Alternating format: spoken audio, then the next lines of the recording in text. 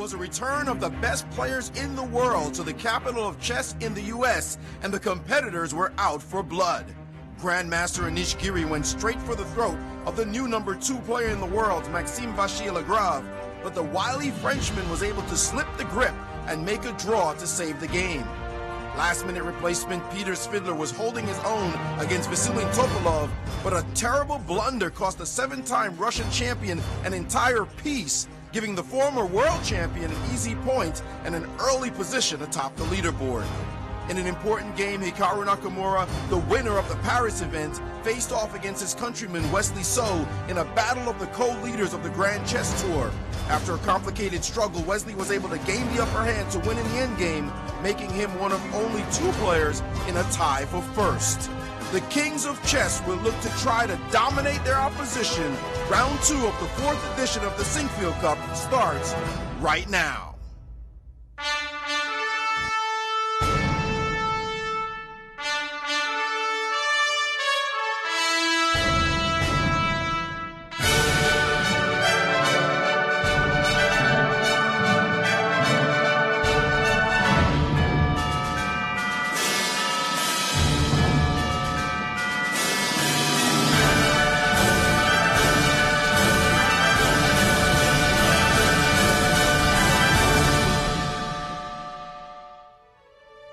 Welcome everyone to the top floor of the St. Louis Chess Club. Behind me we have the playing hall with some of the players getting ready for an exciting round 2. We had a great start of the Sinquefield Cup here in 2016. 2 wide victories. Let's see if they can continue with their streak, or if the players that lost on round 1 can make a big comeback, as things are just getting started here in St. Louis. For more information on round 2, we go downstairs to the basement with Jen, Yasser, and Maurice. Thank you, Alejandro. I'm Jennifer Shahade, and I'm here with Yasser Seirawan. A pleasure as always, Jennifer. Pleasure. I'm looking forward to big things in round 2. Round 1 was very exciting. We saw 2 players that we didn't necessarily expect to do super well in this event start off with big victories. Now leading, indeed. Big breakthrough victory by Wesley So over Hikaru Nakamura. But a gift from Peter Svidler to Vasily Topalov in yesterday's round. Indeed, and let's take a look at the standings so we can see what you're talking about. We've got Wesley So. He's got a perfect 1-0, as does Vasily Topalov.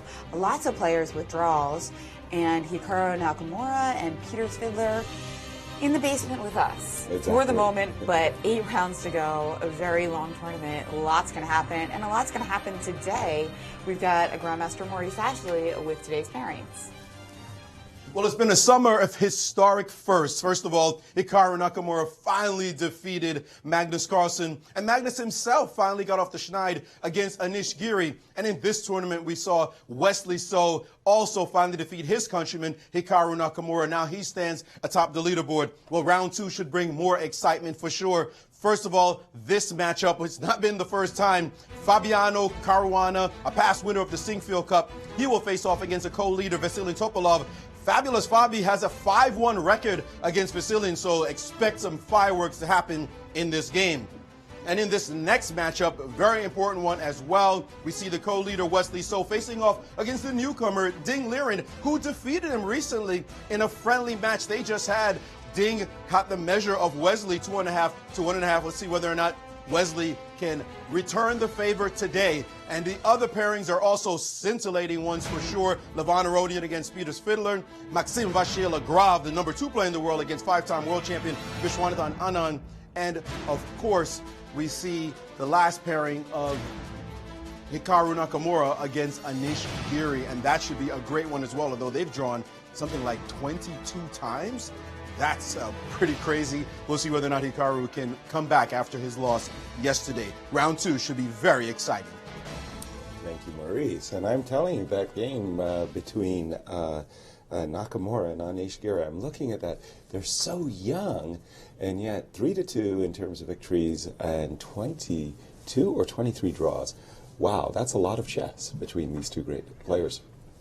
Let's take a look at the past winners of this event that's only been around for 3 years, but feels like it's even longer if you think about the drama of and each one. exactly, right? and Wow. the historical import, starting with 2013 when Magnus Carlsen, this was his last classical tournament, the Sinquefield Cup, before becoming the world champion. So really ushering in a new era of chess, if you will. Fabiano Caruana, also a historic victory because he had this dazzling result. The 7-0 streak. Who will ever forget that one? And Levon Aronian, so many people's favorite player because of his warm personality, making a real comeback and showing that he's around to the top 10 to stay for a little longer, right? And in that victory by Levon, undefeated and 3 wins against all the Americans. He called them the welcoming committee. Oh, so sweet of him, isn't Yes, he? he loves Americans, apparently. And they love him back, but that wasn't so sweet for us. No. And we see that Dinglerin is the first to show up. He's getting into the zone. Is he the most soft-spoken player you've ever heard in an interview yesterday? I can imagine him sacrificing all of his pieces, checkmating his opponent's king, and coming to an interview and saying, yes, it was a good king attack. Well, I think that he's very modest, but we see that in some other players in the tournament. Like, for instance, Wesley So. Wesley never has anything bad to say about anybody, and I feel the same way about Dinglerin. Like, Indeed. you know, even if somebody, the worst thing I've ever heard Wesley say about somebody is, it wasn't his day today. I mean, he just Brutal. he crushes him over the board, but then sweet words after. We love to see that. Let's take a look at the schedule for this tournament. And the format. The format, rather. We have a round robin. It's a 10-player round robin, and it's a classical time control, 40 moves in 2 hours, and the increment starts after the 2 hours, so starting from move 41. And they also get an hour for that. So the important thing is, if you get into time pressure in the first control, there is no safety net. Exactly, from the bonus. And of course, in a round robin, it's a 9-round affair because you don't play against yourself. that would be pretty awkward. I'd probably lose. Well, I guess it just depends on how you look at it, doesn't it? Exactly. Anyway, we've got the players starting to arrive. Anish Giri, always looking sharp. Veselin Topalov, he is currently tied for the lead in the tournament. And we also got Peter Svidler looking recovered from yesterday, ready to go today. But how brutal is that? Peter Svidler is a last-minute replacement. He flew from St. Petersburg, so he's the most jet-lagged player. Unfortunate drawing of the lots. He gets number 10 and 2 blacks in a row. Tough start. Welcome to St. Louis, Mr. Svidler. Well, at least he'll get it over with, right? And what are these guys playing for, Yaz? It's not just all about pride and rating points. There's also big bucks on the line. We've got a total prize fund of $300,000. And in addition to that, there are Grand Chess Tour points online, and that gives these players additional money. Right. Additional incentive, of course, to get a pool of prize money that will eventually make the Grand Chess Tour 1.2 million in total prizes. Did I get that right? I think that sounds about right. But 1.5, 1.05. More than a million. More than a million. And we're excited to take your phone calls and your tweets today. You can tweet at the hashtag Grand Chess Tour or Sinquefield Cup. And you can also call in at 314-361-5465, and we'll be answering your questions. And by the way, I really want to thank our audience because we've been getting some great questions on the air through the telephone calls and also the tweets. Really, really nice to read those and again, encouraging you to do so because it's a nice feedback for us. Yeah, we really like the tweets. Actually, there's one that I didn't get to yesterday that was whether it would be legal to have a tattoo, a PGN tattoo on yourself. So a permanent tattoo that had like some kind of chess variations. Sounds as dubious. Sounds I don't know, suspicious. but if it's a permanent tattoo, they can't what are they going to do? You have to cover it up, perhaps? I think if it's a temporary tattoo, it's definitely got to be illegal. Because then you could obviously just refresh it every day. But I mean, if you absolutely just tattoo a variation of the dragon on your elbow, I mean, what are they going to do? Not sure. That's one for Tony and Tracy, though. I remember actually there was an issue. Do any of the top players have a tattoo? And I couldn't think of a single one. So chess players and tattoos, it's not Don't match. Don't chess don't ink? Match. No chess I'm ink. sure there are some. I saw a strong female player. She's younger. She had a tattoo of a bishop on her ankle. Really? Yeah, definitely. You guys need to tweet in if you have any tattoos. Let us know. Tattoo or if you stories. know of any top players or tattoos. Possibly they're in places in which we can't see them from this angle. I mean, these players are all well covered up, aren't they? Yeah, definitely. Suit and tie. And actually, it's been really warm weather here in St. Louis. So for the players to be donning jackets, that's really an expression of their awareness that they want to look good on camera. It has been very warm here. A lot of these guys don't need help looking good on camera, yes. I know. Yeah, they're good-looking guys. But yeah, it's been hot in St. Louis, but don't let that dissuade you from coming out and seeing some of this in person. In addition to me, Yaz, and Maurice, who you can also see on big screens outside and inside the club, we've also got two stellar commentary teams, Right. Alejandro Ramirez and Eric Hansen over at Kingside Diner, and then over at the World Chess Hall of Fame, we've got Grandmasters Robert Hess and Ben Feingold. Yes, and you're welcome to come there and ask them questions. Exactly. It's great to be here in St. Louis. And I know we've had a lot of out-of-towners visiting the club. I've been doing some signings and picture taking. It's really, really nice from all over the United States. It's St. Louis and the Sinquefield Cup has become a big draw. Yeah, as it should be. I mean, I think there should be. I know it's very fun just to watch from home while you're doing other stuff as well, but I'd really encourage people who can to plan a trip for this or one of the other Grand Chess Tour events. For instance, London's also really wonderful for spectators, and that's coming up in December, and that will be the finale to the series. Exactly. And we'll find out who the winner is. I find that the standings for the Grand Chess Tour are sometimes a little bit confusing at this point, because remember that the lowest score is dropped. So things are going to become a lot clearer in London. Exactly.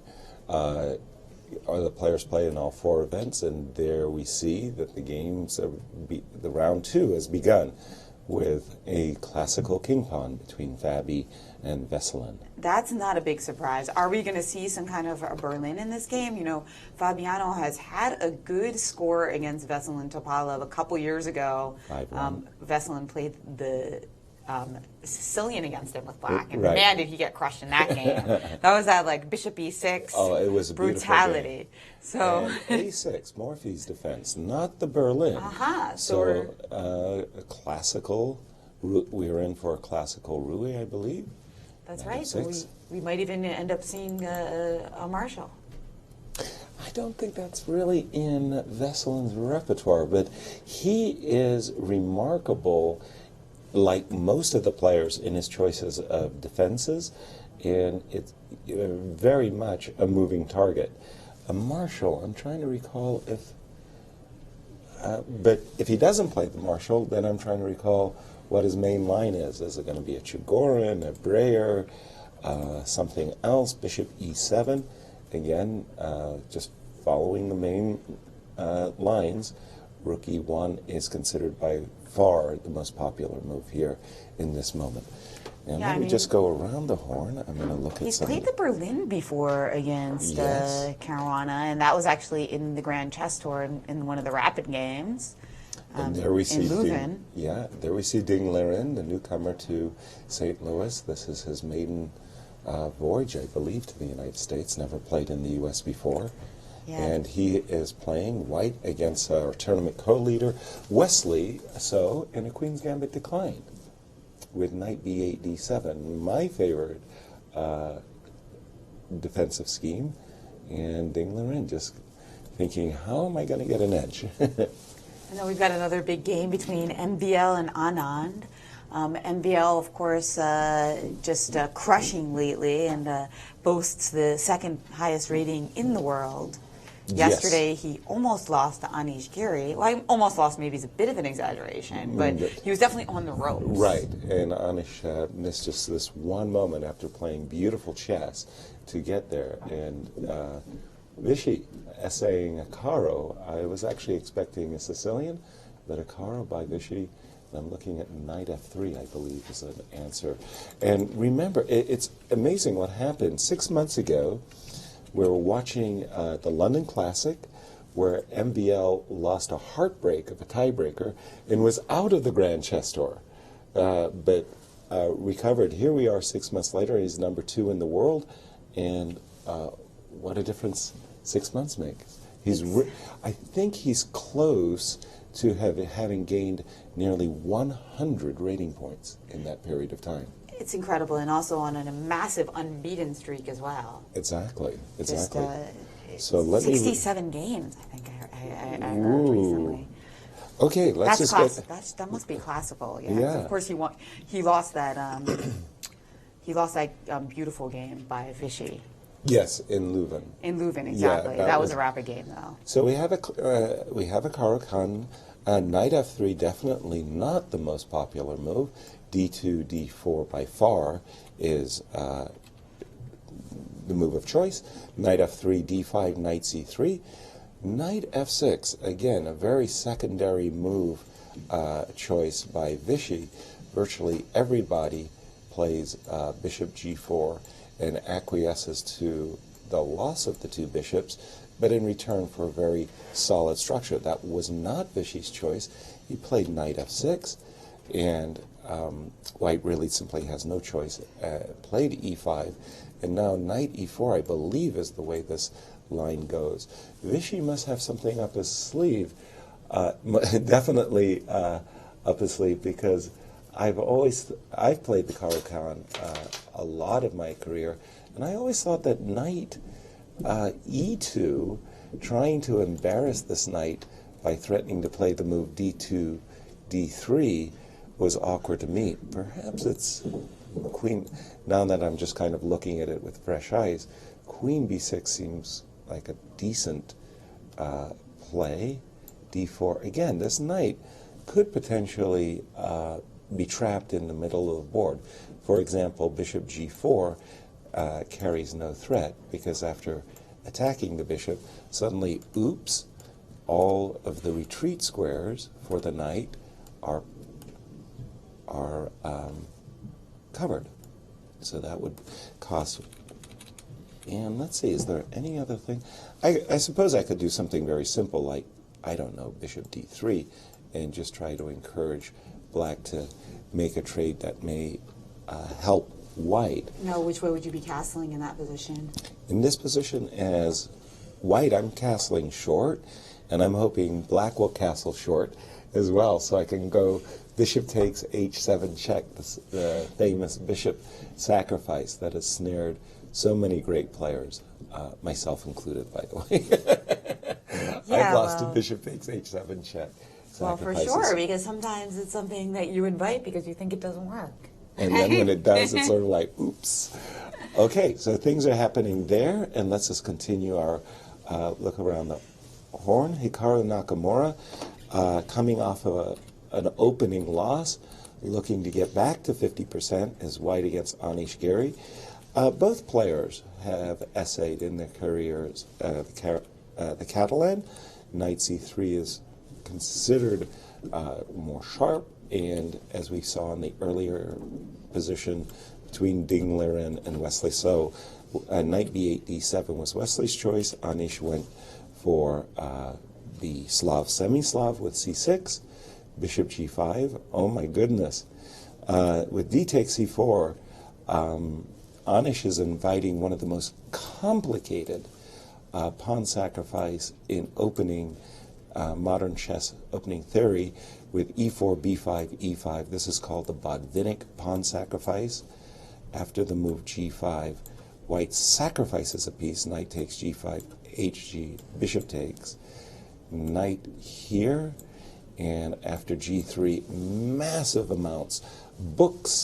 Entire books have been written on this single position, and boy, you got to know your stuff inside and out. Exactly, and I bet these two guys certainly do, because they wouldn't be going for it if they didn't. Exactly, and especially in such an ultra sharp variation. But Ani showed himself to out-prepare MVL yesterday, which is obviously quite a feat, because that's what MVL credits his recent surge to. Yeah, getting his positions from the openings, yes. That's right. I mean, he had it all prepared up to Bishop E2 and Bishop D1, he said, after the game. Amazing. I mean, that was like 21, 22 moves, something like that. Exactly. And then he came up with this King A1. That was really, really remarkable. Well, that goes to show, when you play 21 moves that you've already done with your homework, you can find the perfect 23rd move more easily, because you got time. Good point.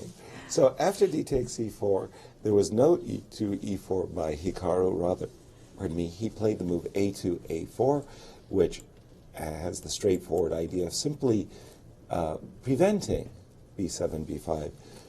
Anish said, not for long, with this move Bishop B4, pinning the knight to the king, putting the knight in an absolute pin. It means that he can still aspire for B5, and after E4, I believe we do have our position. Are we up to date? No, one more move. So after E4, Queen A5, and we're getting into some very interesting theoretical territory. I'm going to have to throw this one over to kick it upstairs to Maurice Ashley. Well, we're going to try to parse out all of these openings because they are definitely interesting, and this is what we love to see when we're watching these games, original chess, that even the grandmasters are scratching their heads and saying, what are you supposed to do here? Well, there's one game that's of interest right now. The game that we're looking at is between Levon Aronian and Peter Svidler, and this game is gone through original challenge. So I want to get to this database right here and show, as we analyze the database positions and see what is going on and the popularity of this line. Well, this line A6 has taken on recent popularity, not so recent anymore. Within the last 15 years, this move A6 has seriously come into fashion. The idea being after knight F3 to play the move B5. So we have a lot of games in this line, and the move B3 has risen as the most popular one in this position, just holding on to the pawn, not trying to do anything special on this square. And Bishop G4, by far the most popular move right now, bringing the bishop out, preparing to play E6 only afterwards so that the bishop is not imprisoned in the tomb of these pawns. And you got this nice little pin here, so most players, over 1,000 of them in the database, have played the move bishop to E2, make that 1,474. And in this position also, H3 has been played 500 times. And the move bishop D2 has also been tried, a little bit of a cagey move. But the one move, after you look at all that, that has only been played only once in our database is the move that Aronian played, Queen D2. What's up with that? That's a strange-looking choice in this position, Queen to D2. It certainly is going to have his opponent scratching his head. You know, we talk about novelties these days. Of course, it's not a novelty because it's been played before, but it's such a rare move. The point isn't so much that you are playing a move that is stunning your opponent. Oh, wow, this move is going to change everything in this line. I can bet you Queen D2 is not a critical move that refutes Black's setup. But the point is, he wants his opponent to stop and think and pause and throw his entire preparation out the window. And there goes Peter already thinking, what's this one about? Certainly a bizarre move. And look at Aronian. I mean, his posture makes you think like he's focused and analyzing all the variations. Dude, you just played the move on purpose. So he should be relaxed, and he knows for sure that he's put his opponent into rare territory. And there goes Peter trying to figure out what the dangers are here, because even if it's not necessarily the most critical move, there's certainly stuff that Aronian did analyze before the game. Exactly. And this is such, I can feel Peter's frustration. Again, mentioning last-minute replacement for Vladimir Kramnik, who withdrew due to health issues. He comes from St. Petersburg in a rush, getting his visa. Most jet-lagged player. He picks a number that gives him 2 blacks in a row. He blunders in the first game, and he's trying desperately to get into some level of comfort, a position he knows very, very well. 5 moves into the game, 6 moves into the game, he's stunned by a very rare choice, Queen D2, and now he's forced to think and wonder, am I walking into some buzzsaw? It's really, really annoying for Peter as he's still trying to find where he is. I suppose the idea, most definitely, of Queen D2 is simply to play Knight E5, getting out of the pin, and basically asking Peter the question, are you willing to give up your 2 bishops with bishop takes F3? I want to go and draw our attention back to the Fabiano-Veselin-Topalov match, game, because although they're in familiar-looking patterns of the Rui, there's definitely some big differences. The first was that after the opening move, bishop e7, again, I'm sure if Maurice went into the database and looked at this position after rook fe1, he'd probably find 500,000 games from this. D2, D3 is rather credited to Akiba Rubinstein, great Akiba, who was noted for his slow play. D2, D3, preserving the rook on the f1 square. Maybe on a good day, white gets to play f2, f4, and the rook is better placed. But rook e1 is the overwhelming choice. D2, d3, slow playing it. b5, bishop drops back. And now with this move, d7, d6, protecting this pawn on e5, black wants to hunt down this bishop with the move knight a5 and capture that very powerful light squared bishop. a2, a4 preserves the bishop. Developing, c3, and c5. So it looks a little bit like a Chigorin, but without the move rook e1. Bishop g5. This move in a Rui is considered too committal. Most players in the Rui are playing for knight d2, knight f1, knight g3 before they commit their dark square bishop. Yeah, and the hope is that they play g6, and you can sometimes get bishop h6 in one move. Right, by keeping the bishop back on c1, you're hoping, but that involves the maneuver knight d2 to f1 to g3. Now, the big question is what on earth white intends to do to bring the forces that together. That is a good question. The bishop g5 you don't see that a lot in the Roy Lopez, do you? No. Because there's also occasionally some tactics with like knight takes e4 that he has to keep on the agenda. Of course, for now, everything's cool because you can always play bishop takes e7 with this in-between move. Right. But that can sometimes come into play, so he has to keep an eye on that as well. I mean, I'm having a hard time coming up with an idea for white. Let's imagine a very strange move, bishop takes f6, bishop takes f6. Let me toss in AB, AB5, AB5, bishop d5 for a second. So the idea is, from white's point of view, he may be looking for an opportunity to play b2, b4, and maybe knight a3, and this pawn on b5 could become a potential weakness, again, after a very simple retreat, knight c6. I think black is going to be very happy. This doesn't look very appealing to just give up the bishop. No, not just to get... I mean, unless you have, like you were saying, with bishop d5, you're trying to do something very concrete to justify the positional... Precisely. I'm looking for something very concrete, and I'm having a hard time. For example... something with, like you mentioned earlier, trying to get f4 in. Maybe he's hoping to play, like, knight h... No, that just looks terrible. Knight h4, knight d... And knight h4, you would just play h6, and I'd be compelled to take on f6 anyway, because of like these knight takes e4 tactics. Yeah, so another direct play that I feel is definitely not going to work, b4 takes, knight back to c6. So you want to play something like queen b3, but okay, this pawn on b4 is actually a liability in the position, which basically means that white has to come back to the idea of d3, d4, and he's just simply going to have to prepare it with knight b1 to d2. And, well, I think that black will be happy. He's gotten a Chigorin position with, I think, a tempo or so to the good. This looks like a good choice for, it looks like, to my mind, Veselin has done well out of this opening. I agree, and it'll be really interesting to see what Fabiano comes up with, because remember, we felt the same way about Anish yesterday, that it looked kind of like a slightly improved version of Benaidorf, but he had some very specific ideas that gave him the edge with white, and I think the same will prove to be true here, because Fabi is known as a great prepared player. Yeah, when you go back to that streak where he put Exactly. 7-0 together, many of his victories were against MBL, against Livon Aronian, were thanks to fantastic preparation. And here, it seems to be slow playing it, but maybe there's something down the road that he's got in mind. Because remember against Levon, it was like some kind of weird move. It didn't even look very special. Rook B1 or Rook A2 or Knight A2. There was something in this major Sicilian. Exactly. It didn't really look that special. Maybe Major Rui, I bet. And it turned out to be like, he had it all prepared and won the game nicely because of it.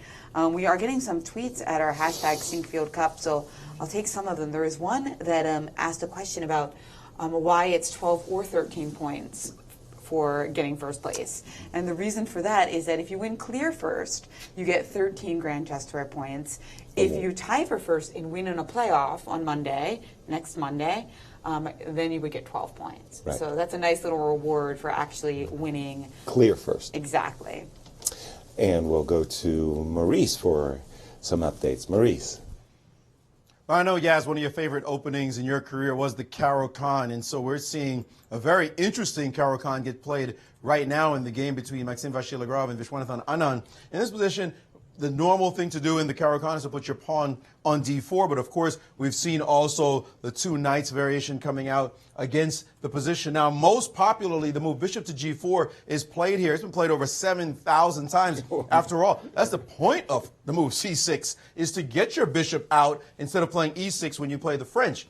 But in this position, instead, a lesser-known move, only played 500 times in this position, is this move knight to f6, attacking the pawn on e4, and the typical move is to chase this knight, and the most popular response, knight to e4. Of course, a capture allows pawn takes, and that pawn really causes some havoc in white's position. And this cheeky move, knight to e2, now challenging this knight, saying, what are you doing on this square? I'm not going to allow you to be traded off. I've got the move d3 coming to chase your knight away, and now a mate alert. Whoops, wait a minute. There's a mate threat this early in the game on f2. Of course, he will notice the move in this position, and here he played the move d4. And now in this position, the move e6 was played, and here we see now cheeky chess going on. The move knight f3 back to g1. Don't tell your students about this kind of chess, but of course is often played, these kinds of moves, very specific on the grandmaster level. It's all about this knight. What are you doing on the square? We're planning to play f3 and trap that piece, and there's not much you can do about it. The main move here being f6. You could also play h6. It only played one time, but f6 challenges the center and also gives the knight an extra square to run to. So now f3, carrying out the idea, now knight to g5, and now cracking the position open with takes, and we're in original ground. Now, what's interesting about this position after the move f4 is that MVL himself has been on the black side of this position. Incredibly, he played this in 2013, and he managed to get a draw after playing the move knight to f7. However, black has suffered mightily in this line after knight f7, and white has had a really nice result. So what does Anand do? He says, I'm not going for that line. Only seen once, this move knight to e4, only one time in the database at least, and this is where Anand is going. He has avoided the knight f7 line entirely, and now we just jump right now to the game itself at hand, and we should be updated to this position here. And so after knight e4, knight g3 was played, challenging the knight in the move bishop to d7, and we are in original territory. This kind of chess, you'd be hard-pressed to make up any principles at all to describe what has happened here. First of all, this knight dancing around, this knight retreating, queens coming out early, damaging your king side. What the heck? This is modern chess. It's all about the concrete position that's in front of you. And there's a big queen h5 check temptation too, forcing black's king to move and giving up his right to castle. So very exciting things. But we also have a phone call, our first phone call of the day. Yes, welcome to the show. Let us know your name and where you're calling from. How you doing? I'm Zaire Humphreys, and I am from Philadelphia, Pennsylvania. Hey. And how you doing? I'm 16. I go to prep charter high, but I'm calling to wonder what opening chess strategy did he do? I believe it was Gaga Gambit. I really never heard of that. chess opening strategy before? I'm sorry, I missed the question a little bit. Could you repeat the question about the gambit? We didn't get the name of the Sure. gambit. Sure. I believe you said it was opening Gaga Gambit. I'm not sure what the opening strategy was. I'm sorry. Gaga Gambit. I've never heard of that one. Me sounds neither. Sounds like it would be a really good opening, huh? Lady Gaga Gambit. I'm familiar with the encyclopedia of, the encyclopedia of chess, and they had in the back an enormous number of names of openings. I wasn't even aware that existed. There's lots and lots and lots of gambits. I suggest a Google because in this particular case, I don't know. Gaga Gambit. Sounds Gaga cool, though. I feel like sometimes youngsters pick the openings based on how cool they sound. That's why, like, the rat or the dragon. People like to play those ones. Frankenstein. The fried liver. Dracula variation. Ah, got it. Yeah, I found it. It's something in the King's Gambit accepted. The Gaga Gambit. Wow. Okay, and what distinguishes? Apologies as I just put up the King's Gambit position: E4, E5, F4. Takes an F4 and then G3. And this is called the Gaga Gambit. Gambit. Well, So, there you go. Got to bring that one out to karaoke. All right. Well, okay. First impressions, yes. You like your pawns. I like the pawns. Give me the pawns, baby. Okay, so knight G3. No romance for this. No, I'm not feeling it. But thanks to Philly, we need to get more Philly callers because it's so much Brooklyn. I know. What's up with you guys? Where's my Seattle people? Seattle and Amsterdam, right? Yes. Okay, so after this move bishop d7, by the way, this move bishop d7 is not the kind of first move that you consider. I mean, it's not like the bishop has any great shakes on d7. It's almost like you really want to play in French styles c6, c5 if you're not afraid of this lurking check, queen e2, h5. But bishop d7 was Vichy's choice, and clearly he's ready to embrace a position like knight takes e4, d takes e4, queen h5 check, king over, sliding over to d8, castling by hand, anticipating that his king will find shelter on the c7 square. Since the pawn on d4 is hanging, and I do like my pawns, I will develop and protect it. Very different position. You know, a lot of times people use the word different. Yeah, like not interesting. Not a very uncommon pawn structure. Yeah, hard the to king position, indeed. Yeah, my first impression is I prefer to be white. Yeah, I see for sure. ideas like g4 and bishop g2.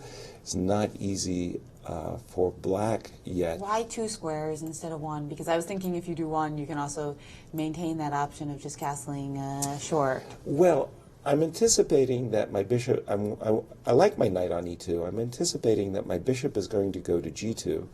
But if my pawn were on g4, I can imagine that the knight on e2 could go to g3. Yeah, could easily slip to more useful squares. And you still envision that you're going to castle short and just play king h1 to kind of yes, fasten your seatbelt. Exactly, when the time calls for it. Not the only choice. Another very simple development might be, for example, knight f3. Give me a suggestion. I'll throw out knight a6 just for the time being, and bishop d3. Trying to play it like a French, where maybe I can utilize this e-file if you were to capture on g3. So, interesting approach, very bold one, I want to say, by Vichy. Maurice, your thoughts? I love it. I mean, this is the kind of chess, again, you see so many tired positions, the kind of thing you say, oh, I've seen that before, I've seen that before, I've seen that before, and you don't get a chance to really get into a position. You just got to push the forward key as you go over a game and go, yeah, draw, okay, whatever. But this kind of chess, you stop and you go, whoa, what's happening here? Because we simply don't see this every day. The idea of allowing your king to march around, all these crazy knight maneuvers. with knight going out and then coming back, this knight to g5 and back to e4. This is the kind of stuff that just breaks all the rules and keeps us focused and interested. So maybe the most interesting game of the round by far. We see some traditional positions, as you mentioned, the game between Caruana and Vasily Topalov. This is in normal country. The players are playing pretty rapidly here. The one with Ding Liren and Wesley So also looking very close to equality. Maybe white is a little bit better because black hasn't solved all his problems yet, and this knight still has to find the perfect square. But still, this looks fairly even, and this position quite sharp, the one between Nishigiri and Nakamura, but it has settled down quite a bit now, and it's starting to look like very normal-ish type of chess position with just a few moves before black attains equality. The one game, though, that also we think is going to be very interesting, but dude, it's taking too much time, is Peter's Fiddler. The guy plays Queen D2, not the most monumental novelty in the world, but he's still deep in thought of move 7. We saw it happen to him yesterday. He spent a lot of time in the opening. It took him an hour to make 2 moves against Vasily Topalov. That surprised Vasily. Also, though, it made Vasily feel good. You know, thank you very much. Waste time on the clock.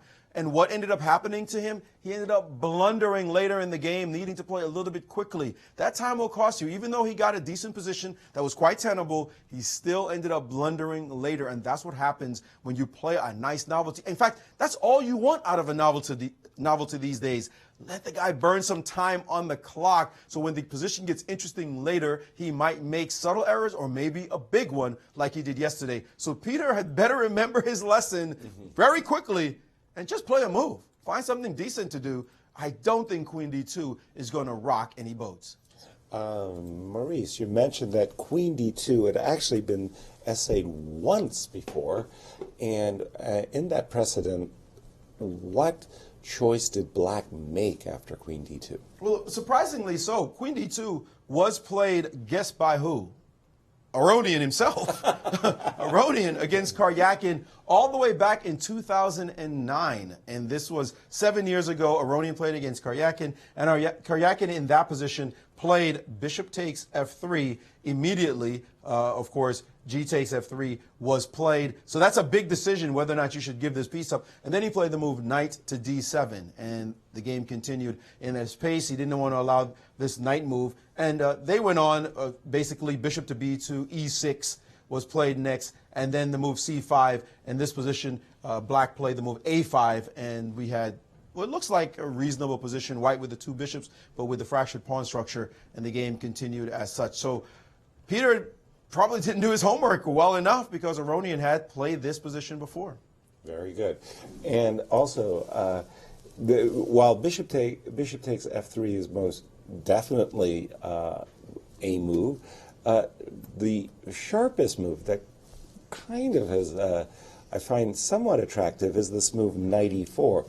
Do you think that Peter might be looking at knight e4, knight takes e4, d takes e4, knight e5? I don't see another real choice in that position. And you're talking about trapped knights.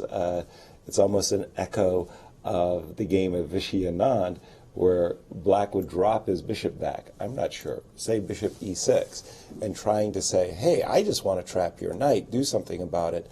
f7, f6. But we always have this bailout idea, like knight c6 and take on b5 and d5. That is true. Which could, or not take some, start with d5. Right. Yeah, and b5's hanging as well. Exactly. But I'm just thinking that maybe bishop f3 is more or less too compliant. That kind of goes along with white's agenda. And I was just thinking, is there any way of punishing white for making this, you know, air quotes, punishing white for making this unorthodox queen maybe d2? Starting with knight d7 and playing knight e4 after, trying to get it in later. Oh, you want to start with knight d7 right away? We can continue looking at that variation if you like. Well, I'm saying if you go knight d7 now, then after knight e5, you're virtually obliged to capture because c6 as well as g4 are hanging, takes, and now that this pawn on d5 is hanging, you're virtually obliged to play knight e4, right? And then the whole pawn structures are all messed up. And maybe this move queen d2 suddenly ends up looking useful, like it becomes a move that White is happy with. So I thought that White would be happy about that. And I'm not saying that Queen D2 is so bad that it deserves a refutation. I was just saying that, well, maybe after knight e4 takes, we get again a very unorthodox position with maybe White has to answer some questions. It's not just a one-way street of Black answering questions. And yeah, but interesting I don't know. position. We'll have to. Yeah. Well, Peter is definitely going into a deep thing, but we have a nice tape. That's right. To share with our audience. Right, we have the a glimpse of the opening ceremony here at the World Chess Hall of Fame in St. Louis.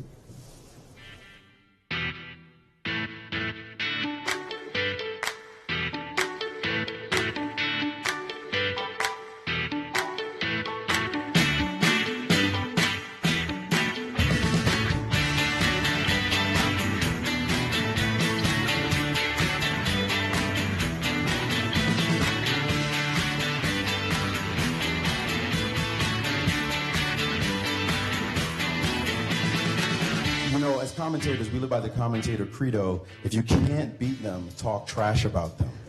So I like to make people feel a little uncomfortable. So I'm going to put you on the spot. Other than yourself, who do you pick to be your greatest rival in this event? I'm going to pick Veselin because just like me, I think nobody is going to pick him. So hang in there, buddy. Hang in there. Well, I mean, I've been playing well, but with bad results. And then I also take Anish. I think it will be impolite of me not to pick the guy who's beaten me like a drum for the past week, so I'll take this guy.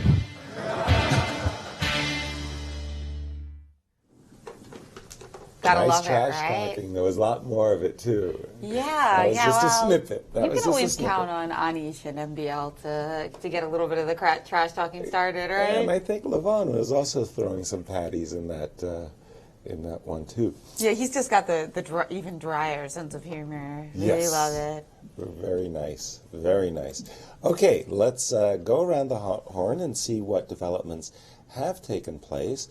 And we're jumping into the game of Fabiano and Veselin Topla. I'm intrigued by this one, and it looks like it is a concrete idea to hammer on b5, play knight a3, threatening perhaps b4, when you'll see that B5 knight pawn doesn't becomes a liability. Yeah, because you don't knight on b7. That's ugly. Exactly. The Fianchettoed knight is not in Nimzovich's. Don't talk about Nimzovic. Queen b8, reinforcing the pawn on b5. And by the way, Anish saying that he chose Veselin as the number 2 player. Guess what? Veselin's tied tied in the lead.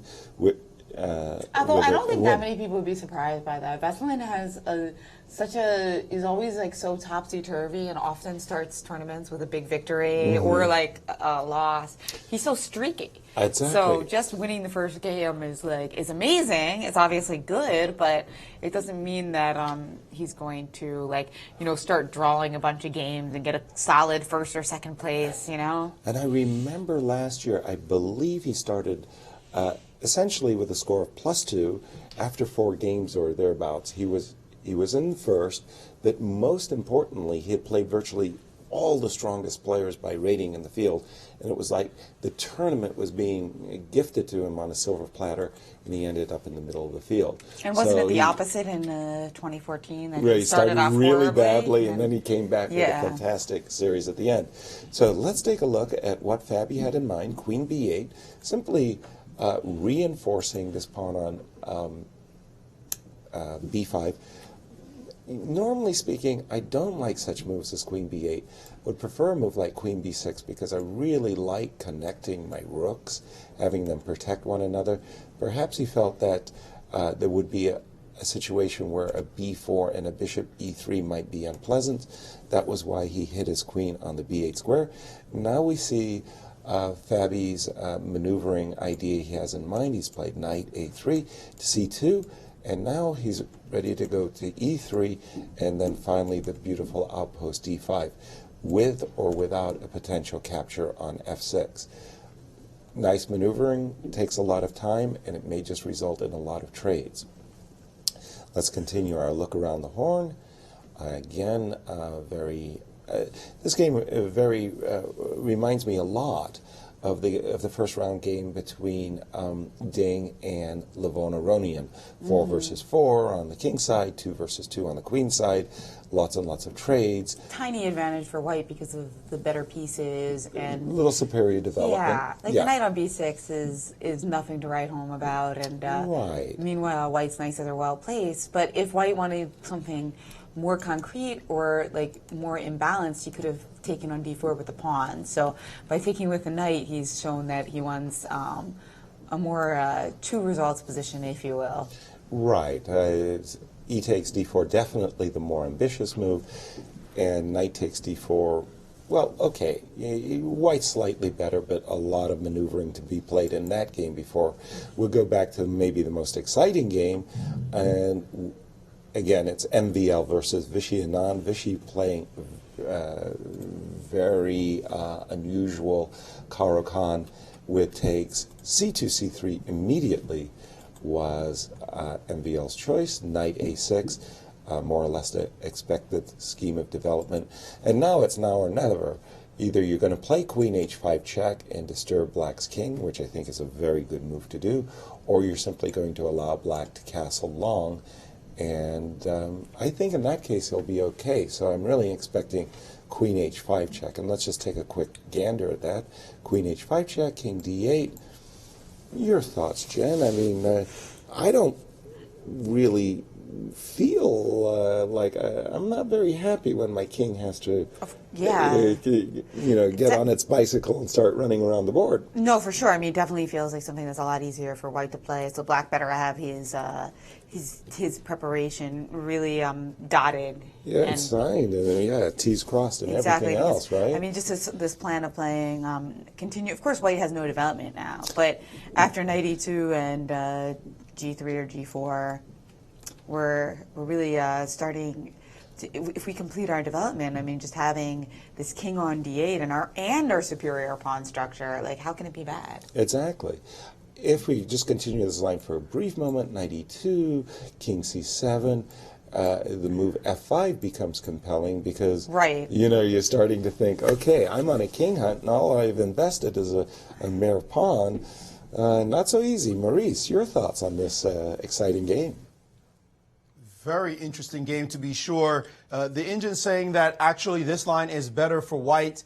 We continue with the queen h5 check idea and simple development. Bishop to c4 and continue the game. No need to do anything aggressive. Black is playing original chess, to be sure, and you've got to be entertained by that kind of chess. But sometimes it could burn you time on the clock. However, in this game, it's not been bothering Anand. And if we just jump to the big board with all the players, we see that in this position, Anand has used less time, 144. He's used just a little over 15 minutes.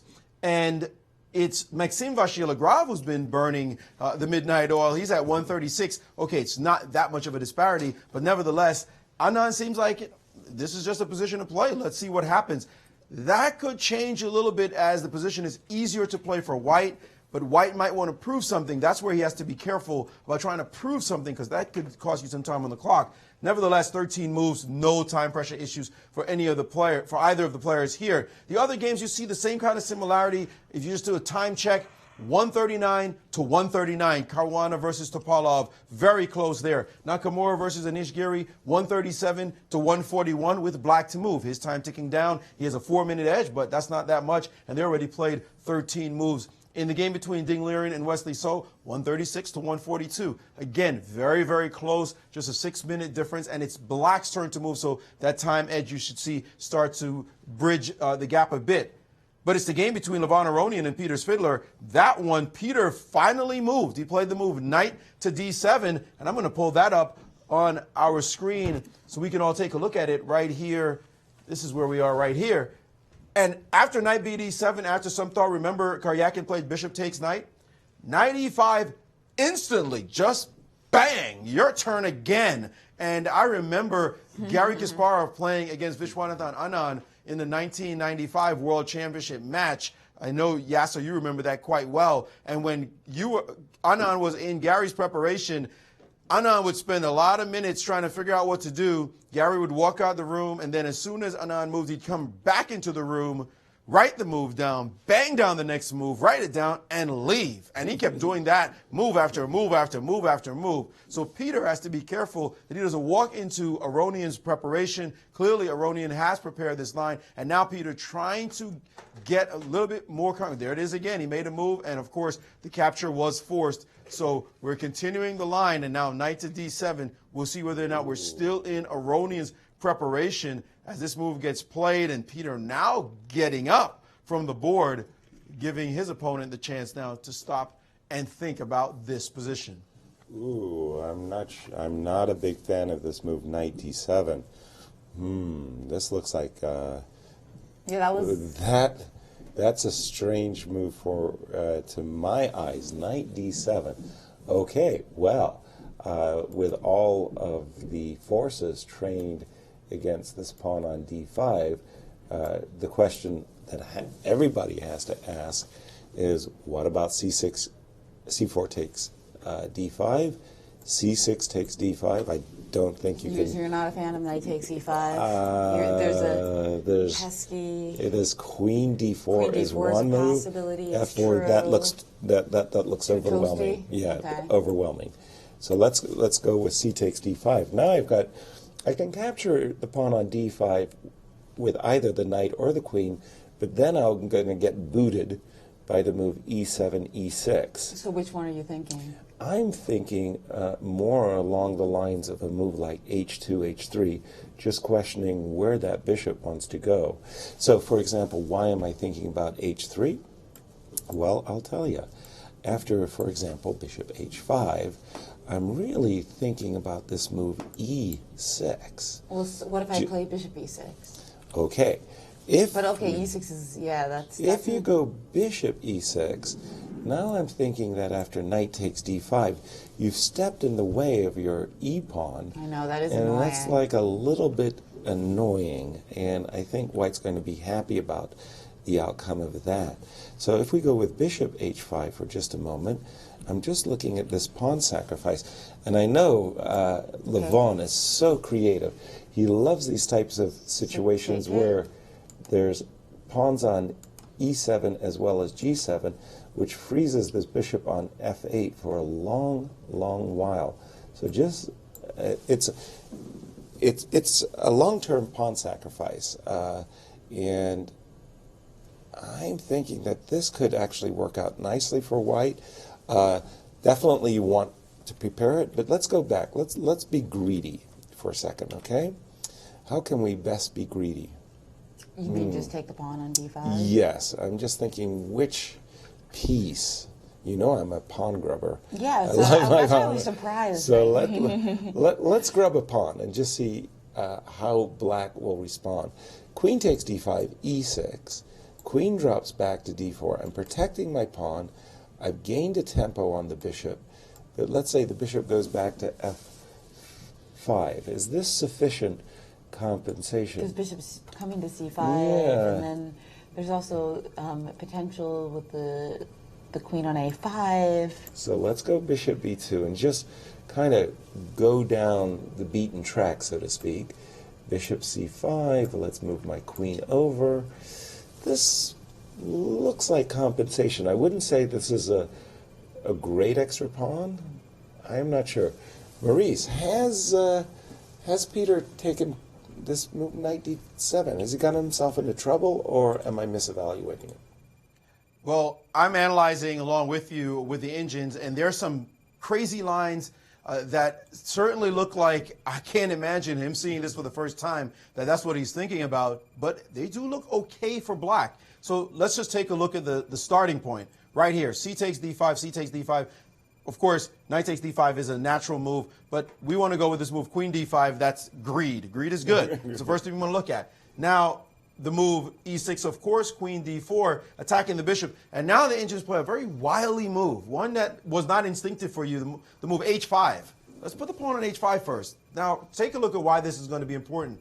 The move bishop to b2 as you played, bishop c5. And now when the move queen f4 happens, remember you had a bishop on f5 a second ago, now suddenly comes the move g5 out of nowhere. And this one is a little bit scarier because you realize that your queen is in a funny spot. This H-pawn, the fact that it's advanced down the board, will tickle that queen, and you don't want to hang out on that side of the board. Well, it's probably the best thing to do to play the move queen g3 here, because if you play queen to e4, suddenly you run into bishop f5, and these pawns are making themselves felt against that queen. Your queen dropping back to f3, of course, runs into knight takes e5, and where else to put the queen?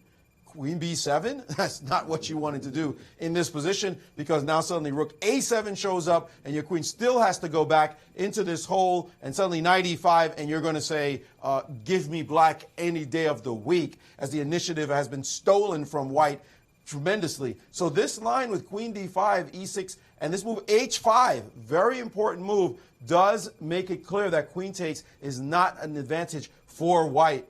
Instead, the move knight takes makes a bit more sense in this position. Even your move h3 makes sense here as well. The Indians give this move bishop f5, and even e6 right now is an interesting idea. Believe it or not, again, trying to prove that this piece is poorly placed, and the clog effect will be a long-term one. I'm surprised to see the Indians actually sack a pawn for just simple, pure long-term compensation, and that's it. As their first move, in fact, because you could just take the pawn on d5. That just shows where the sophistication of engines these days.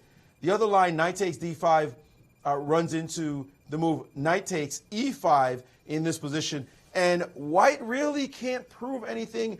It turns out the move knight b4, very odd-looking move, maybe the best one. The critical point being that after a queen trade, white is actually threatening knight takes a6 and gains a tempo to play this idea. But it's starting to look a little artificial right now. So this move, knight d7, may hold up. The Indians are not finding anything at all to say that it's a really bad move. And it looks as though Aronian's not sure himself. It may be that he only prepared knight to e4, and now he's out of his preparation. Interesting. Thank you, Maurice. And guess what? In one of our most exciting games of the round, we have a confession. That's right. And Maxime Vachier-Larab, what do you think about Anand's opening? Let's ask him.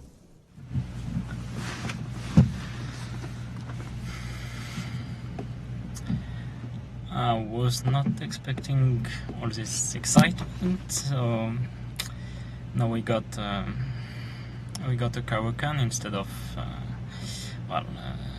the dreadful Berlins that I expected, so I had to readjust. I don't know what's going on in this position. I mean, it's clearly completely double-edged, and it should be fun. So I mean, my point right now after bishop c4 is that knight b4 runs into queen e2 where I win a pawn. Things are not clear there, but pawn is a pawn. Other than that, I mean, he could play basically any move, but at least, I mean, my plan is to play knight e2 and castle, whatever happens. So I guess, you know, it's double-edged, but I'm still thinking my position is fine. So we'll see what goes on. So there you have Maxime boldly stating the obvious, that the line that Vichy is playing came as a surprise to him, creating chaos on the board early. And he just mentioned that with his last developing move, bishop c4, he felt that, okay, he's preparing to play knight e2, exit stage right with the castles, and he's satisfied by his position. He just mentioned that knight b4 does have a problem not capturing the knight, allowing queen takes b4 check, the bishop and the king, white's bishop on c4, king on e1 in check, but rather he saw that he'll just drop back with queen e2, protecting the bishop on c4, now attacking the knight on b4, and he said that he wins a pawn and he's a happy camper. Right, because in that situation, you can't defend the pawn on e4 because it takes on b4 now, and the bishop on c4 is protected. So precisely. It's kind of like a double attack, queen to e2. I think that Maxime is very happy, and he kind of understated the position a little bit in the confession because, of course, he said his position is fine, but I think it's more than fine. Yeah, I mean, he wouldn't want to take black. That's for sure. But 5-time world champions don't deliberately walk into bad positions. Vichy has some very concrete idea. I don't know what it is. Exactly. And we have a phone call. And a nice shirt, too. Orange. Welcome to the show. Let us know your name and where you're calling from. Hello. My name is Chris, and I'm from LA, Los Angeles. Hello, Chris. Hi. I want to thank you for your show. I always run home from school every day to watch the U.S. Chess Championships this year, and it's great what you guys are doing, and it really made my interest in chess get up. So thank you so much for that. Thank you. And what question would you like to ask us? My rating is 1600, and what would I need to do to get to the next level? Keep doing what you're doing, man. Keep running home from school to watch us. That's not bad. Well, thank you, Chris, for the question. And I think it's a question that basically is the most asked question in the world of chess. I'm asking that question even now. What can I do to get better? Please answer the question for me. Keep doing what he's doing, though, because he's clearly passionate about the game. Anybody who runs home from school. Yeah, I mean, he loves the game, so that means that he's probably playing. He's probably doing his tactics trainer. Or looking at his tactics in his book in addition to watching these broadcasts. So if you're doing all of that, it's just a matter of time, really. Maurice. It is the truth that chess is really all about time spent. It's really what it is. Just don't worry about the next level. Don't worry about the next level. Worry about loving the game, learning as much as you can, continuing to learn. Yes, tactics is something that you will always be doing. Yes, end games, definitely want to improve your end game play because a lot of low-rated players don't have end games down. And I know end games can be boring to study, but there's some fine books out there on the ending that are far more interesting than others. You definitely want to get into those that you're going to enjoy. You want to go over the classics. You definitely want to study all the world champions games. That's something that you could talk to any grandmaster and they'll quote any world champion right off the top. I can name all the world champions, starting from Steinitz all the way down.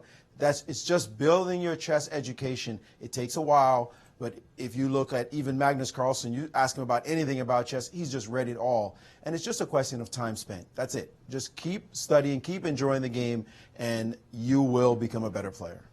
And my advice also is to keep a very specific idea of a mix between practice and theory. It's nice to just keep playing game after game after game, but really you need to stop and look and understand theory, do some studying. To that, I also want to say that when I was growing up, the thing I really liked the most was having a group of my friends and we would be analyzing together. So, Chris, if while you're watching the show, if you could have a group of friends that are hopefully even stronger than you at chess and put out the board and anticipate the moves of the grandmasters, I really enjoyed playing over with a group of friends and studying chess together collectively. It really encouraged me, and just keep that passion.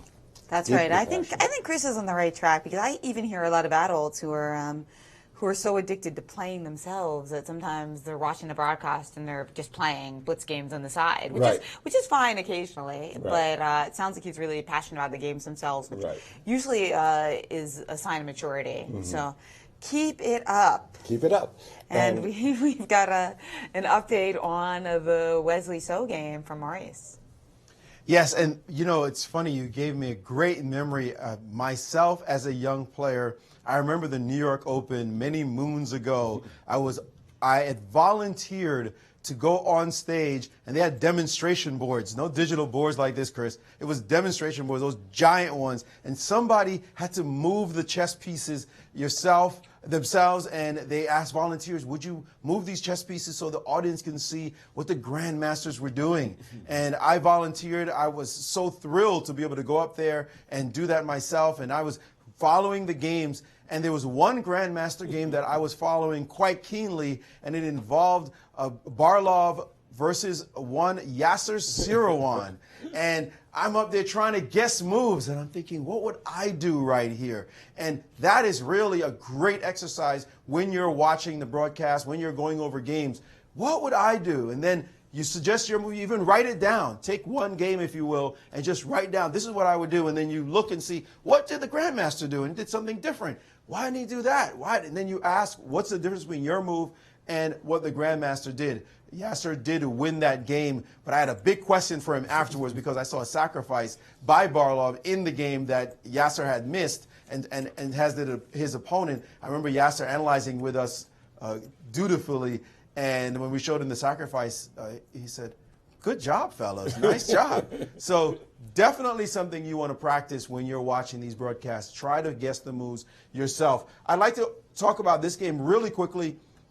There's something that looks very equal about a position like this. You know, the first thing we look at is pawn structure. You can't help it. You just understand it right away. When you're a chess player, you say, what's the pawn structure? And you look at this and you go, whoa, this is dead even. There's nothing there. So then you want to know, well, what are the differences between my position and my opponent's?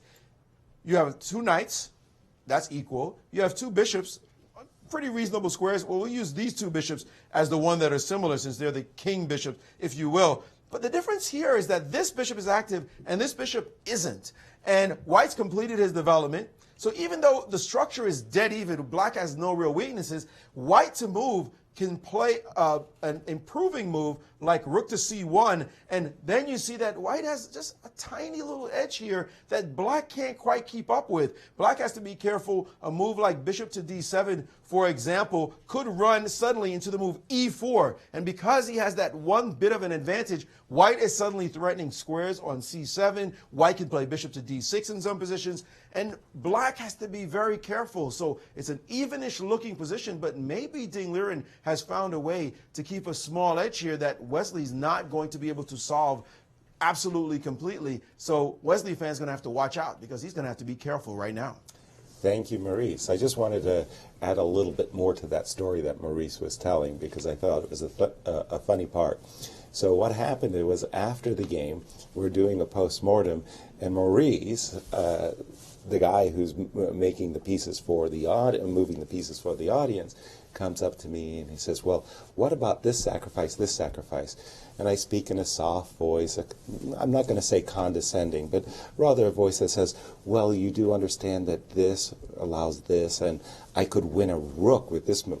And Maurice said to me, oh, I'm giving away the rook. I was like, oh, from Brooklyn.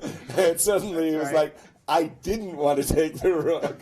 And he was right. It was really, I mean, that was indeed a funny moment. You usually don't get schooled by the guy who's moving the pieces on the board. You know, as long as he doesn't show one of the moves on the board. Exactly. You were really talking to us like we were children.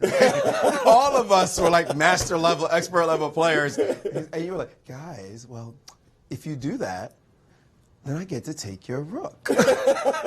Like, we're sacking the rook. That woke you up pretty quick.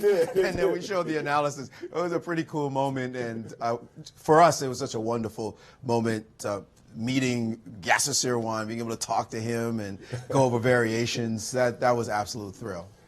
And we have a phone call. If you come to St. Louis, Rex, Yasser will take your rooks as well, right? I'll take your rooks. And we have a phone call, so welcome to the show. Let us know your name and where you're calling from. Hi, Jennifer, Yaz, Maurice, how you doing? Good. Good. Like your tan there, Yaz. Looking studly there. Thank you so much. My question is a little off topic, but I think Yasser, you would have some experience with this. The recent Russian Chess Federation, which is really FIDE, let's not kid ourselves, on the money for the World Championship. If you can get the money up, half goes to FIDE and half goes into the championship game. I think it's horrendous. I think it'll mess up the championship cycle worse than FIDE's already messed it up. I was just wondering what your opinion was. Ollie, actually, by the way, Yaz, you've been in the World Championship cycle before. How would you feel if that was done back then when you were playing? And I'll hang up and wait for your answer. Well, thank you for the question, caller. I'm sorry I missed your name. Basically, what the question is, there was a recent proposal that will be put on the agenda, the FIDE agenda in Baku, and the Russian Chess Federation proposal is that any player over 2,700 who can come up with a prize fund, a sufficient prize fund of $1 million, could directly challenge the world champion, in this case Magnus Carlsen, and can that get approved, yes or no? Now, of course, in the history of chess, if you go back to Steinitz and all the way before World War II, it was very common that challengers would have to put up a purse, as they called it, in order to challenge the world champion. From World War II, post-World War II, the FIDE cycle has been what it is. And all of the players in the world go through this very, very grueling cycle to earn that opportunity to be challenger. And without having to go through the cycle, but more directly to challenge the world champion, is a real advantage for those who can raise a sufficient prize fund. I think it's a bad idea. Not that I'm against World Championship match play, but I think it really interferes greatly with the World Championship cycle. And I, as a sponsor, would say, well, why should I support a candidates tournament? Why should I bring $1 million for the top 8 players to find a challenger when I can just nominate one? I can just say, hey, I like you best. Let's go from the candidates directly to a championship. So I think it's a bad idea. And then the 50% to FIDE, well, that's ridiculous. I mean, the players will get, it's a bad idea. Agreed, disagreed? Maurice, so agreed, why don't you disagreed? just sell the world championship? Yeah, well, exactly. Come just on, sell, and then give it to FIDE give 70%. Yeah, why not? Why 50%? Why stop there? Yeah, Come on. Let's Didn't up Maurice that, say maybe. greed is good? Yasser, you as a writer and as a speaker, you often wax eloquently. Okay. And yet you've chosen the very boring word bad to describe this idea. Right. I mean, it's horrific, it's horrendous, it's completely ridiculous, ludicrous. Come on, really? Well, why would you suggest something like this?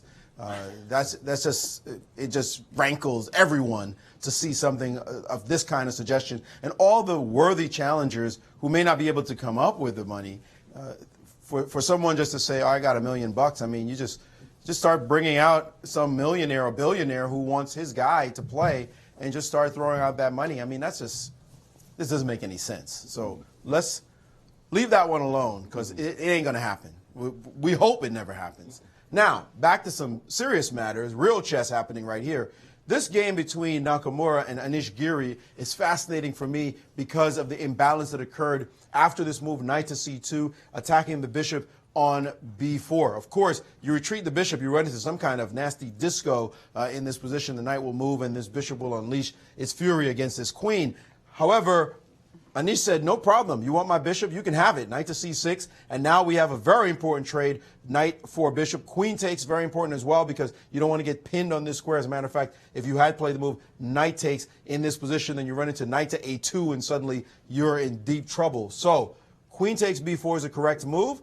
Now attacking the bishop, b3, and now the queen hightails it out of here. And you might be looking and saying, well, white just stole the dark square bishop. What's up with that? The problem is black actually has activity, and look what happens in the next couple of moves. As white castles suddenly move rook d8, there's a pin on this line, and this knight is quite good, as a matter of fact. So white has to be a little bit careful. White played rook to e1, and now knight e5. It's important when you have given up the bishops to make use of your knights. Your knights have to find squares, and black's knights don't really have many squares to go to, particularly this one on f6, but this knight on e5 is saying, I'm questioning you. What do you want to do here? Do you really want to maintain this bishop and the two bishop advantage, so to speak? Well, the move bishop f1 would do so, but now b6, and the other bishop is going to come to this square, and it's not so easy for white to make headway in this position. Probably his predicted line, I would think it's something like this that's going to happen. If white avoids this and says, I'll just play a move queen e2 to unpin myself, well, black can play quickly with this move, and if you play f4, knight takes, and suddenly there's a discovered attack in the position. I'll show you how this works after b takes c4, bishop c6, e5, attacking the knight, trying to get space and dominate the dark squares, but hold on a second. Knight G4 out of nowhere, and this knight cannot be captured without allowing this rook to crash into the position, and suddenly it's this bishop and this rook, and black for choice with queen c5 check coming. So Nakamura has to pay very careful attention in this moment to see whether or not he can do anything with that bishop. And you see there, he's starting to calculate deeply what's up in this line, this move, knight e5. Counterintuitive, if you will, because you would think that what black should be doing is developing pieces. But no, when you give up those two bishops, be watchful. You've got to make sure white works, because if the position gets stabilized, the bishops will dominate. And you see there Giri very aware of it and putting the question to Hikaru Nakamura right in this moment. And the games are definitely livening up, but I think we're going to take our first break, as round two is definitely a promising round. That's right, and keep those calls and tweets coming. I just noticed that Mike Klein mentioned something I want to talk about later, Magnus Carlsen and The Simpsons, and apparently there's a feature about that on chess.com, but The Simpsons and Magnus Carlsen getting on it, whoa, that's huge. I'm sure our grandmaster over at the Hall of Fame, Ben Feingold, is very pleased about that. Yeah, he has like every Simpsons episode memorized. Crazy. We'll be right back with more from round two of the Sinquefield Cup in a few minutes.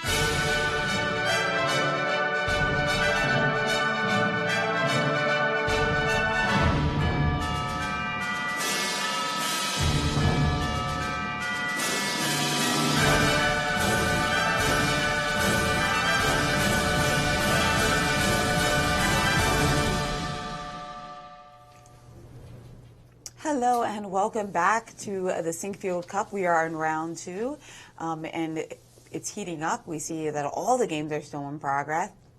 All the players right here. You can come and watch this live yourself if you come to St. Louis anytime the next couple weeks. It's a beautiful playing hall. And one of the games that have really caught our attention is the game between MVL and Vishy Anand, and our own Alejandro Ramirez has some insights into a very sharp position.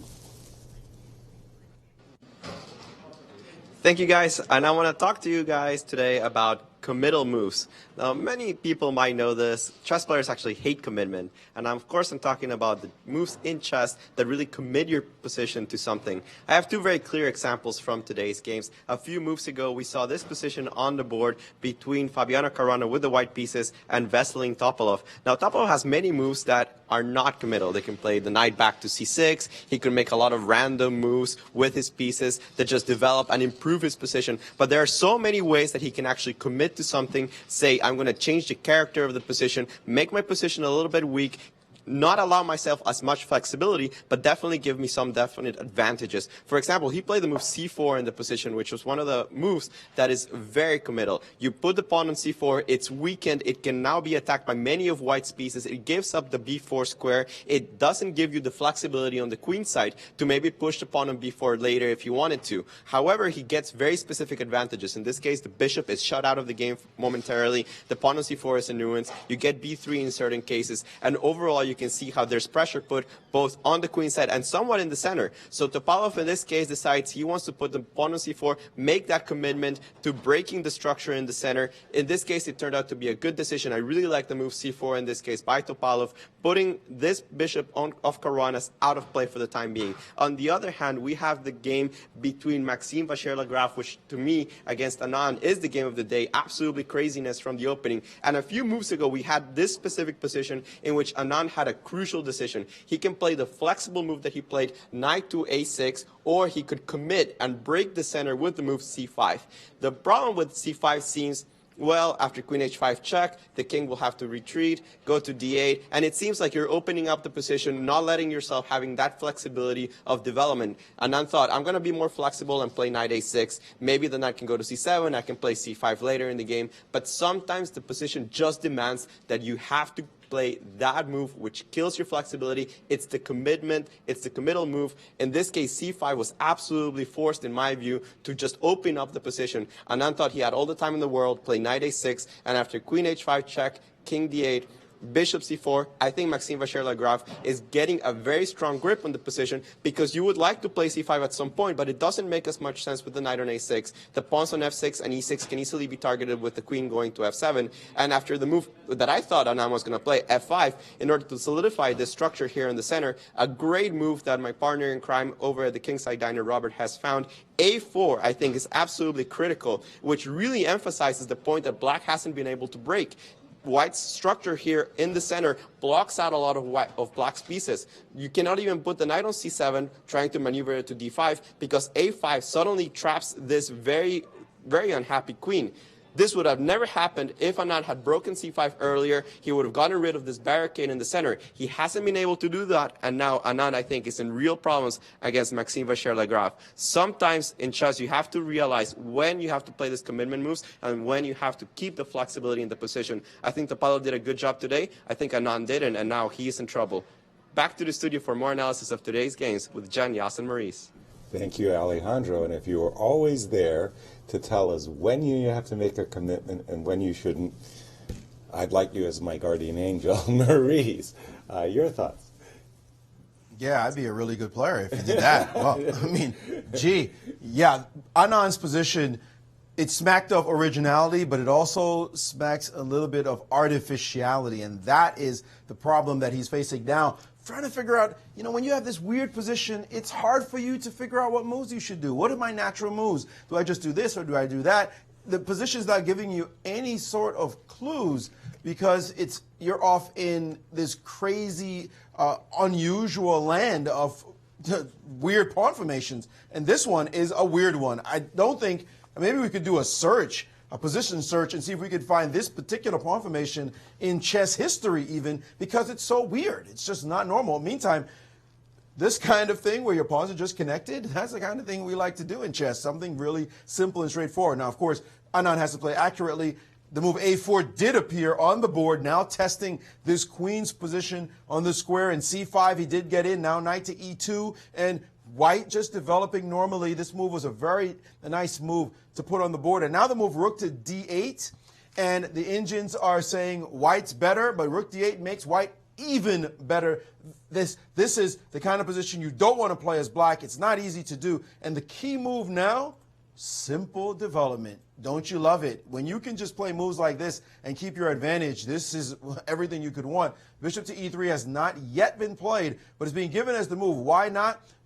Why would you stop and think? Because queen takes b2 is a pawn sacrifice, but this is the kind of pawn that players don't like to eat, because after castles, it's clear who is dominating this position 100%. All the pieces develop. Thanks for the b file, nibbling on this pawn. And so this is certainly something that black does not want to see. He's going to get crushed in this position. But if he doesn't take, then white's simply going to castle, and something like b4 is going to show up eventually as well. White's also got the f5 break. Meantime, black is trying to untangle somehow. I mean, it looks like he's got his arms crossed behind his back and between his legs, and he's just going to trip and fall on his face. So this is a dangerous position for Anand. He's going to have to be very careful, and MVL finds the accurate moves.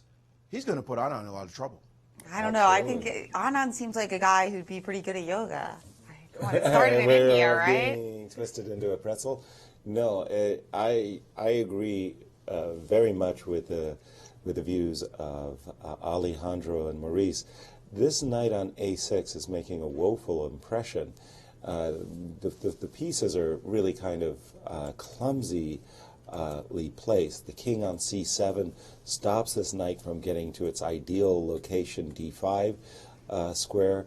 And I think he simply had to play c5, breaking up white's center. This nice structure, obviously, from white from a2 to d4 is really limiting black, and white can comfortably develop behind this broad center from a2 to d4. The move a4 is a very unhappy move for black to face because, again, the queen is embarrassed, as short of squares. c5, knight e2, as mentioned, and now we see this move rook d8. I believe Anand has played it. And bishop e3 just looks huge. The other move, after playing the move a4, the natural inclination is, well, what about a5? Well, after the move a5, queen c6, d5, you can imagine this really working out very well for white. After all, keep in mind that this queen supports the square d5.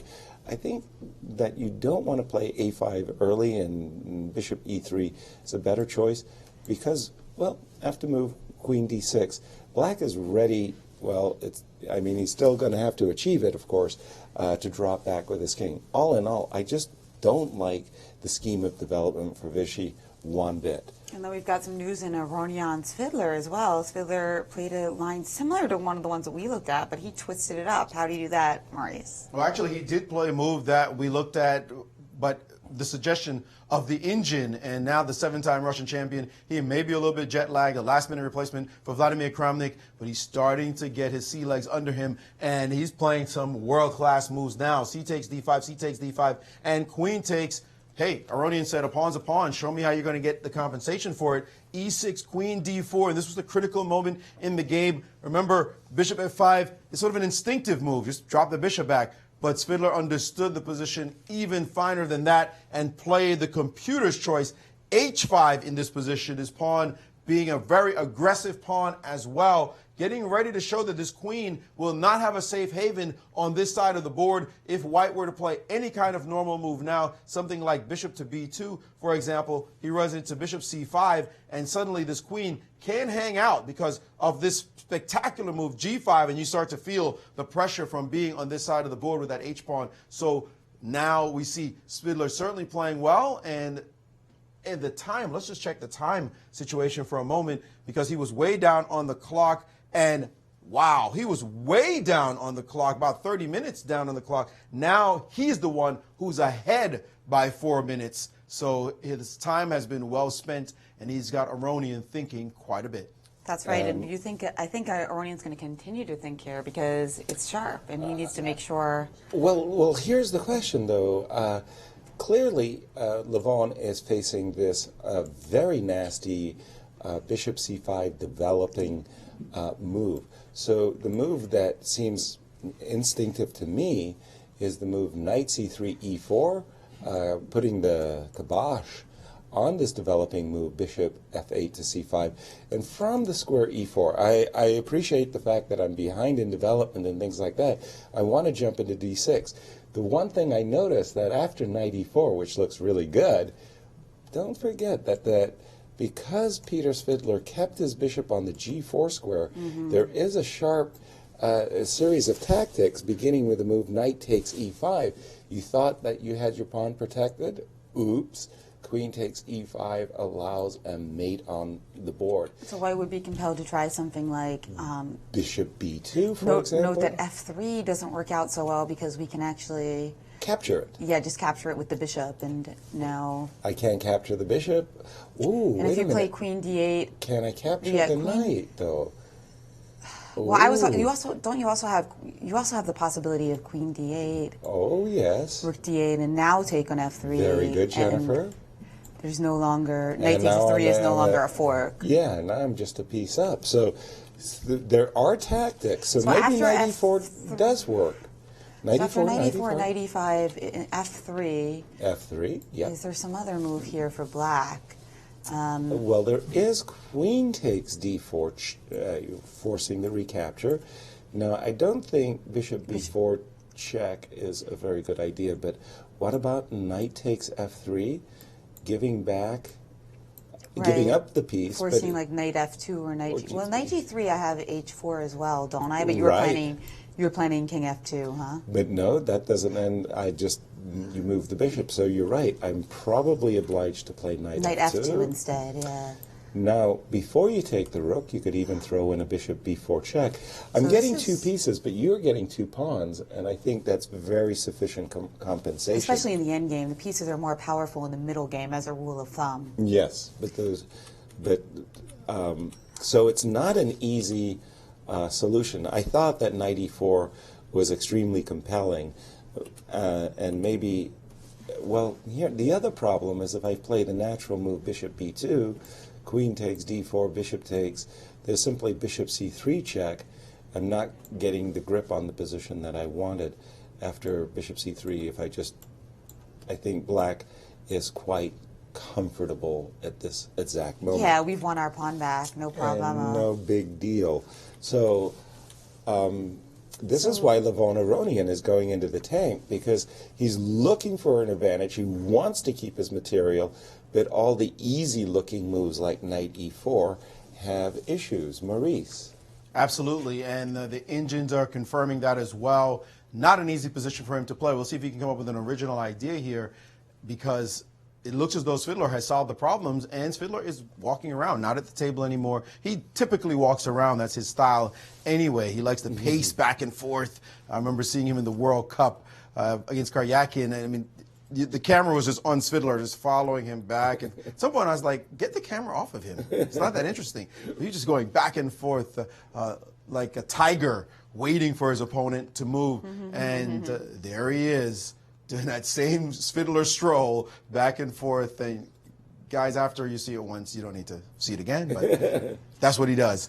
Now, the other game, though, that we were paying a lot of attention to, the most exciting game of the round by far, well, guess what? You don't have to tell MVL to develop his pieces and not care about some random B-pawn. He did play the move bishop to e3, and now his forces are all mobilized. Only one more step for him to get his king out of dodge and then just bring the rooks in, and boom, that's going to be it. F5 and all kinds of attacking moves will present themselves, and Anand, in the meantime, is still trying to figure out what is the maximum way you coordinate these forces. I'm not sure where this knight belongs. I'm not sure where this bishop belongs. This one also needs a square somewhere. The rooks, who cares where they go? White simply has everything. White is dominating this position right now. Black has to be very careful to lock the position down and figure something out, because if you don't play accurately over the next few moves, you're going to lose. You're going to get blasted, not just lose. You're going to get blasted. So Adnan has to be careful to make some really accurate moves right now.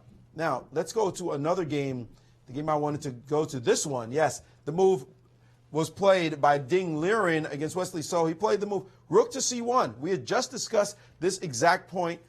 What if white just keeps developing? Black is behind and not able to really catch up that easily because of this move e4. So white has an edge here. And Wesley So, the leader of the Grand Chess Tour, a big win yesterday against Hikaru Nakamura. He doesn't want to suddenly lose the very next day and spoil his position. But it looks like he is under some small pressure. It's not a lost position, a lost cause by any means, but it's definitely something you feel uncomfortable with as you're playing with the black pieces. And in another position with the black pieces is Anish Giri, and he has just shown equality. He's forced this move bishop back to f1 after 95, and now he's actually played bishop to d7, and he's saying, what do you have? My position is so solid. F4 is always a weakness, so that's what Nakamura is going to have to judge because he weakens this diagonal. So he doesn't want to just throw this move out there and deal with a move like knight g4 with the threat of queen c5 check, and suddenly he's the one who's in trouble. So not much for white here. Nishikori showing that his preparation is sterling, and Nakamura looking feverishly trying to figure out, what am I supposed to do to get anything in this position? Thank you, Maurice. And yet, if I had to double guess Anish's decision on move 16, this move bishop d7 would be it.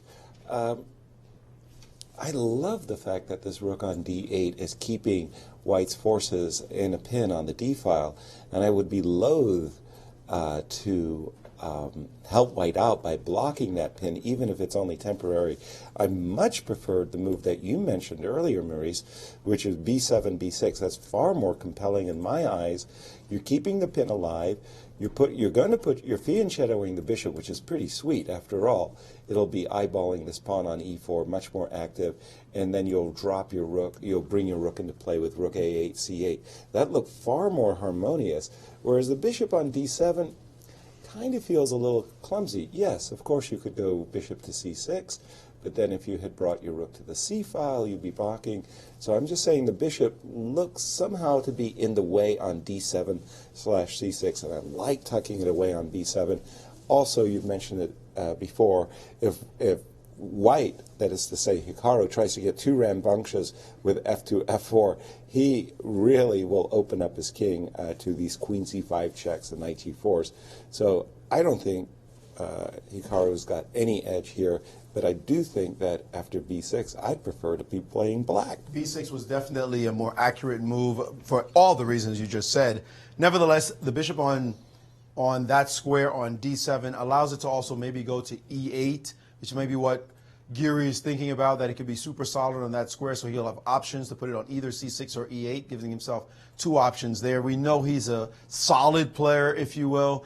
So b6, bishop b7 is certainly something that he would argue for, and he must have seen as well. So we'll see. We could ask him why he didn't play this move, but it's probably not even worth a question. We'll see what happens in the game if it really matters in the long run, for sure.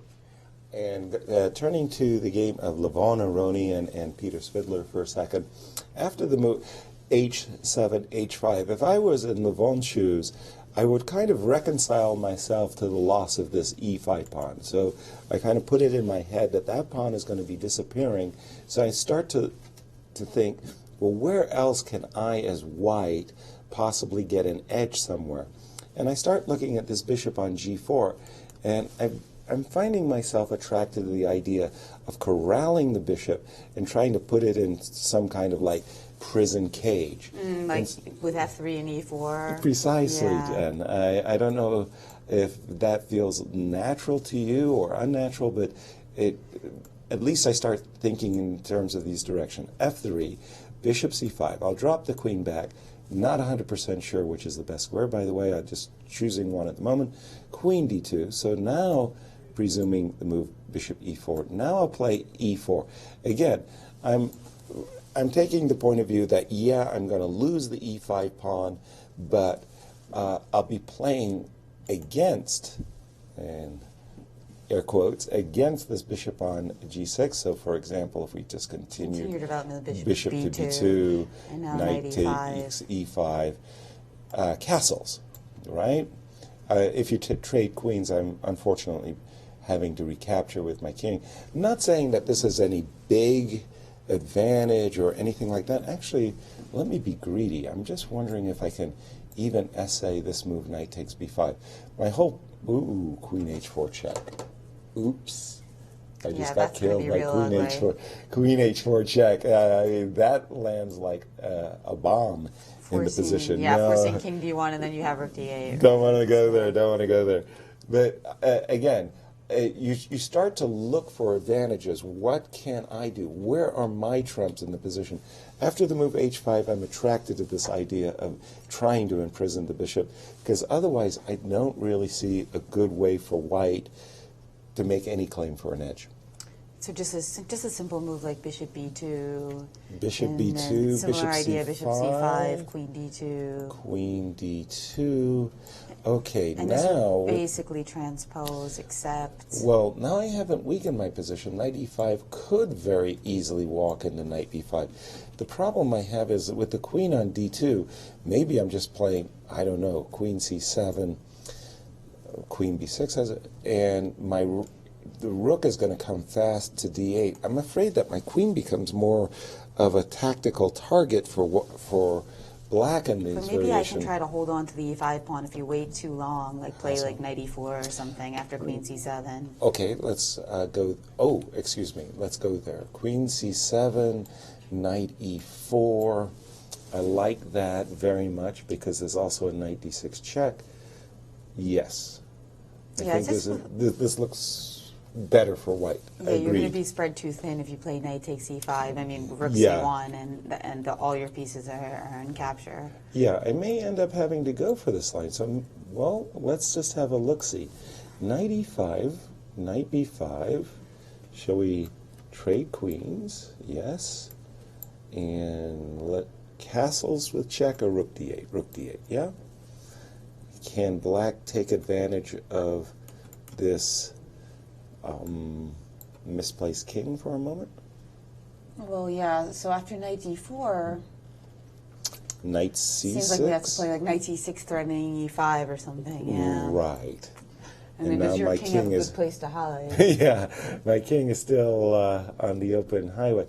Now, this looks okay for black. It's a very sharp position, and one of the things that both these players do excellently, they're world-class players, is their deep, deep calculation. And these lines, they can take them to quite a depth. And we have a move from Levon. He didn't play any of the moves that we just talked about with bishop b2 or f3. He played bishop d2. So thinking that guarding on that up potentially weak a5 to e1 diagonal is important. And also notice some of the variations. You were trying to queen d1 checkmate me, so it also kind of plugs the d file. Wow, but it doesn't exactly put the bishop on a sterling square, does it? Yeah, so you're thinking now just bishop c5. And now in those lines that Maurice was talking about, queen f4, provoking g5, I don't know what the outcome of queen e4 bishop, queen c6 might be. Probably Levon is having it in mind what you were saying, just plugging up the d file, developing, not being vulnerable on the e1, a5 diagonal. But this is ultra sharp. Black is having a lot of fun here, and he's kicking white around pretty darn good. I wouldn't have volunteered for this. Maurice, your thoughts? I know you don't like seizing the defensive. No, unsign me up for this. Yeah. Why are we in this position? Bishop d2, I'm jumping ahead here, but the moment you see bishop d2, you're scratching your head. Is that a defensive move? Is it aggressive? Is it consolidating? What is the point of this idea? I get it, the back rank is not an issue anymore, but it sort of wasn't anyway. Right. So this move really does smell rotten, and the engines don't like it either. Bishop to c5 is going to be so natural. And by the way, you guys are talking about consolidating the e5 pawn. we're sacking the e5 pawn. I mean, you can keep it if you want. This is a position where black's pieces are just electrifying. They're starting to get to great squares. They're pretend threatening your pawn on e5 so that the development can happen really fast, and you have to be ultra careful if you are white. And in this line, after queen f4, g5 is coming. There's no question about it. We see the h-pawn looking very powerful. We have this position with queen g3, and then you just want to play this move, bishop to b4, starting to tickle at this position right now, attacking the knight, preparing rook c8, preparing queen a5 as well. So be careful, watchful for this idea. This queen on g3 is just separate from the army over on the right side of the stage, while it is black who is looking for activity. Yes, certainly a dangerous position now for Levon. It looks like he has fallen into his own opening preparation, and Peter Svidler has managed the situation quite wonderfully, and black better watch out. He might take over the initiative in this position. Yeah, well, thank you very much there, Maurice. Strange development with this move, bishop d2, but we have another confessional by MBL. Let's hear what he has to say.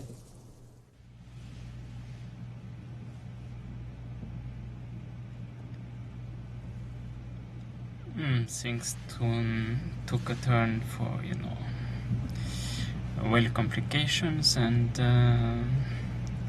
still I managed to develop my pieces the way I wanted to. I always have some tricky ideas in mind, especially if he's queen lifts b6. I always have moves like bishop b5, which are annoying to mate. So I feel like I should be better one way or another. I mean, things are not clear at all, obviously, but with this knight on a6, which can't really go back, I can't see how I'm not better. So, well, I mean, we didn't spend too much time, so there's not gonna be any time trouble soon, I guess. So, we'll see, but I'm pretty optimistic. Pretty optimistic, and I certainly concur with that view. I like white's position, and Vichy has still quite a number of problems to solve. King is not great on c7, knight is not great on a6, and from white's point of view, he's ready to play moves like rook f1 to e1, d5, queen f7 might show up, and that could be very, very injurious. And also, there's always, as MVL was mentioning, there's also a choice moment when bishop b5 could land. Like, for example, queen c6, bishop b5 is a very excellent way for black to help white continue his attack. So all in all, problems abounding for the 5-time world champion Vichy Anand in round 2. Yeah, and I wonder how many more times Maxime's going to go to the confessional. The better it gets, the more he confesses. There you go. I guess that describes a lot of people's lives. Feeling optimistic. Also, not very comfortable finding pieces for squares for his pieces is Hikaru Nakamura. After this, well, okay, second-rate move, but decent move, bishop d7 development. Hikaru is white, still. How does he get his pieces working? Well, he's played queen e2, connecting his rooks, a very good thing. Yeah, stepping in front of the bishop temporarily. But the thing is, we kind of had to, because queen c1, rook c8, queen b1, you can actually just snatch the pawn on a4. Exactly. Because d2's hanging. But now that you put the queen on e2, these ideas of f4 really don't seem compelling anymore. Anyway, they weren't ever compelling in the first place because of knight c6 to d4. But now that the queen is on e2, it's kind of an interesting change of direction opportunity for black with even a move like queen b4. Not that you do it immediately. I just wanted to boldly point out the obvious, that the pawn on b3 is not going to be defended. And we've got Eric Hansen outside the chess club with a special guest. All right, Eric. Hey everybody, it's Grandmaster Eric Hansen again, and I'm outside of the Chess Hall of Fame. I'm joined by a very special guest over here. Who are you, by the way? Hi, everyone. My name's Alejandro Ramirez. I'm just a chess tourist over here. Is it your first time in St. Louis? It's my second time in St. Louis. I was here before with the Susan Polgar Girls Invitational, but since I've been back, there's been a lot of build-up. It's much more exciting now. First time at the Sinquefield Cup? First time, yes. Any picks? Who's your favorite to win the tournament? Favorites to pick... I'm not sure yet, but favorite to win this game, it looks like Maxime's game against Anand is pretty interesting. I think he can pull that off to a win. Now, there's a big question in the studio that's been debated over the past few months. Can Canadians play chess? Well, sometimes it gets very cold in Canada, and we don't have much else to do, so we start practicing chess. And, no, I'm just kidding. But yeah, Canadians, we haven't had a chess culture for as long, but I think there's a lot of young Canadians who have been becoming very strong. For example, I play on the Canadian Women's Olympiad team, and our first board is Chiyu, and she was the girls' junior champion. So I think a lot of young players are becoming up and running, and you've actually been doing a lot for Canadian chess to try to give chess a cooler image, so that helps. It's tough to defend over here, but I'm trying my best. Is there anything else you'd like to say? Any shout-outs? Yeah, I would like to shout out to chess.com actually, because I've been doing a lot of fun projects with them, and they're going to be interviewing a lot of the players, so I'm excited to be here for that. Where did you come from? Where do I come from? I came from San Francisco, so I go to Stanford. I'm a student there and doing some fellowship near the area. So this is a fun chess vacation, so to say. You mentioned that there's one player. You're a bit disappointed he's not here. You're a bit of a fan. A bit of a chess groupie? Am I a bit of a chess groupie? I think I was a chess groupie at one point. I'm just kidding. But anyways, how long are you here for? I'm only here for the weekend, so I'll be back on Monday. Well, I hope you enjoy your stay. Thank you. And back to you guys in the studio for some more game analysis. Sounds good. Try that line again. Are you a bit of a chess groupie? One and done, that line. Eric, I think he's just looking for a date myself. I mean, that's what that was all about. Interesting and beautiful I have young seen, lady. I have seen Alexander in some of those chess.com weekly recap videos that Danny Wrench produces. No, actually, I think he's the main announcer. Oh, yeah. okay. So they go for like the highlights of the week. Nice. The problem is not whether they can play chess in Canada, because of course they can play chess in Canada. The problem is that they're producing guys like Eric. I mean, Eric, dude, what's your problem, man? We're having too much Okay, fun. chess bro, we always knock each other, so Chess bra. I'm sure he'll get me back. You know it. And a caller. Yes, welcome to the show. Let us know your name and where you're calling from. My name's Kenny. I'm from Wichita Falls, Texas. And I just want to say thanks so much for Mr. Siegfeld and y'all guys putting on this great show for us. My question, I have 3 children. They're 6, 3, and 1. And I was curious how y'all go about kind of fostering love for the game of chess as they get older in life. Thank you, Kenny. Interesting question. Mother-to-be. Jennifer. Well, I just think it's going to happen or it's not. I mean, not everybody loves chess. Yeah. So I think if it goes in that direction, that's awesome, and continue to support it. But pushing it can actually be very dangerous, because that actually often you see it oftentimes that the parents push the kids too much and try to get them to do chess when they have tepid feelings about it. Then they play in elementary school, but junior high school over with. And I actually followed the opposite path, because when my father, who's a FIDE master, saw that I wasn't that interested in chess when I was around like 11 or 12, he was cool with that. I did my own thing, and then I actually ended up getting back into it. Right. Whereas if he had been like, "Oh no, you got to keep with it," Yeah. maybe I would have quit rebelled. actually. Yeah. So exactly. I think you just have to kind of see how it goes. Yeah. Okay. Maurice? I agree. Don't force it, but keep it a family affair. This is something that they will remember for the rest of their lives, playing chess with their dad. And you keep it a family affair, you keep it fun, you keep it light, and try little things and always just pay careful attention. If you bring them to a tournament scene, do they like it? Are they interested? Maybe it's only one who's really interested and the others are just like, this is not my thing, Dad. If you're careful with that and watchful, you'll see if the love is there, and as you're talking about chess, whether or not they'll say, yeah, this is something I want to do. The story of the Polgar sisters is a perfect example. Judith just loved being around her big sisters. Like, wow, this is great. I love this game. And her passion, of course, translated into being one of the top 10 players in the world. So as long as a parent is very watchful, you won't have any problem. You'll see whether or not your child really loves chess. I agree. And one other thing I would mention is that some people might get intimidated by the competition, especially if their siblings are stronger than them. And especially when they're a little older, they might fall in love with chess problems or studies. That's more of the artistic side of chess. And for some reason, sometimes it just captures the imagination and the brain in a way that crushing your opponent doesn't. Right. So you might want to give that a try if they don't seem super competitive.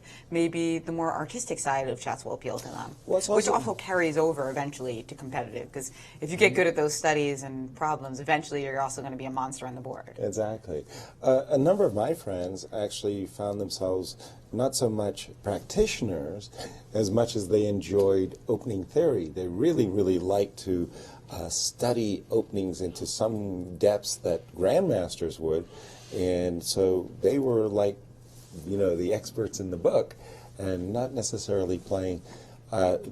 Chess is a big, big world, and there are a lot of different things that you can do, and I do like these checkmates and things like that. When I was a kid growing up, my favorite thing, of course, was capturing my opponent's pieces. I just love to capture my opponent's pieces. And you still do. And I still do. And one of the things that I really like are these obstacle courses where you put a position on the board and you've got an obstacle piece, for example, a knight, and the black army is static, and you've got to jump all over the board and capture all of your opponent's armies. Those problems, I really enjoyed a great deal. So find out what works and don't push it. Don't push it. Let them come to you with questions. All right. Turning to a fantastic game that I really, really like is this game between Fabiano Caruana and Veselin Topalov. A lot of times I've been told, or I've been asked, Yasser, I love your positional approach. You're a really good positional player. Where did you learn to play positional chess so well? And I would say that positional chess oftentimes comes from closed positions. So from classical positions, from like the Ruy Lopez, we've got an ideal positional battle going on between Fabi and Veselin, as White has managed to create this central pawn duo, the classical central pawn duo. We all know that those pawns cover a lot of squares in the center of the board. Conversely, Black has his own trumps with his bishop on A2 buried behind his pawn on C4. And this is a great game to study. If you want to improve your positional play, study this game. This is going to be a great game. I'm looking forward to seeing how both players try to navigate their trumps. Maurice. Yes, we love stuff like this. Complex position, lots of stuff on the board. What's going on? This is certainly an intriguing one, and maybe White doesn't have an edge. Maybe neither side has an edge, but they're having to study and say, what do we do? How do you make the nuanced improvements that you need to make in this position? And you see there that Fabi is looking furiously, but Black's fine. Black's okay. We'll see if he can pose him any problems. This position is another one that we've been enjoying quite a bit, the one between MVL and Vishwanathan Anand. And it's the kind of situation where, as far as White is concerned, he knows he's got a great position. Perfect development. Well, this night, you'd love it if you could pick it up and drop it in E5. Okay, that's a little bit of a fantasy. You're not going to get it. But everything else you've gotten, the great bishops, your king is safe, your connected rooks, your queen is great. The question then becomes, how do you break down the position? What do you do to crack Black's position? And then you start to look at specific ideas. Now, I ask that question because you might preclude that with another question. Do you need to do that right now? Maybe you finish harmonizing your forces. The Indians love the move Rook F D1. Just keep developing pieces, maybe with the thought of this pawn break, because you know if you're going to break a position down, sooner or later you're going to have to use a pawn break. So Rook D1, D5 looks like a sensible idea. Even the idea of B3 first, just to stay solid, that one is counterintuitive to my eyes because you feel like, who cares? He's never going to take the B pawn anyway. But a move like Rook D1 comes to mind. Another move the Indians give is Queen to H4 in addition to B3. But right now, something else more tempting came into his mind, that is MVL's, and he played the move Queen to F7. Now this goes into ultra concrete mode. Now he's starting to wonder, can he pick off this pawn in some kind of way, make this position with a5 occur, and will black get into any trouble? But the queen just looks a little suspect entering into black's position without any support whatsoever. So this move, queen f7, it's specific. It's saying, pretty much it's saying, my position is so dominant that I can start to make excursions like this. Is it true? Is it real? Anand may have some chance to fight back here, but the Indians do think this is a tricky move as well and still give white the nod. But that's a statement move by white. White says, your position is really bad, and I'm going to prove it now. And he's put the pressure on Anand, move 20 they're at, and Anand now beginning to think quite a bit. And the time situation is he's at an hour, so he's got plenty of time to take that 5-time world champion cape and put it on and say, look, it's time for me to defend and prove why I'm such a strong player. But his position, of course, looks rickety. Will he be able to do it? We're going to see. He's probably going to spend another, I would say, 10, 15 minutes, guys. Well, we saw the cape yesterday with Fabiano Caruana grabbing the cape from the exhibit at the World Chess Hall of Fame, Kings, Queens, and Castles. The children's exhibit that he put on the King's cape or the superhero costume. He lost some kind of bet, but I think part of the bet was he wasn't allowed to mention what it was. So we'll never know unless he goes in the confessional booth. But we do have another caller. Welcome to the show.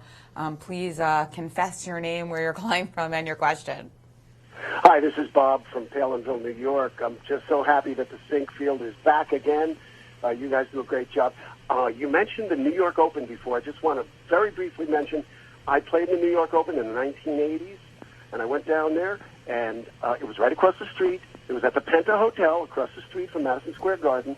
The circus was in town, so I bought some tickets for Sunday. So after going down playing chess for 4 days, my son and my wife came down.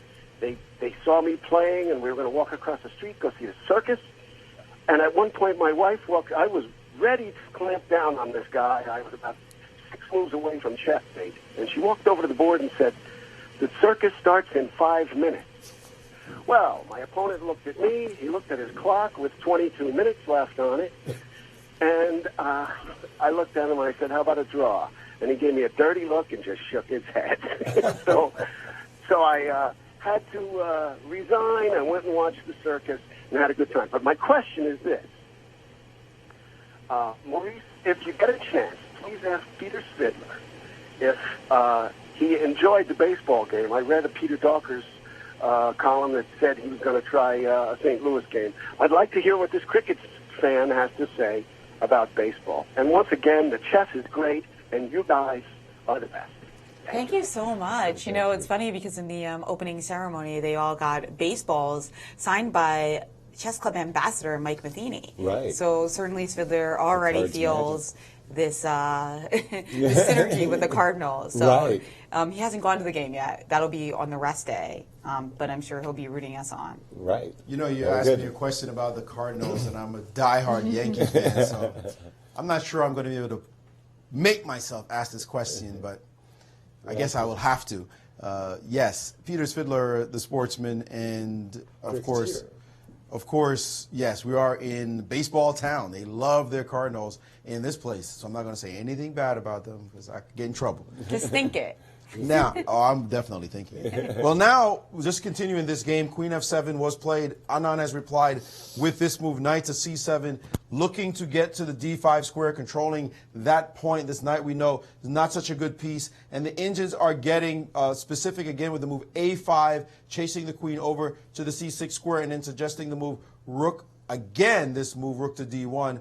And in this case, if knight to D5, the very specific bishop takes on D5 in this position, and this is starting to change quite a bit. Of course, after pawn takes, you could take here and suddenly you win this square, but somehow black's position is starting to look a bit more organized.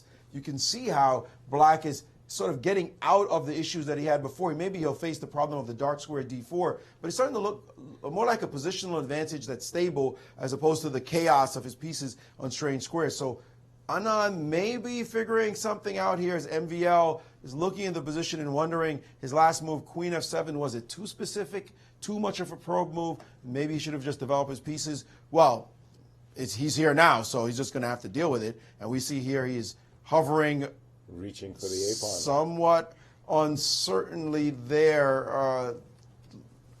That's not a good sign, by the way. But keeping very much on pace. I mean, these players have a whole hour for the next 20 moves, and it seems like a very juicy position. So it's kind of surprising almost to see them play so quickly, but very professional. Yeah. Because, of course, your woes only amplify if you start eating up all your time, and you don't see that a lot here at this level. No. One thing I was just going to mention was that while all the players are resourceful, for me, Vichy has been one of those players who is slippery as an eel. Just when you think he's really messed things up, he manages to coordinate. I wasn't a big fan of the move Queen F7, but oftentimes when I'm in a given position, one of the things I always look for is a specific line that would give me an advantage, and then I feel very good about my position and start looking for even better moves. I'm a big fan of a good knight versus a bad bishop. So the move bishop takes a6 is a rather attractive move for my style of play, and after recaptures, b takes on c5, takes on c5. Funnily enough, we get an echo position of a position Maurice was about to show, where there's a very powerful knight on d4 anchored against the so-called, bad French bishop on d7. Although maybe it can maneuver itself to b7 and play e3. Right. So there is some potential here for black. But I know what you're saying, that after queen f7, not so much on the menu, because you can always take with the queen, and then the knight on e2 is hid. Yes. So you no longer have that little maneuver in the same way. Right. Now, I'm not going to give white a huge edge or anything like that, because there's the half-open g-file, there's e6, e5. It's not like you've got a complete grip on the position and it's a lockdown and things like that. But I start looking for forcing moves like that, forcing captures and getting into a position. Funnily, I was actually attracted to this move, rook on f1 to d1, for that very specific reason of threatening to go to a6. I thought that the rook on f1 needed a better place. Frankly speaking, the pawn on f4 is in the way. So queen f7 looked a little coffee house to me. Maurice. Yes, absolutely. Queen f7, it's really, again, it's a statement move. And if it doesn't work out, then you think, maybe I shouldn't have explored this possibility too quickly, because he had developing moves that strengthened his position. His rooks are the only things left to be developed, and he just didn't do it. And now probing with the queen, it means that when the explosions start, your rooks are out of the game when it could have been in the game.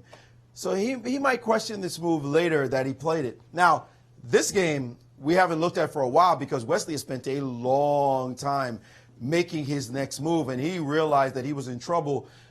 I wanted to drop back to this moment so that you can really reflect on why this is so bad for him now, or getting to being really bad. Knight to b6. Knights on b6 usually are not great pieces. They can be controlled often. Maybe sometimes a pawn can control them. Two pawns, one on e4, one on b3, are all you need to control the knight on b6. So usually when the knight on goes on b6, it's a transit square to greener pastures. So after bishop to b3, bam, the knight jumped to d5, saying, no problem, I'd like to trade off this piece. Well, we got a trade going, and now let's trade off some more, simplify my job. Ding Liren said, no trades. I had to trade the first one, but I want you to suffer with the pieces on the board. When you lack space, it's harder for you to maneuver when your pieces are on the board. But when you, that means when, conversely, when you're ahead in space, you don't want to make trades and make life easy for your opponent. So this is a great move. Bishop g3, bishop f6, not improving any of his pieces, because that bishop is already in the game, putting it on this long diagonal. So his opponent said, no problem. Rook c1, and now I have the move e4 that can come at any moment. And what did black do here? After much thought, knight back to b6. Whoa, totally unimpressive as a move. Knight is never great on b6. Well, I say never great, but often a bad piece on b6. Now to put it back on that square after all that thought, realizing that he had problems with a pawn coming at him. The engines are going gaga right now and suggesting this very concrete move, Queen h5, improving the position dramatically of the queen. And if you play bishop takes d4, now rook f to d1, and suddenly all of white's pieces look fabulous. Bishops are crisscrossing the board majestically, rooks down the line, and still look at this horrible development. Knight's terrible here, so you're not even going to count it. And this bishop, it's got to be all white in this position. Now, thankfully for black, he's not down in terms of his pawn structure, but in terms of the piece play, he's going to have to be ultra careful in this position because he might just get blasted off the board. Thank you, Maurice. Yeah, that move knight d5, b6, if you were to give me that position and say black to move, I might play the move knight b6 to d5 in a blitz game. You know, bring it right back in. A very dangerous situation here for So. And as these games heat up, we are going to take a break, and we'll be back with more from round 2 of the Sinquefield Cup.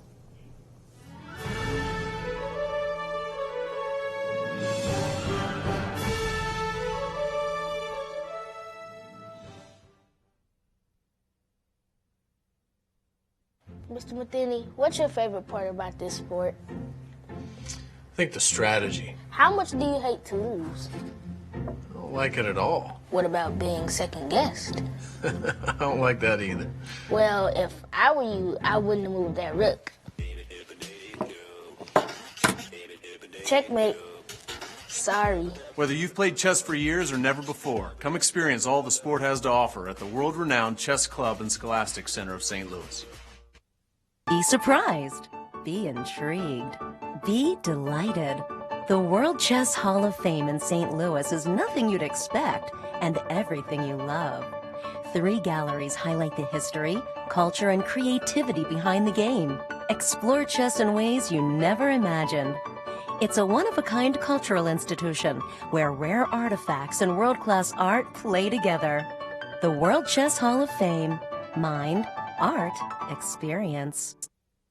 There's a weekend vacation, a one-tank trip in a nearby city you won't want to skip. St. Louis is the stop for non-stop fun. So much fun for your family, infinity plus a ton. There's museums full of art and super fun slides. Upside-down concretes, twisty, turny rides. Houses full of magic, some with butterflies. Gardens growing flowers, parks with giant eyes. St. Louis is the stop for non-stop fun. So much fun for your family, infinity plus a ton.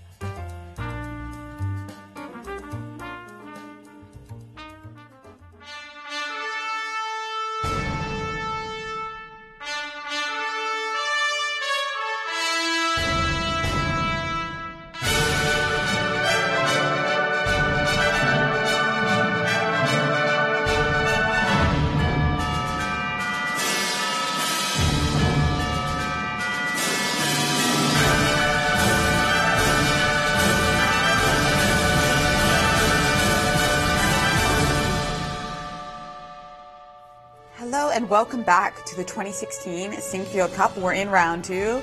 Games are starting to heat up, and who do you think has the most significant advantage today, Yasser? And another follow-up question, which I stole from the Grand Chess Tour's Twitter, which is being managed by Tatev Abrahamian during this tournament. How many decisive results do you think are going to be in this game, in this round? Wow, actually I was surprised that there were 2 decisive results yesterday. From the games I had expected a single decisive result. At the moment, I would say the most unpleasant, or the position I find the most pleasant, is Ding Liren's position against Wesley. So actually our tournament co-leader, I think White really stands well, and the position is quite deceptive. The whole point is Black's lack of development. The Queen D8, Bishop C8, Rook coming over, Rook standing on A8. It's very, very clear that this move, Queen H5, Rook D1, it looks like a very harmonious package of development for Ding Liren. So I'm giving him as the biggest edge. Another player that, another position I think has just actually gone kind of randomly wild is actually this game between Fabiano Caruana and Veselin Topalov. There's a whole lot of things happening quite suddenly in the position. We'll go back to where it actually initiated from. Bishop B1 seems like a natural move by Fabiano. But this move, Bishop A2, was a real surprise. Now, this position, I'm seeing all kinds of sharp tactics in the position. Yeah, for sure. For example, Bishop takes F3. Now, normally speaking, you get all cold and nervous if you have to play G takes F3, so you look at Queen takes F3. But suddenly this knight that had been stuck way over here on A5 has a new playground. Knight comes to D2 with a fork against the queen on F3, the pawn on E4, and you're just simply trying to clip a pawn off the board. If you manage to play knight takes E4 and play D6, D5, Fabiano is just busted. Well, we have another interesting variation that actually has just occurred on the board. Instead, Topalov has snacked on E4, allowing the variation Rook takes E4, Queen takes E4. And Bishop E7. So we have this Rook and pawn versus 2-piece imbalance that has just occurred on the board, I think. Oh, maybe it hasn't. I thought Maurice was maybe Maurice was just analyzing. Just analyzing. So possibly, but it is a possibility that after knight E4, we could play Rook takes E4, and then after Queen E4, Bishop takes E7. Like this, like knight E4. Well, there's also Bishop takes E7, right? So knight E4, Rook E4, what you were saying? After Queen E4, there's Bishop E7, exactly. But whoa, wait a minute. What is the evaluation here? You're asking me? So we've got I'm saying, wait a minute. I'm saying that I wouldn't want to walk into this as white. I don't know. I'm just saying that this position has blown up suddenly, and there's some very tempting lines of play, it looks to me, for Veselin. Your thoughts, Maurice? Absolutely tempting lines of play. That's one way to put it. Crushing lines is another. This is great for Black. It looks like Fabiano has just made a serious error, and he's going to have to manage the position because the engines now are saying that Black is completely winning, just busting White wide open. Knight takes E4 is the money move right now. A beautiful idea. The point is, your bishop is currently hanging on this square. If we start with Rook E4, Queen E4, Bishop E7, 2 pieces for a rook and pawn, well, no, give me another one, thank you very much. And your bishop is currently under attack. If you play bishop takes, give us this pawn, and this is just crumbling the queen side. And if you take back, then here comes the move Rook to D8, and time to resign. This game is busted. Your position is just meaningless the way this is set up. So he can't do that at all. Knight takes E4. Bishop takes E7 will be the starter move, except this move shows up. Knight ED2, the nice in-between move, attacking this knight on F3 and maintaining the attack on the bishop. Of course, if you try to save the bishop saying, well, am I not up a piece? The question comes back, sorry, no, you're not, because after takes and pawn takes, here comes knight f3 with check, and it's going to be all she wrote in a second. King over to f1. The other knight shows up with check, and your king has nowhere to go. This move, of course, is met by mate on the board, and the pieces, black pieces, the black steeds are just stomping all over white's position. So this move, knight takes e4, Fabiano's trying to stay as quiet as a mouse, but this move, knight takes e4, is really spank-a-deliciosus right now. He looks like he's in deep trouble. There's no other move after knight e4. The rook e4 line is horrible. So this move and this, and you've got to look at this position and just shake your head. The engines are saying very great, very good position. The best defense, queen to c2, allowing knight f3, pawn takes, bishop takes on f3, and now white has to be ultra careful. If he saves this bishop with bishop takes, then this queen shows up, and there's mating ideas on this square coming into g4, and the king is just toast. So this position is highly critical right now. Let's go right all the way back to here. Topalov is going to study this position very, very carefully. He's going to have to work out all the tactics and the variations, and you see him there. I mean, he has the hawk stare on right now. He knows it. He's looking deeply at this option, and this guy is a fantastic attacking player. I don't think he's going to miss this line. I think you will see knight e4 land on the chessboard. He's also got like 3 times as much time as Fabiano Caruana. He's got a massive edge on the clock, and you know this is the right position to use it. Exactly. Well, Veselin does not have a good individual score with Fabi. 5-1 in favor of Fabi. Lots of draws, but this is an opportunity presented on a silver platter. Knight e4. And, well, with the queen on b7, it's the move that you want to make work. And he's such a great calculator. So you had asked me, who has the biggest advantage? I'm going to change and say Veselin after the move knight e4. I'm expecting 2 victories out of the 5 games. I see. Okay, so you're expecting those 2, and you really think every other game is going to be a draw? Let's take a look at every other game is a draw. Maybe Wesley will save his position, but somehow, one way or another. I'm expecting Let's see how MVL and Anand is shaking out, because earlier, of course, we loved MVL's position, and then we thought that. Anand did pretty well for himself. It could have been a lot worse. Well, exactly. Well, first of all, he got his king out of dodge in his safe position. Castling by hand, as we sometimes call it. Then his knight. So he had 2 pieces that were really misplaced, both king and knight. So a big healing process just occurred for Vichy by bringing those pieces. After a5, queen, bishop, we've got this position, and I am just about up to date now after the move queen e7. I still have a preference for white, but less so than about, I'm going to say 3-4 moves ago. Maurice. Yeah, I really like white in this position. I'm going to go to it, even though I have another position up on the board. Excuse me. Let me get it from here. I'm kind of being really caveman about this position because, to me, it's an opposite side castling position where white's the one with the pawn storm, in the lead with the pawn storm, and much better coordination with pieces. So I'm somewhat surprised that the engines are saying that it's only half a pawn advantage for white. If I had white, I'd really feel like there should be something. But I understand it's not so easy to get b5 and then something else to happen, because the bishop could return to the c5 square if you ever do that. So it's annoying for me to think that I don't have a bigger advantage, given that I'm castled, that white is castled. All the pieces are better than all of black's pieces. Somewhat strange to me as a player, an attacking player. All right, going back to this other position, though, of interest is the Wesley So position. And I don't understand what Ding Liren just did. His queen has 4 moves along this diagonal. It's clear you want to move your queen out of the way.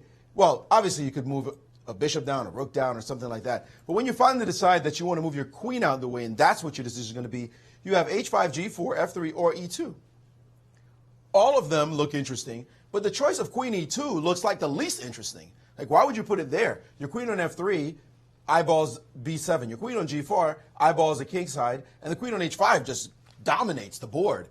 Instead, he did choose this move, queen to e2, and I'm a little confused what his plus was that he found, and he said, I should be here, of all places, on E2. He must have thought about it very deeply to try to find a reason. The Indians think that this is the worst of the 4 moves, but he must have had some positional point, maybe to control B5 in some, but he could have done that from H5, or maybe to avoid some kind of tactical trick when this capture occurs that, like, for example, I'm going to show you what I mean. This move, rook over, something like G6, queen takes, and now bishop back to G7, and now black's actually winning. So that just sprung in my head as a maybe that's why he didn't do this. But after this move, let's see what the Indians think. G6, you could just play queen. Oddly, the Indians give queen back to E2 as the crushing move in this position now that you've got the bishop. Okay, I'm not sure. Maybe that's what his point was. He didn't notice that he could have moved his queen away and still maintain a strong position, or maybe he just decided it's too sophisticated, so let's just put it on E2 in the first place. But still, it's White's position for choice here, as Ding Liren is definitely hunting down the leader, one of the co-leaders in the tournament, Wesley So. Thank you, Maurice. And just to buttress your point of why queen h5 is such a good move, one of the things you were mentioning, Maurice, is that in knight b6, the b6 square, or the b3 square if you prefer from White's point of view, is not an ideal square for the knight. And I really strongly advise looking at games of Tigran Petrosian, where as White, after, for example, a move like queen h5, he ended up putting his queen on the a5 square, basically freezing black's entire queenside. Queen on a5 versus a knight on b6 was very effective. And remarkably enough, a very young Garry Kasparov defeated Tigran Petrosian using that exact same device in Nikšić, Yugoslavia, in 1983. I was there at the tournament, and that's why I really like the move queen h5, is to aspire for that a5 square. And the move queen e2, nothing's wrong with the move queen e2. It's perfectly okay, but there was greater opportunity. Right, and it's surprising because when you do see the move queen h5, it does look so appealing. Right. You know, so I wonder what caused him to reject it. We do have some great tweets coming into our hashtag Sinquefield Cup and Grand Chess Tour. One is from Howard Staunton, who says, he quotes you, Yasser, and says, you said, I feel like a 19th century person built for a different era. Yes. We both know this feeling, Mr. Seirawan. Well, definitely. We love to hear from you from the grave. And we've also got the poll results, and it seems like most people agree with you so far in the Grand Chess Tour and think that there will be 2 decisive games. So be sure to follow Grand Chess Tour and participate in all those polls, because it's fun to see if the crowd agrees with you. And then finally, we've got a tweet from Grandmaster Eric Hansen, who says that he is debuting a new show called Awkward Interviews with Hansen. And that was just the first edition. And it was a premiere show. What a pilot. What a pilot. Sounds the like worst interview of all time. Hello. The new Borat. Just asked the really awkward questions. Awkward. That was a Monty Python skit, I thought. I think it went pretty well. I didn't realize that was the new segment, but nice one, Eric. Chess Bra. And we are getting set up with a special interview. And we've got Grandmaster Maurice Ashley. He's with Kitty Ratcliffe. And they're going to talk about some of the great things that's happening with St. Louis and chess. Yes, with the president of Explore St. Louis, Kitty Ratcliffe. Welcome back to our show. Thank you. Nice to be back. So what's new going on in St. Louis these days? I know there's always something happening in this great city. Tell us what new things have popped up. You mean in addition to the Sinquefield Cup going on right now? Well, you know, there's that little thing. Some tournament, they say, is showing up. Yeah, a little tournament, worldwide exposure.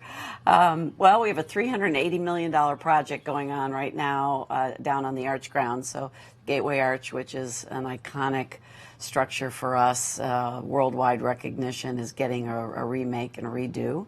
And that project will be done in about a year. So we've been watching the phases. $380 million, and most of that is local money.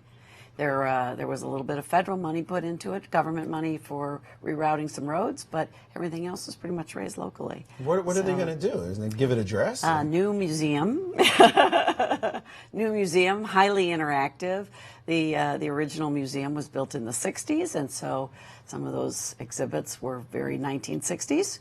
And now they're going to be very modern and interactive for young people to come in and explore the gateway to the West, and the whole reason that the Jefferson National expansion was done in the first place. And so it's a good thing. A lot of other good things. Yeah, a lot of other good things happening. We have a lot of work that's being done at Union Station right now. An incredible laser light show that plays every single night, multiple times a night. So people can go in and experience that, and they've got a big announcement coming up next week about some additional things they're going to do. So, is it free? It is, actually. Oh, I got to get down there then. It is. That sounds like my price. It's fantastic. Well, it's the original train station, the old train station, which it isn't a train station anymore. It's a hotel, but the lobby has this huge barrel vaulted ceiling with it's all stained glass.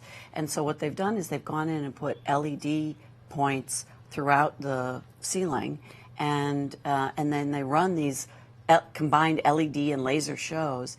Each one is different.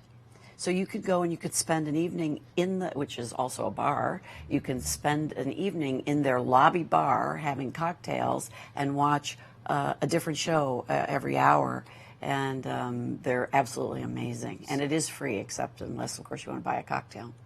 It sounds wonderful. It is. Now, tell us about the Sinquefield Cup being here and all the great chess events that come to St. Louis. What does that mean for an organization like yours? Well, we have about 22, 23 million visitors who come to St. Louis every year, and it's about a $5 billion part of our economy. And the chess events are a really new addition to that. I mean, these chess events have only been going on for less than a decade, and the Sinquefield Cup is the newest of those. But there are, the U.S. Nationals, the chess championships for both men and women, and many other tournaments that have been coming here. And what it's done for our tourism industry is it's broadened our reach to a very international audience that has a specific interest in chess, of course, but finds all the great things that there are to do in our region. And with the chess club being located, and with the museum, the Hall of Fame and the museum, all being located right here in the Central West End, which is a hip and very trendy and highly visited area, it's really added to the diversity of our area. We hear a lot of languages from many people who are coming from all over the world to experience this, so we love it. Well, I've had families accost me here from Georgia and from Minnesota saying that they just came just for this event, the fact that chess is here, and they wanted their kids to see it. So clearly it's been a great attraction, and we appreciate all the work that you do as president of Explore St. Louis to bring all the energy to this great city. Thank you. It was great to see everybody out in front, people young and old just picking up games and playing chess out on the streets. And that kind of activity didn't happen here before. So thanks to everybody who's working on making this a great chess city. One last question for you. How's your chess game these days? I'm really bad. I need some lessons. I think there's a place you can get some. I think there is. Well, thank you so much, Kitty Radcliffe of Explore St. Louis, the president of Explore St. Louis. Definitely a wonderful city to visit, and you might get some lessons. I know a couple of people. Yeah, my favorite, there's so many great things about St. Louis. It kind of reminds me of Philadelphia in a way, because we get overshadowed by, the nearby metropolis, New York in our case, and Chicago here, but there's just so much going on culturally here. So when I first started coming to St. Louis so much because of the chess club, I was like blown away by, the zoo, the city museum, the art museum, and Botanical Gardens, one of my favorites. Fantastic. And just the history of St. Louis, it was the gateway to the West when Manifest Destiny was taking place. And to what Kitty was saying, I was just talking with Var and Eric. They have been hosting a summer chess camp that had well over 70 children, many of which were out-of-towners. So a lot of people coming to St. Louis for those summer camps, for chess tournaments, and not just the premier events like the U.S. Championships, but also for the St. Louis Open and a large number, of open events. and even norm tournaments that the club hosts. So You're next. You're next. You at home. And I'm looking at the game between Veselin Topalov and Fabiano. And Veselin has just made his move. And guess what, guys? Guess what move that is? He's done it. Well, hold on. I'm trying to. Yeah, sorry, he played it. It looked he played knight right. takes e4. Yes, he did play knight takes e4. That is the big move.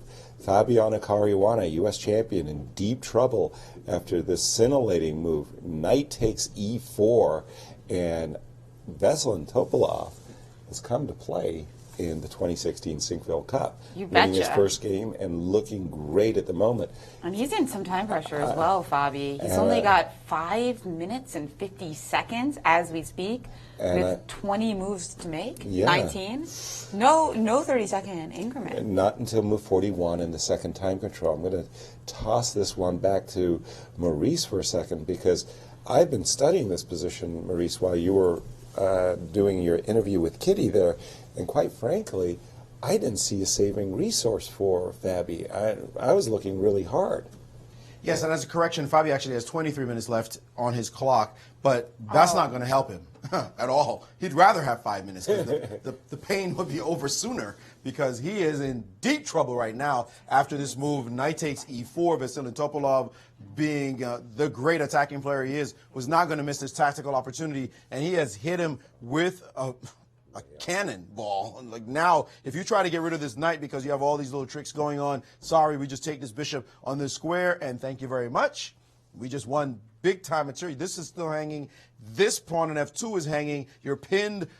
Ooh, this looks miserable. So what to do right now? The engines are saying, you must play bishop e7. He's going to calculate for a while, then he's going to decide that he has to take on e7, and that's it. And then the move, knight to d2, lands on the board. Knight e d2, landing on the board, uncovering this diagonal attack, and you can calculate all you want to.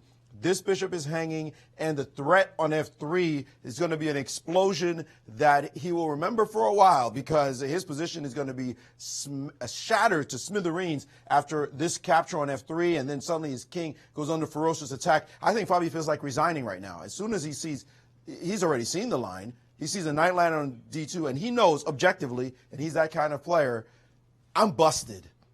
Is there something? Where can I go to maybe play a few more moves? But this is miserable, and Fabi knows it, and this would be a disastrous start for him. This just no bones about it. And he's not a player who comes back from losses easily. And remember yesterday, we talked about this. We said he had to make an internal statement for himself, right, to Anand about playing on. And it was a bad sign to me that he didn't play on in that position. Sometimes that carries over. You know, he should have seen queen e3 and chances to keep playing. When you don't see those kind of moves, that means something might be a little bit off in your game. And he's being shown it right now as Topalov just cranked out a move. He didn't have to play bishop a2, did Fabi, but he played it and hung the pawn on e4, and Topalov is punishing him for it.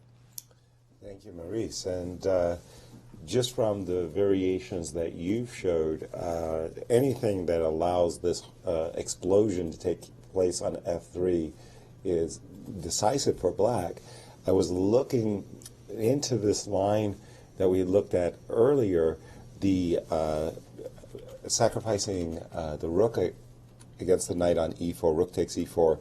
But the line that I've been looking at, I've been playing back and forth, there's just no escape. This capture on c3 followed by rook d8, that's it. This is just decisive. You're not able to save the piece.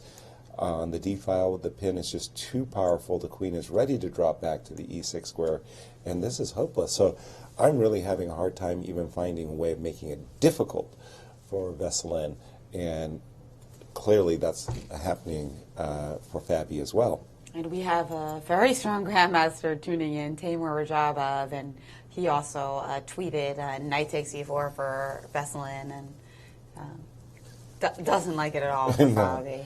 Shout out to Timur. Timur, we're coming to your neck of the woods, Baku. You take good care of us now.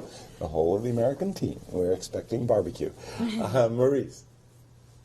And in another game that White is struggling to prove anything at all is the game between Aronian and Peter Svidler. And that game, White has to be a little bit careful because Svidler just played some really interesting moves. Queen b8 for starters. He said, I want this pawn, and I dare you to defend it with f4 because my bishop will come into play, and I'll get dynamic compensation.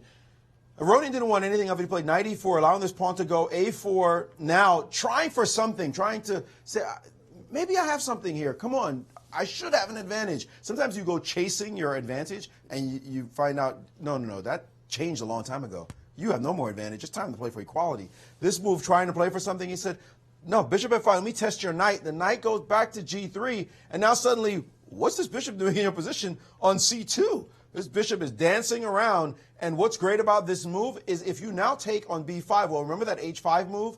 Now it comes into play in a really beautiful way. This move, h4, chasing the knight off of this square. If the knight were to go to e2, suddenly the queen will shift and take on b5, and this pawn is hanging. Bishop's coming into c5. This might actually be his best line, though, for White, because if White decides to be stubborn after this move and trades queens, queen takes e5, knight takes, suddenly his knight has nowhere to go. Knight is perfectly trapped because knight e2 allows mate in one, not a mate you see every day. So after knight takes e5, we would have to play the move f4.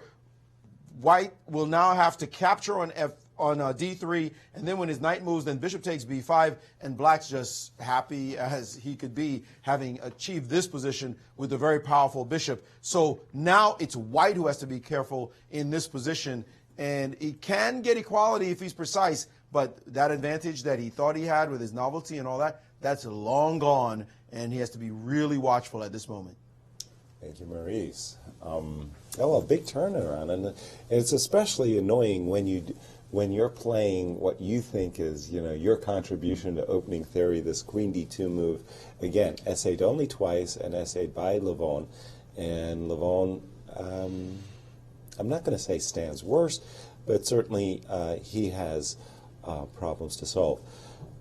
We'll turn for, pardon me. I was just going to say that we see in Ding Loren's game against Wesley So. Yes, okay, I can turn to that one. Yeah, so you were a little puzzled by the move Queen E2, and Ding Loren has followed it up with a knight B5 after Bishop D7. So there are some threats in the position with Bishop C7 and Knight A7, perhaps. Again, we were most attracted to moves like Queen F3 and Queen H5. Looked a lot more ambitious. Queen E2 was Ding's choice. Bishop D7, Knight B5 immediately, looking to take advantage of these squares, entry squares, as well as just preparing, to bring our rook. A7, A6, encouraging White to go for his threats. Now, how can we exploit this? So that's a nice idea that now if A6 or Bishop C7 doesn't work out because of Bishop takes B5, right. That the threat of Bishop C7 is met by Bishop B5. Exactly. And now after Bishop B5. I lost my mouse. Come here. Okay, Bishop B5, and Black is fine. Just better. Okay. So, well, let's plant our knight in the middle of the board. I've always been told that a knight on the 6th rank, D6, E6, F6 are worth exchanges. How about knight D6, Bishop C6 to protect the little fella on B7? Wood also has a multi-purpose. If you made some other move to defend B7, we would be able to move our knight, for instance, to like F7 and then play Bishop C7. And that would be really annoying. So, for example, a pass move, a bad move by Black, King H8. You're saying that there not only could we take on B7, but we could also we also have Bishop C7 in the air. Right. Oh, phew.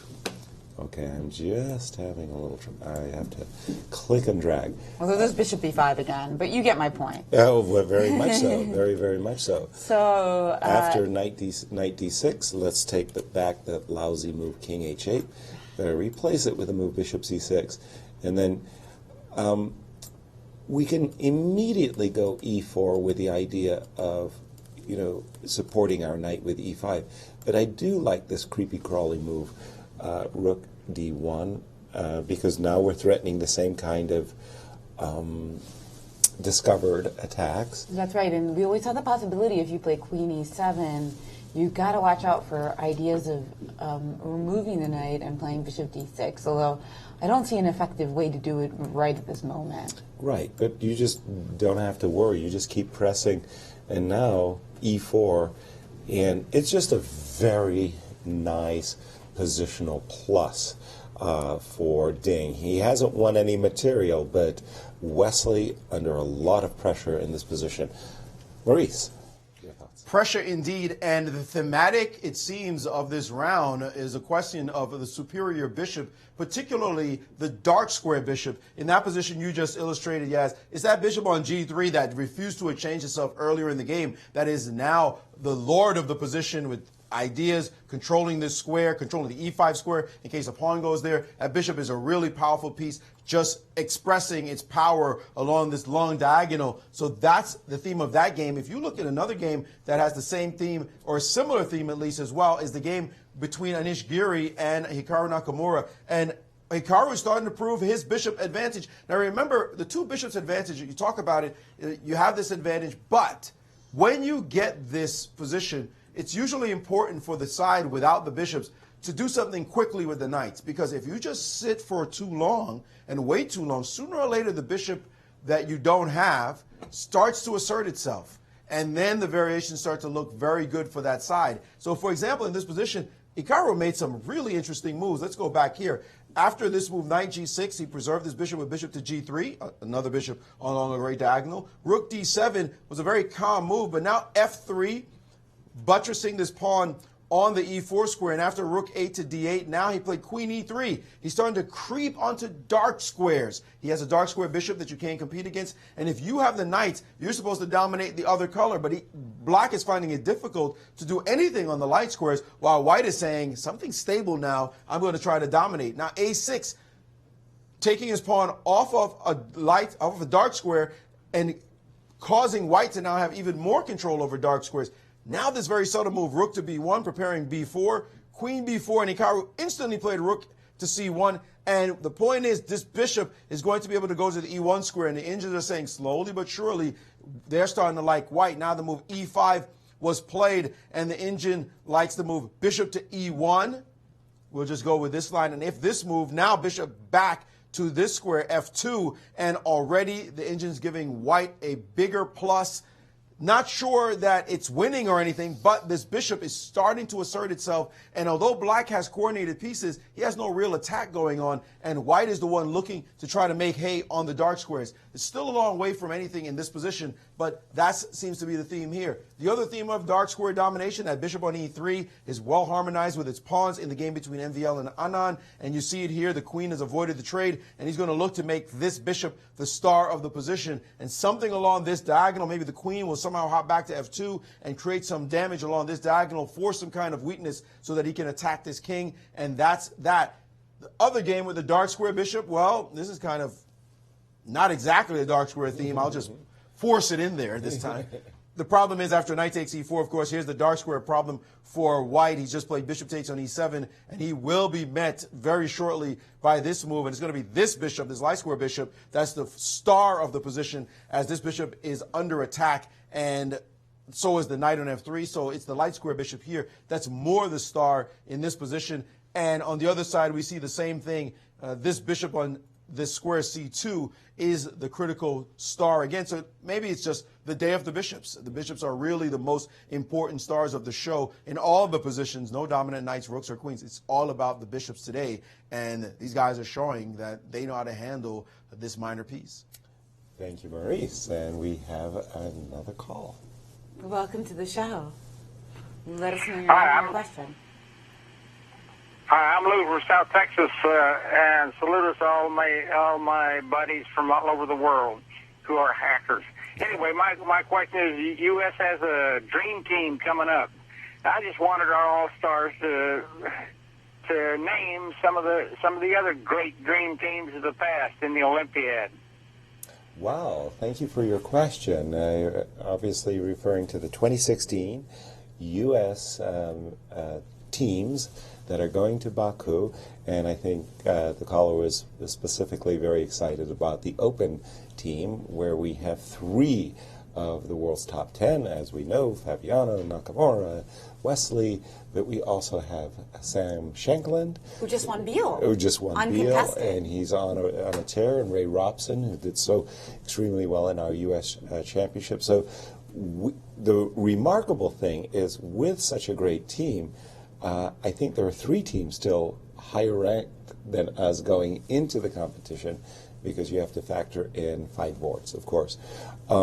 Other great Olympic teams. Well, I played on a large number of Olympic teams, 10, and I took in all of the players that I've played with, from Lubos Kabalik, Boris Golko, Gregory Kaidanov, Larry Christensen, Nick Fermi, John Fedorowicz, and so many others.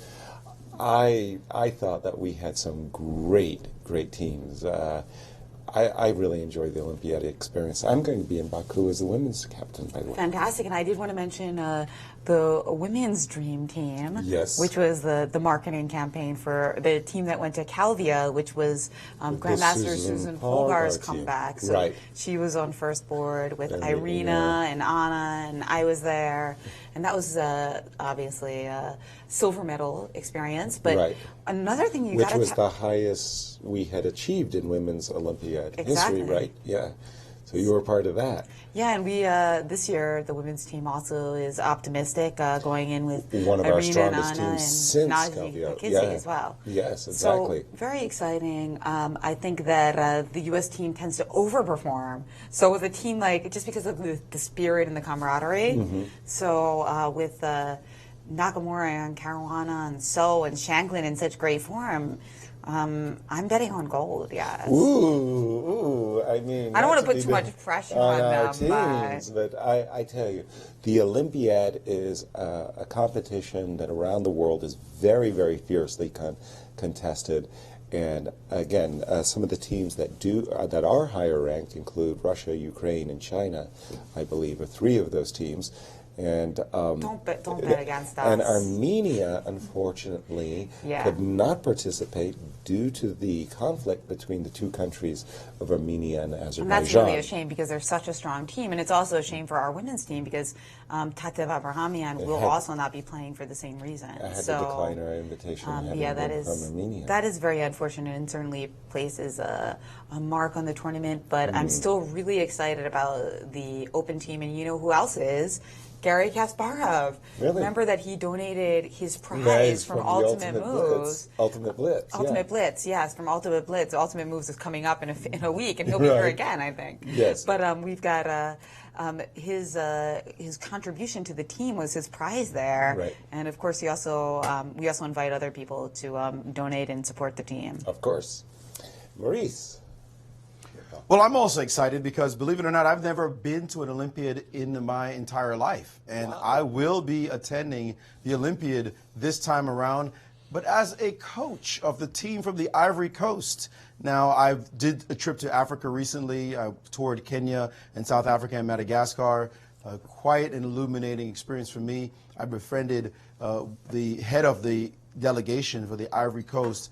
And he invited me to be a coach on the team, and I felt being a volunteer coach was an important thing to do. So I'm happy to be able to do that, as well as be a part of the Olympiad and see the American team. Certainly I'll be cheering on our team, and it could be a historic victory for us. So definitely an interesting experience, looking forward to. Now, something ultra dramatic has happened in this game that is not going to be good news for Ding Liren fans. You know, sometimes it doesn't pay to be that good. If you're too good, sometimes it can cost you. None of us in this position saw this next move that Ding Liren decided to play after bishop to c6. You know, simple chess right now is called for a rook to d1, e4. You think you're milking your advantage. Ding Liren said, hold on a second, I'm going to play knight takes on b7. Out of nowhere, tactical shot, bishop takes, bishop c7, queen here, bishop takes, only to find out at the tail end of it, bam, bishop takes g2, and this has occurred on the board. Now we are seeing this position on the board. Wesley So with the counter shot. There is no better move than king takes. Well, you could play the move bishop to c5. Maybe this is what he was hoping. But after bishop f1, tactic on your queen, white is the one who will be worse after queen takes. Queen goes anywhere it wants. You get your exchange back. And though you have regained the pawn, that is, black has the pawn back, white's position is terrible. Opening up this king certainly is black for choice here. Wesley So very fortunate that Ding Liren decided to attack too soon. And lucky Wesley in this position, his opponent went for it too quickly. Yeah, exactly. He missed the scorpion's sting at the end. There with and look at that expression. He just knows. Ding just looked away from the board in disgust as the move bishop takes g2 just rocked his boat, and the big advantage he was counting on is all dissipated.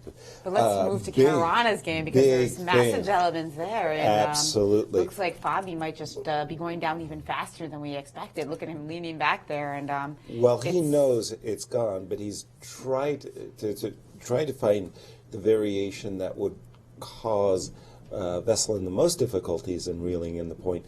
Knight d2. This whole variation we're about to see is pointed out earlier by Maurice.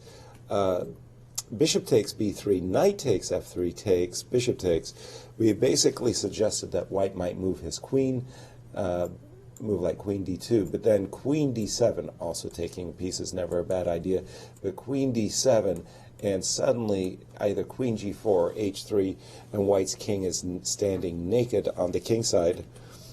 So what Fabi did instead is he left his queen hanging, played the move bishop takes d6, encouraging bishop takes d1, bishop takes d1, and he's hoping that 3 pieces for the queen will be sufficient compensation.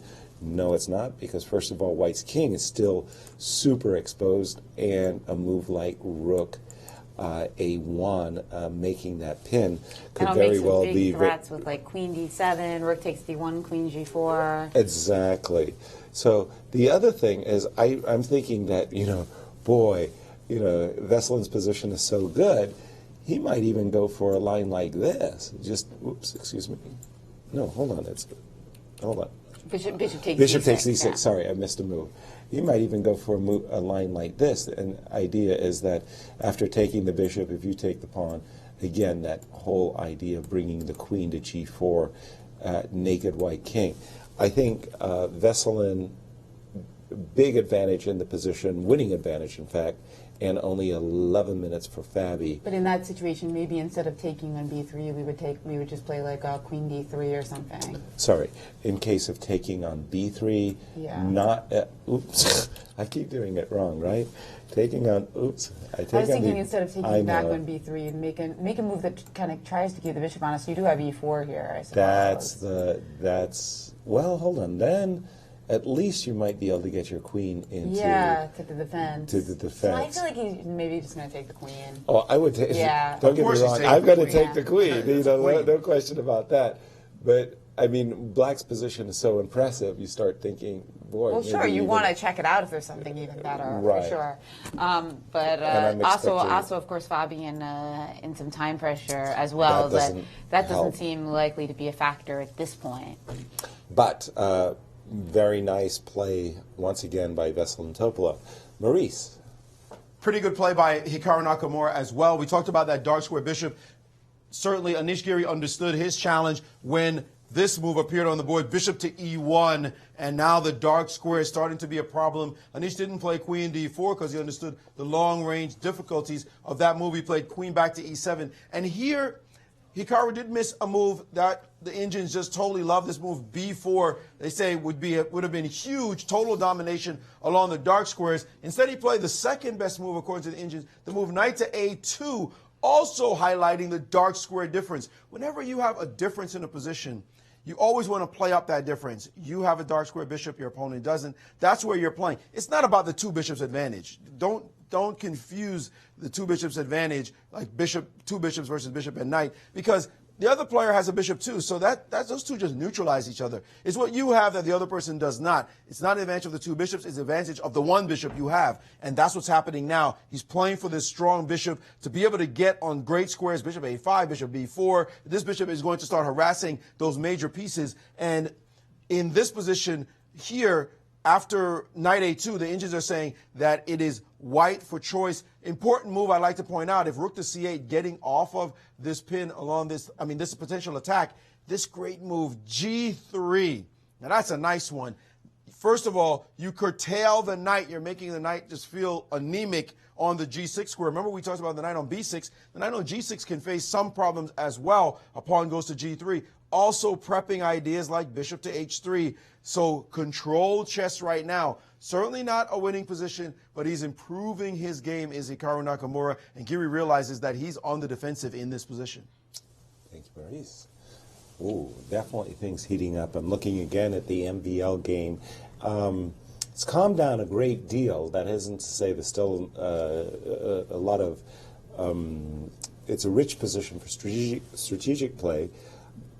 Vichy took a while, let's go back a second, he took a while playing the move bishop d6. I suppose the other move he had to consider deeply was queen f8. Again, any trades of queens or just trades of pieces is going to ease the pressure on Vichy's position.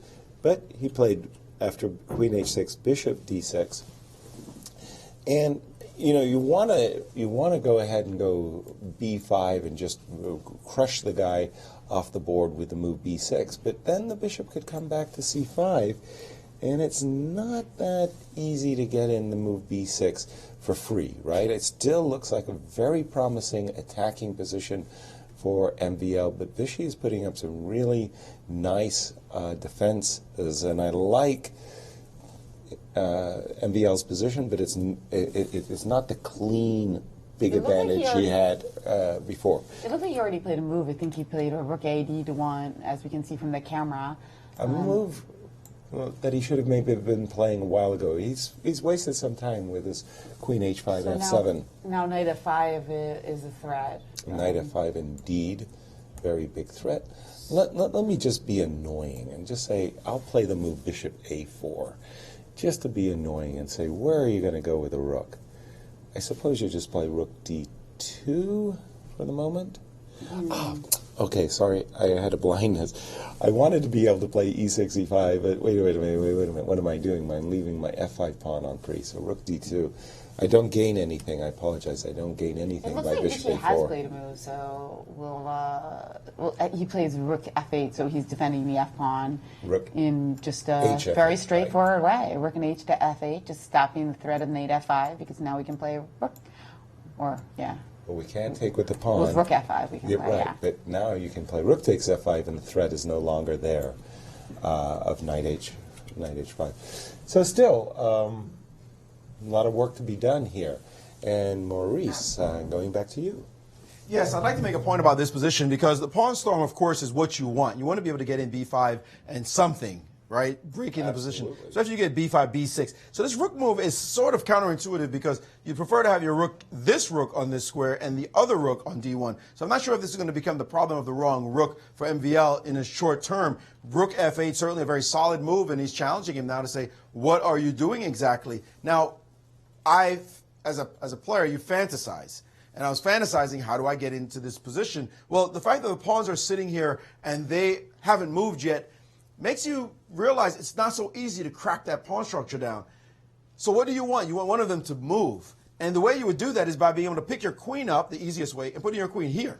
If you could get your queen on f2 somehow, then you would definitely get one of those pawns to move, particularly the a6 pawn, in which case then you may be able to play the move b5 at some point, which would mean you bring something to the file. So this rook move, again, is a little bit strange. That's why queen f8 was not such a good move back here. After bishop d6, queen f8, queen h4 would get you back to the f2 square so quickly, and then the problems are quickly becoming serious for black. So instead, Vichy was smart. He said, nope, I'm going to just relax for a moment and let you figure out how you're going to break my pawn structure down. And rook ad1, which I think is a little bit strange because of to me, the unnatural rook. And now rook f8. And now it is incumbent on MVL to prove something. And his maneuver with queen f7 really hasn't paid dividends. It seems as though Vichy has been able to defend like a rock. And now MVL is looking around saying, where's the weakness I'm supposed to attack? How does he get him to do something? There doesn't seem to be anywhere to go. Vichy has covered all the squares and played beautiful defense, while MVL did not put his finger on the advantage he had earlier. So this game is starting to change directions quite a bit, and I'm not sure it's any real advantage. He's definitely an advantage, but any real advantage to the Frenchman anymore. Thank you, Maurice. Yeah, I mean, again, these guys are really, really good at slipping away from difficult positions.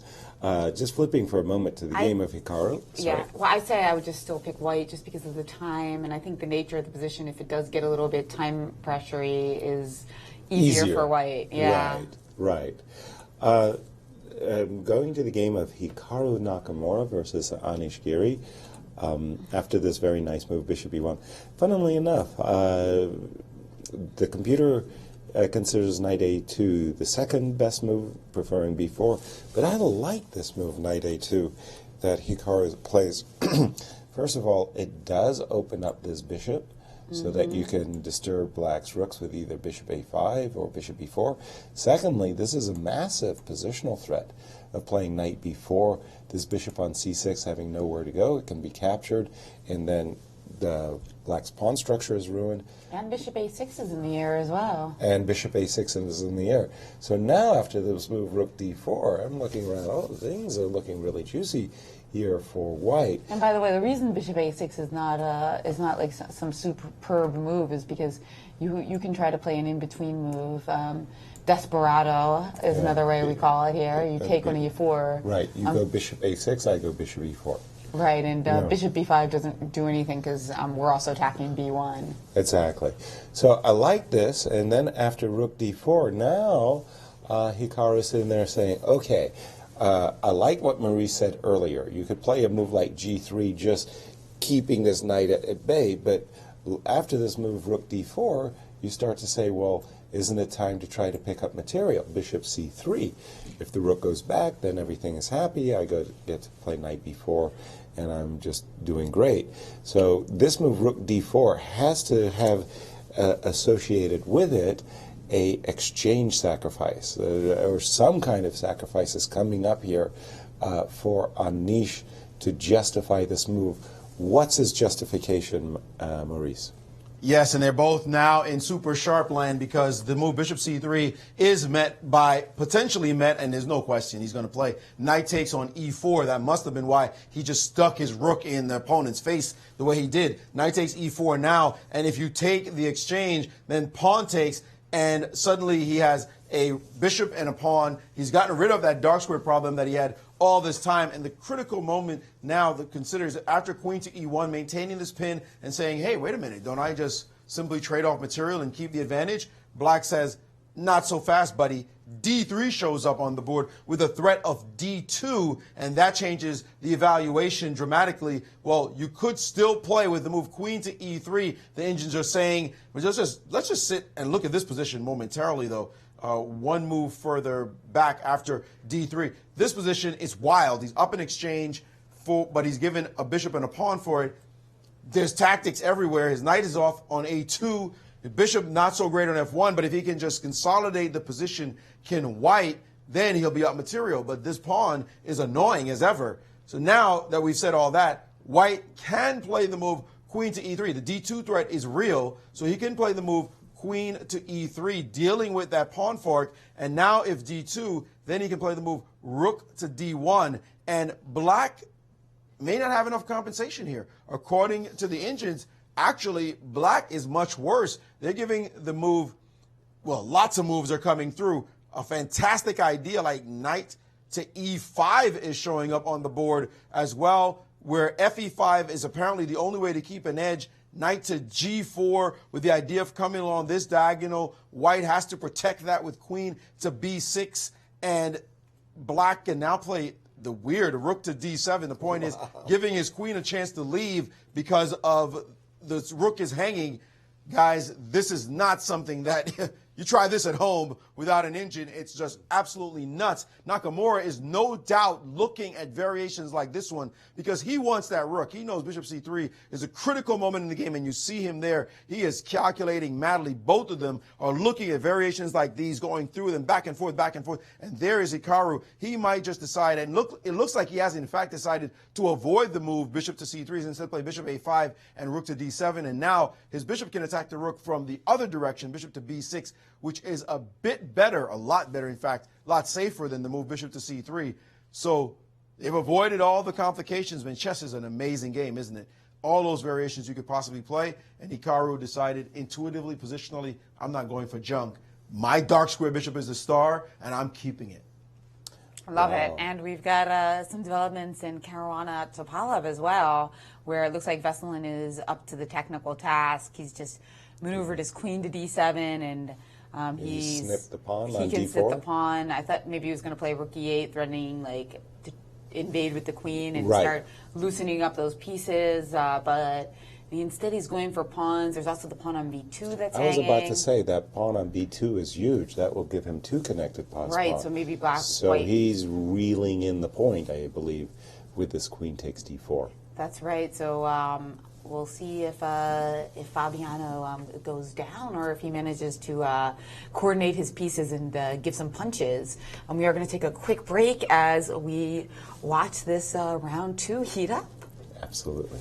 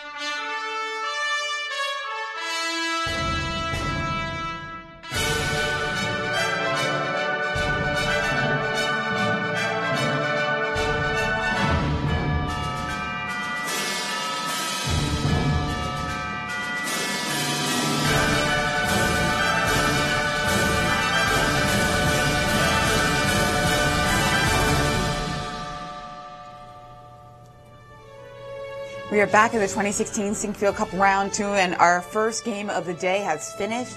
Ding Loren and Wesley So has ended in a draw after some troubles for Wesley. He found some good resources to draw the game. But, hey, the other games have exploded. Absolutely. In particular, we are looking at that Nakamura game in which Anish sacrificed a piece, but is it anything? It was until he followed up with a very bad idea. Let me bring that game up on our screen. We're just seeing the Wesley So game, the final position, bishops of opposite color. The players have agreed to a draw. Essentially, we left it at this point. We liked what MVO. Okay. Oh, I was mentioning the other game, but this one's exploded too. Yeah. Well, everywhere. Sacrifices everywhere. Check this one out. MVL was nursing a nice advantage. He saw a tactic. He thought it was working. Knight takes e6. Bishop takes e6. Bishop takes d5. Snipping a pawn, you think? Not so fast, my dear friend. e4, e3. The move that really throws a monkey wrench into White's whole plans. And after bishop takes e3, the bishop has been lured to a square where it's open for capture, and Vichy pounced. Bishop takes d5, and now MVL having to lose material instead of gaining the piece. He's given up his bishop as dearly as he can. Bishop takes a7 check, and that game has turned around and now favors Vichy. So you missed e3. What kind of miss is that? What kind of blindness is that? That's just a just a blindness. An in between move, I suppose, right? Yes, because if you started with I guess if you started with bishop d5 and then e3, it wouldn't be as devastating because there wouldn't be no e2 threat. Yeah, but there would be a threat on the bishop on f2 as well. Oh, but I'm saying then at least you could move the bishop without e2 being totally devastating. It's not a fork anymore. Right. So you could perhaps just retreat it and it wouldn't be the end of the world. So I wonder if that's the blindness that occurred. Yeah, another crazy game was between Hikaru Nakamura and Anish Giri. Saw this move bishop c3 when we left.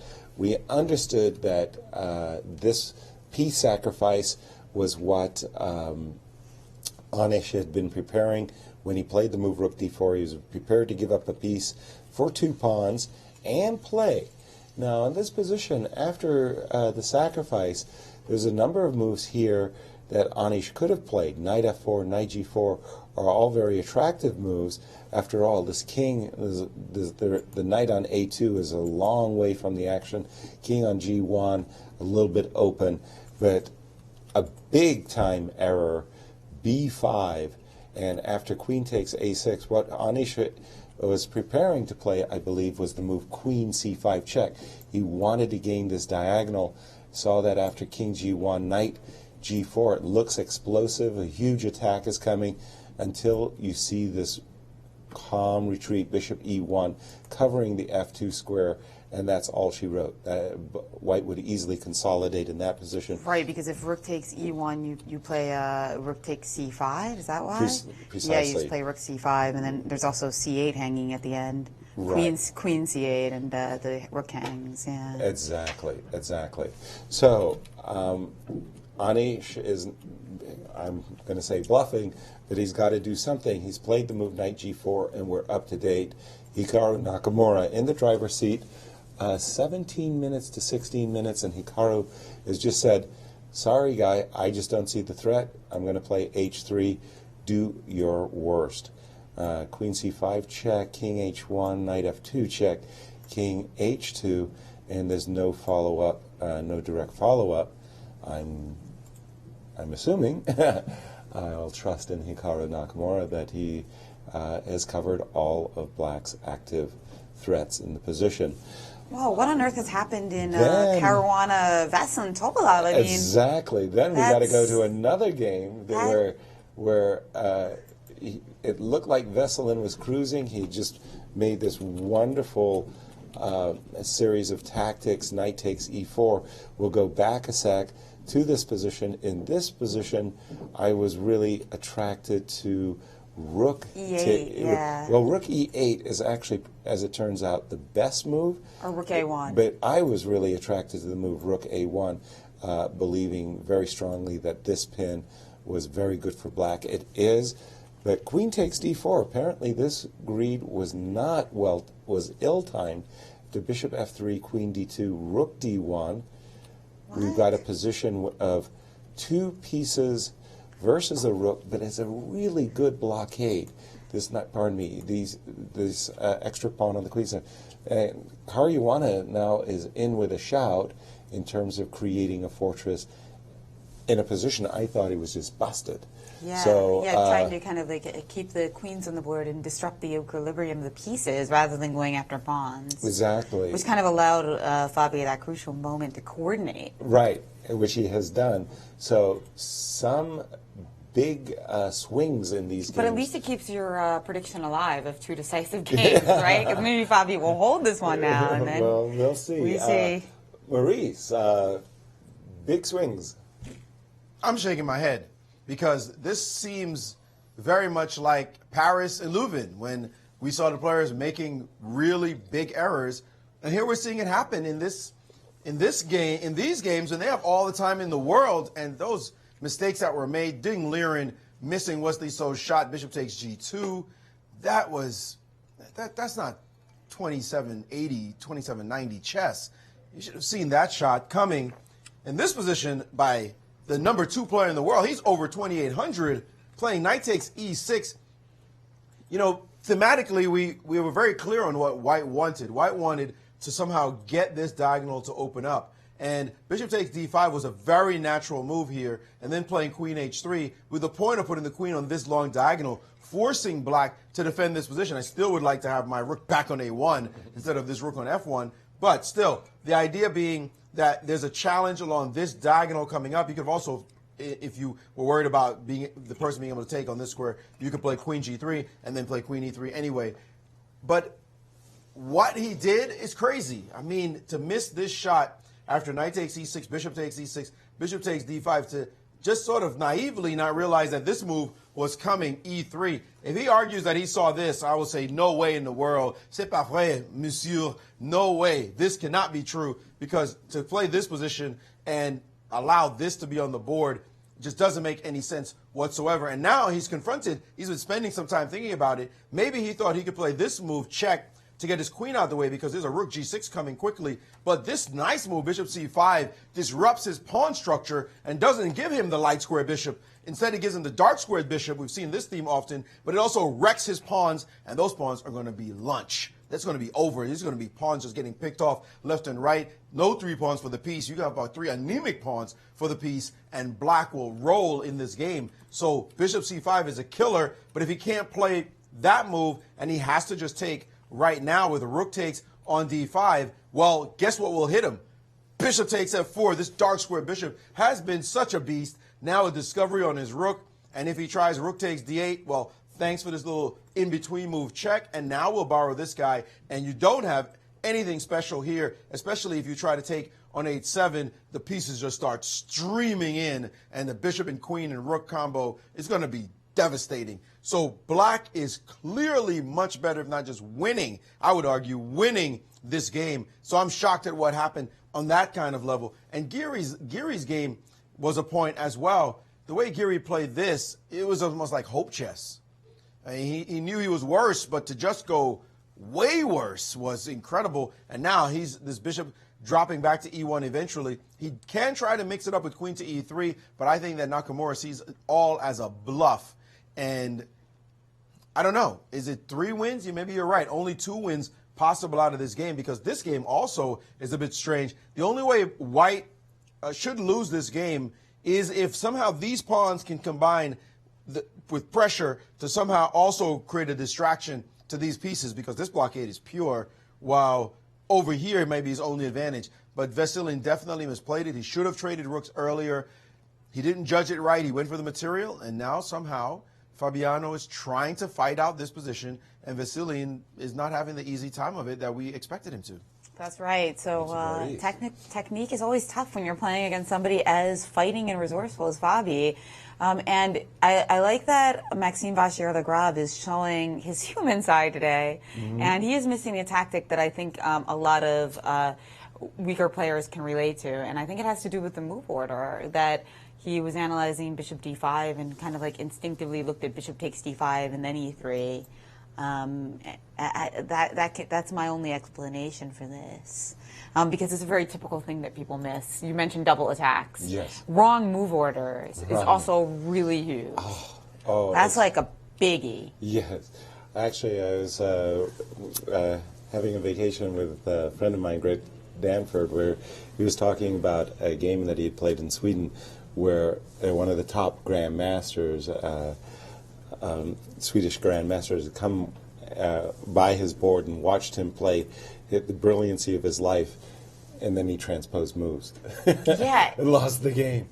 Oh, dear. It is really brutal indeed. And one thing I usually tell my students is that move order finesses are so common in chess that anytime you have a series of forcing moves, always look at all the different permutations. Exactly. So, and this one, you know, in his defense, it's easy to miss.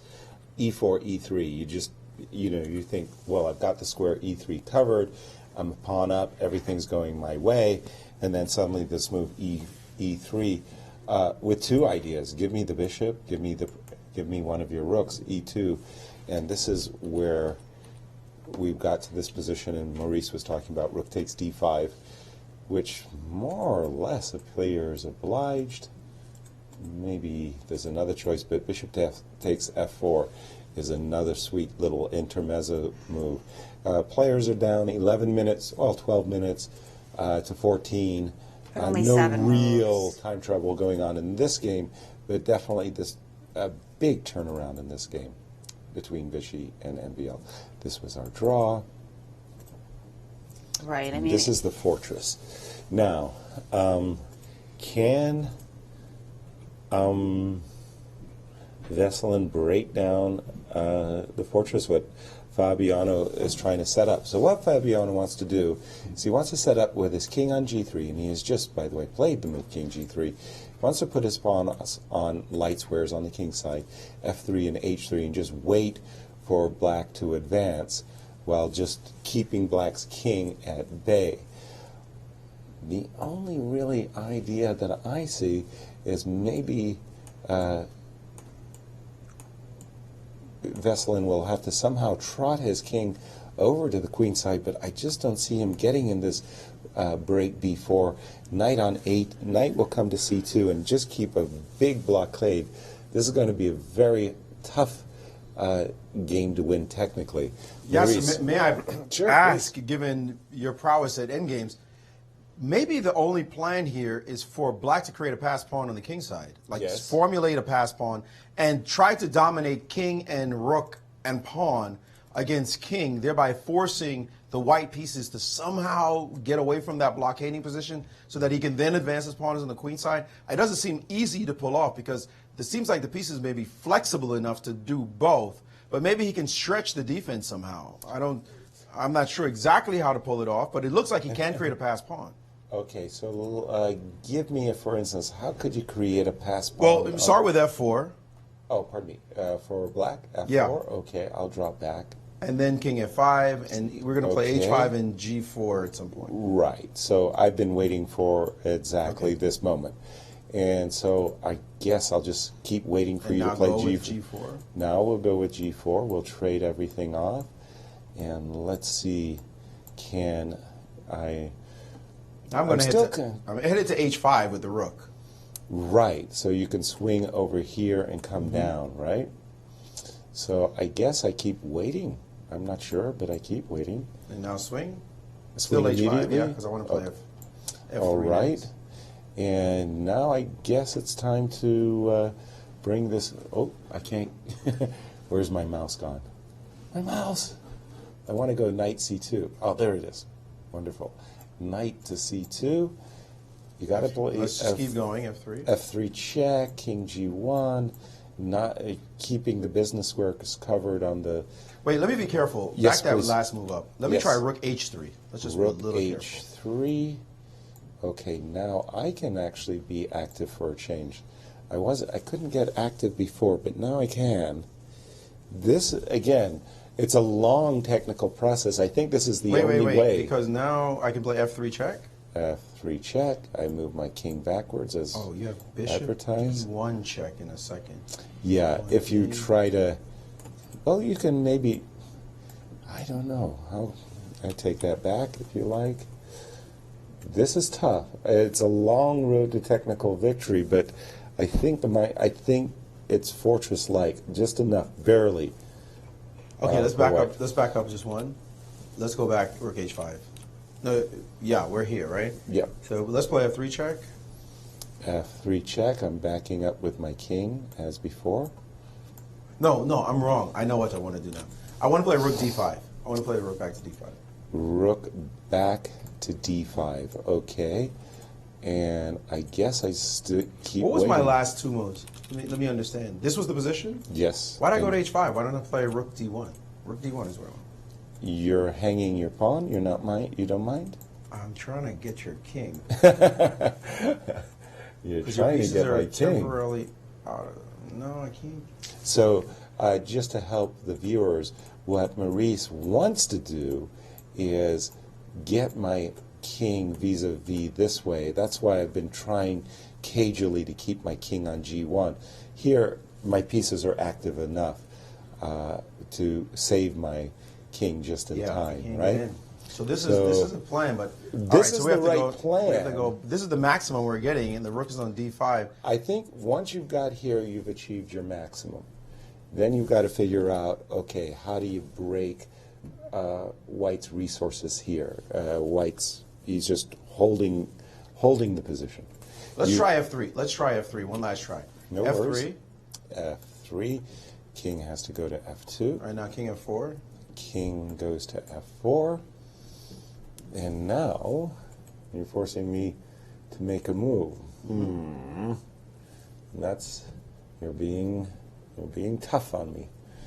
Okay. Well, I like keeping your rook honest, so maybe I'll temporize with just a move for a moment. You're probably going to go rook h5. Not sure. I also have king e4. Just king e4, also very nice. Just for fun. That's what I want. Yeah.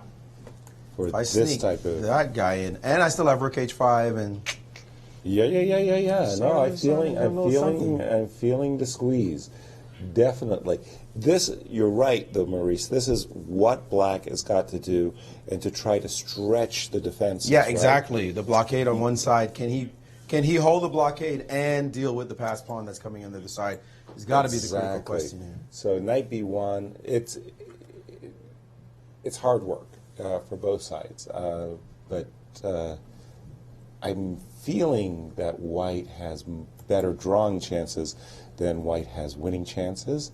We've got some action on the Nakamura-Giri game, as Giri is getting low on time with just 6 moves left to make, but a pretty sharp position where he's got to try something, right? Because he is. And he did play queen e3, and this is the position he is down a piece, so he needs to make something happen here, and so he plays queen e3. What is the threat here for Black? Just to be as annoying as can be, maybe to play queen f4 check or knight f4. It seems to me with this knight on a2, basically, you want to come over here and rescue your king, right? So let's start with a move like bishop e1, making room for our knight, making room for our rook also. Right, and stopping pesky ideas in certain lines like knight takes h3 and queen f2 check. Right. That could often be quite kind of annoying. This position is lost for Black. Black is bluffing big time. Black is just pretending like there's some kind of organization you can pull off with the pieces, while White's queen is astray on a6. Right. But maybe, just maybe, he won't see something and blunder something. Maybe, please, pretty please, Nakamura, I know you're a genius tactician, but you make a blunder somehow. But I think bishop e1 there's so many ways to win this position for Black. I mean, for White, that it's just a question of which one will he choose, and he chose to move rook to e1, which is definitely a winning move, a very concrete winning move as well. So, but Jen had an idea here. Why am Why is it so? Oh, you'll play G3. Yep. I wanted Jen's idea, and a very, very good one, was that if you could get in the knight takes H3 check, you might be in with a shout. Yeah, for sure. I mean, that's why, of course, this is not as easy to analyze when you're over the board than it is when you, can always make take-backs and look at it with engines. Because exactly. there are like little pesky checks and sacrifices that you have to check. Exactly. Analysis is one thing. When your clock is ticking and you can't take your moves back, another. Especially for players not as skillful at calculating as Nagamura, right? But the problem with the Queen F4 check is I don't allow that. And G2, and this happened, G3, by the way. G2, G3. Close to resignation Queen now. F4, G3 check on the board, and closes Gary the door. with getting his clock down to just 2 minutes. So important, by the way, that the pawn on G3 stops the knight on G6 from going anywhere. Yes. That knight's not in the game. Then you're just left with this knight on F2, the rook on E4, which is about to get snapped off. A bishop is landing on G2. And then when the white pieces start streaming over, you just resign. Exactly. And he has tried Queen F5. And there's constant threats of either Queen A8 check to be annoying against the rook on E4, as well as Queen C8 check. So the move Queen F5 was actually necessary just to make sure, that this rook on... We just don't lose all our pieces after exactly. Queen C8 check. Exactly. But again, are there no real threats? Knight H3, just Bishop H3. All the business squares are covered. And the rook on Bishop E1 is now G2. neutralizing that rook on E4. So Anish Giri is going to go down in this game, and that would bring Nakamura up to an even score, which is 50%. critical because he lost the first game of the tournament against Wesley So, who's usually a customer of his. Exactly. It's always tough to lose to a customer. Great bounce back game for him. There's a game we've been ignoring for quite some time because it settled down into basically sort of dull equality. But 27 moves only have been played in this game. They have essentially 14 moves Black has left to go. And looking at the time situation, he has 9 minutes on the clock, and Aronian has 6 minutes on the clock. So that is something we should watch for because White is not finished developing his pieces. Even now, Black can simply play bishop to f6 and then swing his rook over. Well, it looks as though this knight, though, should be strong enough in this position. So it should be drawish looking right about now, but time pressure could be a factor in that game. Meantime, Anand is kind of casually strolling with his piece up position. His king is coming back over now, and slowly but surely MVL is going to suffer with this extra piece on the board. Anand just needs to knock off all these pawns. There's a pass B pawn that he has, and he should be able to win the game. So that game has almost reached move 40. They're getting to time control right now, and the plan is coming slowly but surely in this game as well. I think Fabi realizes what Topolov wants to do. The question is, can he stop it? Exactly. Wow. Some very big surprising results going on. By the way, I'm a little bit surprised in the game of Fabi that Fabi didn't put his pawn on f3 right away in anticipation of the g4 break. I suppose he still has that opportunity. I'd be a little bit worried about allowing a passed h-pawn in the position from g4. That was why I wanted to get in f3 early. Let's see again where we stand with this game of MVL. Oops, that wasn't it. How did the queens come off? I wasn't really clear. Oh, after check, bishop c5. So this is how the queens came off in this game. And, you know, it's nice, one thing to say, okay, I've got pawns for my piece, but when you've got pawns that look this ugly, a5, c5, and c3, that's not sufficient. Rook d7, and this looks like Anand should be cruising to victory here in this game. That looks busted. Yeah. That looks terrible. That looks really bad. And again, I'll just turn back to the Hikaru Nakamura versus Anish Giri game. I'm expecting this very logical move, bishop g2, comfortably covering White's king side, putting pressure on this rook on e4, encouraging this trade, in fact. And after rook takes e1, rook takes e1, dead end. Just nothing to be done. White's up a lot of material, and this knight on f2 is even potentially. Exactly. I mean, rook f1 is a threat, and then we'll be threatening rook f2 and queen c8 check. Yes. Yeah, our knight on a2 is hanging. Details. No. Yeah, that's still good just enough for white to claim victory. This looks pretty busted. Yeah, pretty busto. In fact, one of those situations where I think at move 40, we're likely to see the game finish. Yes. But the game that is not even close. Very quickly, I was looking at the webcam, and very quickly I saw some black piece land on h4 from Anish Giri. Rook. The rook on e4 went to h4. Okay, he's just doing his best to bluff. To bluff. Complete bluff. He keeps doubling down with each move. Why not, right? Yeah. If you're going to lose, you're going to lose. Yeah, you're going to lose the game once. There's no double loss. Exactly. Okay, but rook h4. Let's take this seriously. So his idea is if you take the rook, you're exposing your king to a check, another check, and another check, and then finally, I don't know how much material we've given up. And then knight f4. Yes. But there's also a rook on b2 that can come to b2, so it's not just rook but b2. even worse. Or queen a8. But maybe he wanted to play like knight h4 at some point instead of. This is over. Yeah. Maybe at some point he wants to. Where did I miss it, Jen? I don't think you missed anything. I'm just saying. Oh, right here, right now. Knight takes h4. Yeah, maybe he just wants to play it slow. Play it slow. Yeah. I like that. So busted. It's not even funny. Terrible. No. Look at this position. Where is the attack? He does have a couple of pieces around that king, but play it slow. What the stuff he's down, his rook is never going to enter the battle, and the queen can always play some kind of queen check. I'm usually not a rook and a piece now. And by the way, bishop e5 is coming next. But we like it when they don't resign early because it gives us some insight into how the game really concludes. So I love it. Especially when you're starting in chess, never resign.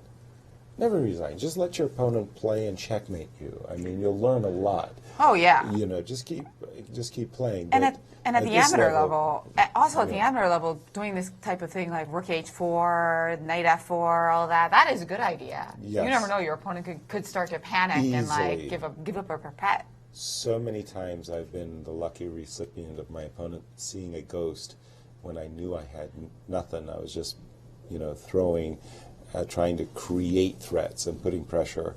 And rook h4 is one of those hopeful Maybe he's going to try to play rook d3 or something instead. I mean, of course, we're just analyzing cheapos, and with Nakamura having 9 minutes on his clock and being one of the great calculators, it's not likely to work. Okay, but still fun. No, I like the rook d3. You came up with something here, Jen. At least anything to put pressure on the opponent and keep them.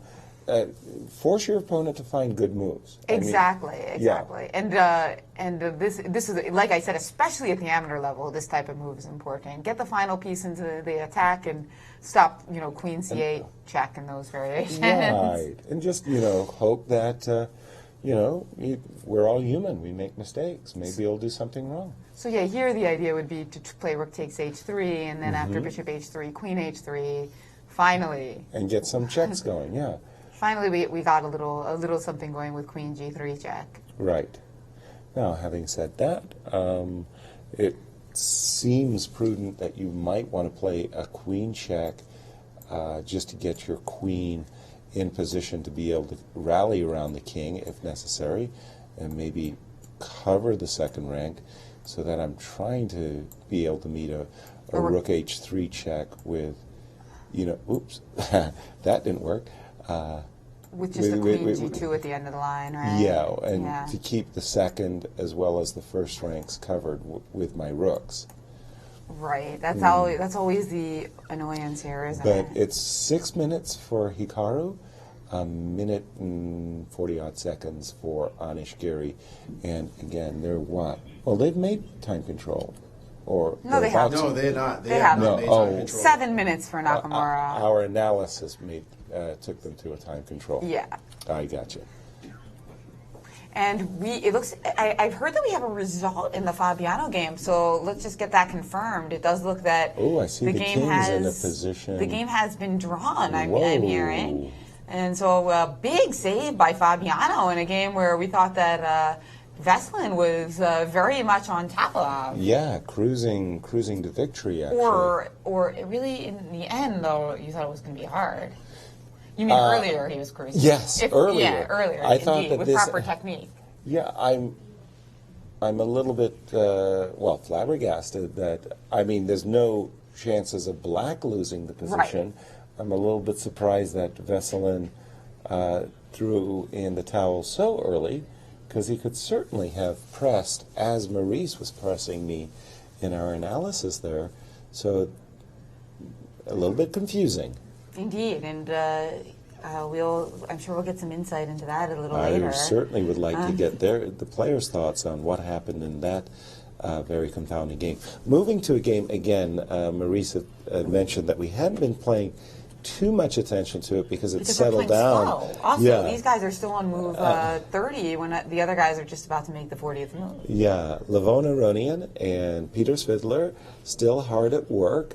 Very balanced position, 4 versus 4, 1 on the king side, but the imbalance of knight versus bishop. In this position, I actually like White's position.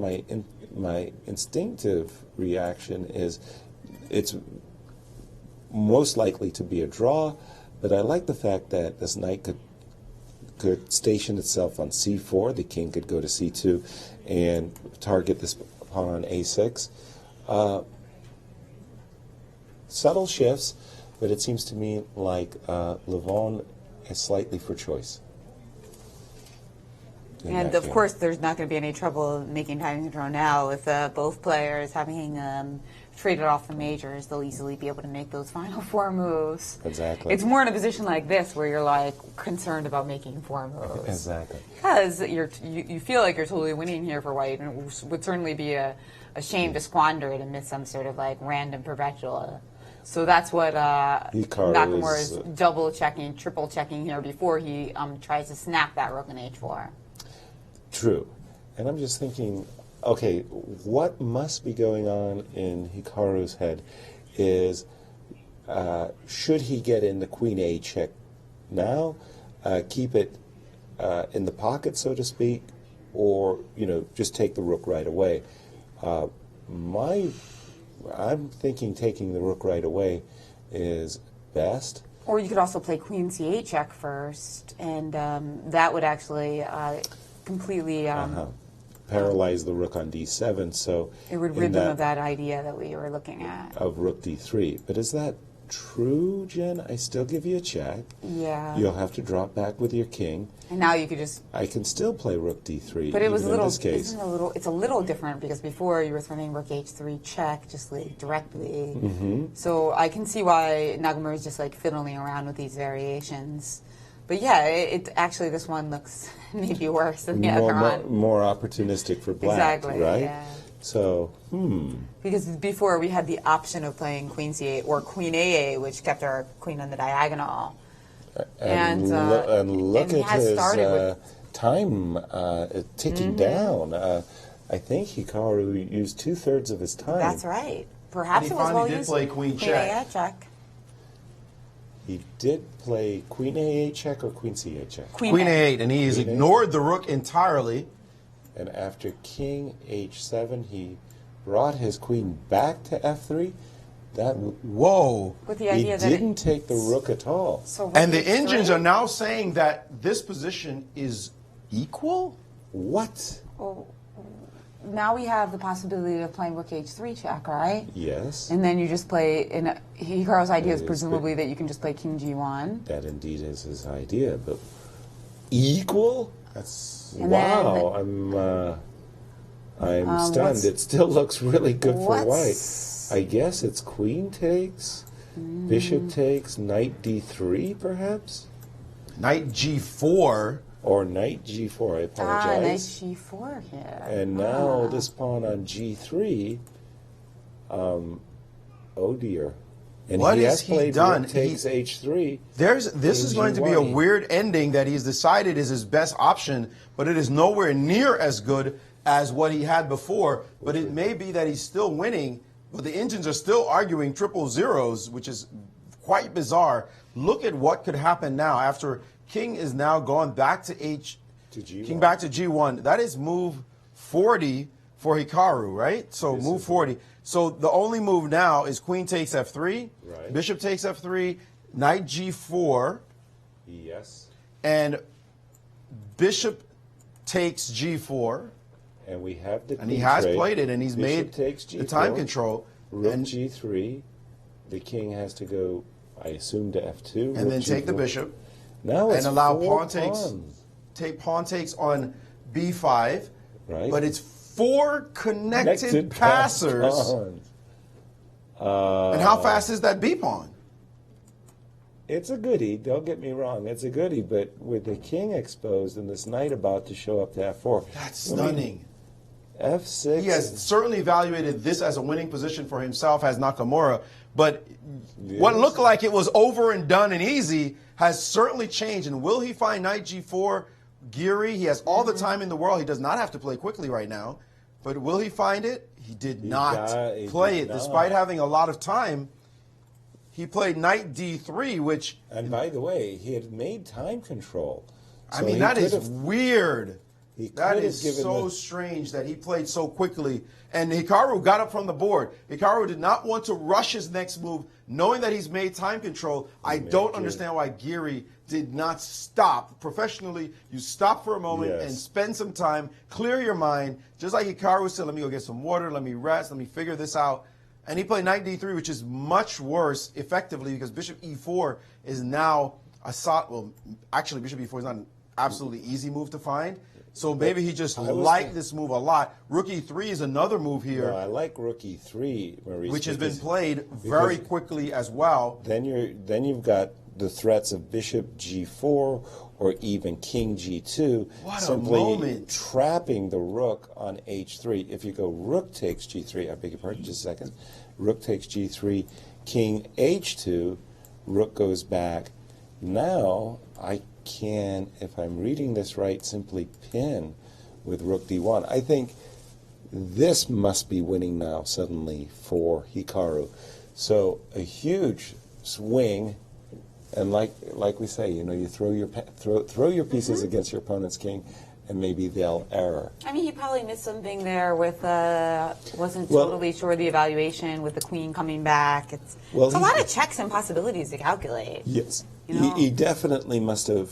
He definitely, Hikaru felt that something was amiss with capturing the rook. That there was some. Oh, sorry. I think it was your Rook D3. Pardon me.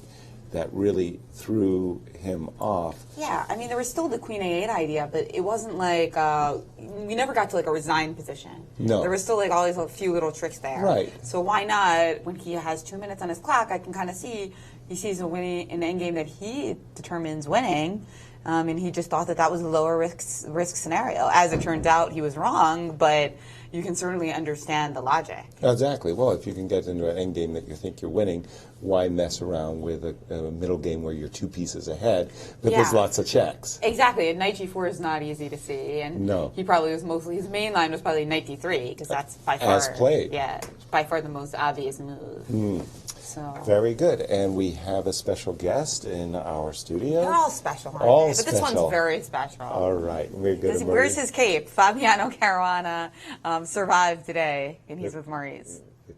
You know, sometimes special has more than one meaning. So I'm not sure what she's calling you right now, Fabi. But certainly today's draw was very special because you look dead. I mean, Knight takes E4 looked like an explosion went off in your position. How did you manage to survive that one? The thing is, after Knight E4, which I completely overlooked, I don't have many options. So I just played the only thing I could. And it was not so easy. I think he had one very clearly winning moment to play Rook E8 instead of Queen D4. And after Queen D4, maybe it's not clear anymore. Absolutely. Actually, you just put the nail on the head. That was the moment. this was not your best day for sure, but somehow you have a half a point. I can't complain too much. Yeah, you look like the Cheshire Cat stole something. This must have happened to you as well from the other side, completely winning position. And it happened twice against Vesselin in the candidates, so I think I'm getting back what I'm owed. A little payback. Well, that's very important. Your first two games, how are you feeling about your play? And after these last two rounds, you did get 2 draws, but are you on the track you want to be on? Today was shaky, but that doesn't mean that my play won't improve, and I hope it will in the remaining games. Yeah, we hope so too. And whatever you did, whatever magic potions you got, keep drinking them, because that was an amazing save today. Thanks. Fabiano Caruana with a really dramatic save. It looked like it was a dead loss position.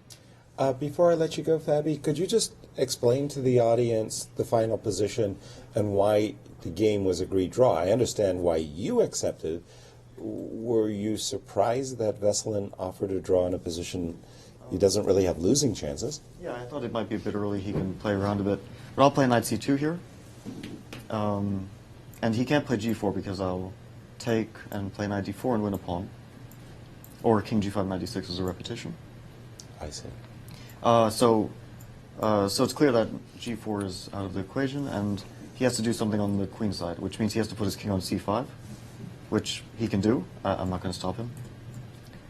And then he has to find a way to break through, because it's clear that he can't. I fully control the b4 square, and I'm very solid with knight b4, bishop c3. So the only real thing that there is left for him to do is to try to bring the king to a5 once my knight is on b4. But this usually runs into like knight d3, and if king a4, knight c5 mate. So even if he gets to a5, there's really not much to do. All right. Thank you very much. Thank you. Well, the cloak of invincibility worked. The superhero cloak from the opening ceremony. That's a good one. I mean, normally people talk about the cloak of invisibility, but I mean, I guess the invincibility one's even better. Yeah. I don't know. Invisibility has a lot to be said for it as well. So I think that this was a real miss, because after I saw this move, knight e4, when Vesselin played this move, I was thinking, gosh, I would hate to be in White's position, because I didn't see any way that he could really coordinate and hold the position. But again, that's why these guys are so hard to beat. I mean, they really find every resource.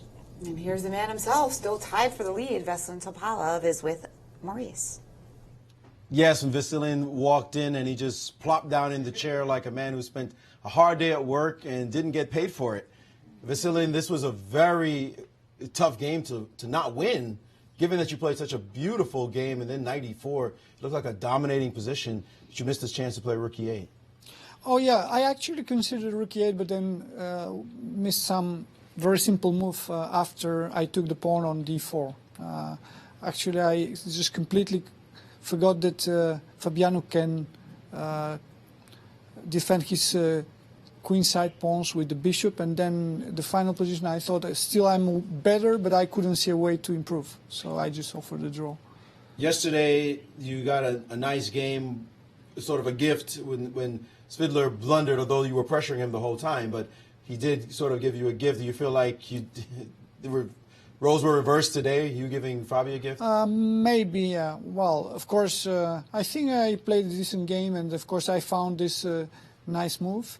But I believe that the position was far more complex than what the computer is claiming. Of course, I know that the computer is claiming that black is completely winning, but there are many positions that are actually drawish, and still like many fortresses. And probably of course I was at some point winning, but it was not that easy. You are still tied for first place with a point and a half. How are you feeling about the first two rounds? Oh, of course. It's always good to be in the lead. But, well, last year it was better. But, I mean, I'm just relaxed, not really very worried about the result. So why are you here? Well, I just agreed to play all the events. I mean, I'm finding it hard to believe that a fighter like yourself really secretly doesn't want to win this tournament. No, of course, but I mean, okay, it's. I mean, I think I'm just playing normal games, and I'm not always trying to find the best moves. I'm not trying to be perfect, and that's the reason I instead of the move rook e8, I took the pawn because it looked all more natural to me, and I just somehow I'm trying to play simple chess, but. Again, for the moment, everything is good. Okay, well, we hope everything stays the way you wish in your following games. Thank you. Back to you. Thank you, Maurice. And we have our first decisive result of round 2, Jen. That's right. Vichy Anand has won that game against MVL.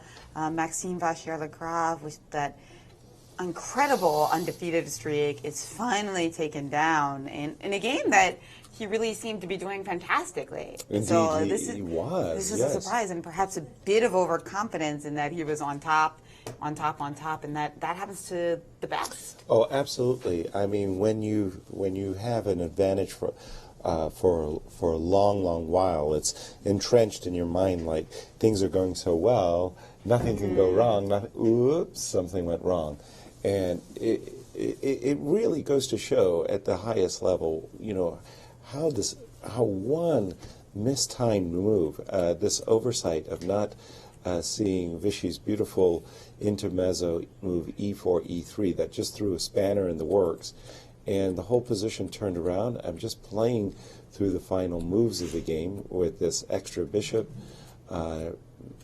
Vichy just managed to get a pass b pawn, and he can very easily deal with this passed h pawn. He will, as black, he will just simply give a check and one day bring his rook back, and in the meanwhile, this fellow is marching. MVL had to resign. Indeed, and he is with Maurice right now to talk about this turnaround. Well, still the number 2 player in the world, Maxime Vachier-Lagrave, an unbeaten streak coming to an end. Maxime, it looked like you had a great opening. You went in the conventional move twice. It seemed like you were quite comfortable. What turned around in this game? Well, I mean, I just blundered at some point, but by then the position was already looking not so clear. I must admit that from afar I just missed Queen e7, his reply in some line when I went for this forcing line with starting with Queen f7. So maybe there I should have spent more time, but my position looked so good, and I couldn't find the killer blow, and yeah, then I just blundered, and after that, nothing works. You identified Queen f7 as a culprit. We thought you were going to build the position a bit. Did you really feel like Queen f7 was some kind of knockout blow? Yeah, it felt like it, but then again, I mean, I just missed Queen e7 at the end of the line, where things are suddenly not so clear at all. It's got to be a tough reversal. How do you bounce back from this one? Yeah, I mean, my fortune has been better in the last months, so, things like this can happen, and, I've been on the other side as well, so, I mean, I didn't play such a bad game, but, of course, blundering like that is never pleasant, and, you just rest and hope tomorrow is a better day. Well, we'll let you get your rest, and thanks for joining us. Guys? Thank you, Maxime. Wow, big advantage, and giving that up against a world-class player like Vichy, that is brutal indeed. Other games that are currently ongoing? There's only 2 still going. It looks like Nakamura is going to get the job done against Giri, so your prediction will turn out to be correct, and as well as everybody who voted, not everybody, but most of the people who voted in the Grand Chess Tour poll. Right. They thought that today there would be 2 decisive games, and I think they're going to be right because the Aronians did their game has featured a lot of trades since we last looked at it. But we do have the man of the day so far, Vichy Anand. He's with Maurice Ashley, and he scored his first victory here in St. Louis. Yes, we're with a tiger from Madras, Chennai, however you want to call it, and he showed what happens when you back a tiger into the corner. Today, Vichy looked really bad for you for a second, And then somehow things started to go in your favor, and you managed to not only hold, but win this position. Yes. No, I mixed up something in the opening because he took and went c3, and then I suddenly couldn't remember what I had to do. I mean, knight a6 works in some lines, but I mean, this was bad prep. So, but Maxime usually goes e5, so I kind of focused on that. And then I'm literally just hanging in every move, just trying not to lose on the spot. And somehow he can't play b4, can't play a5. I mean, I'm just hanging in there, but I'm afraid to say anything more. It was extremely scary. I mean, it looked like some kind of mating attack was going to take your king down, but it wasn't so easy to just press that attack.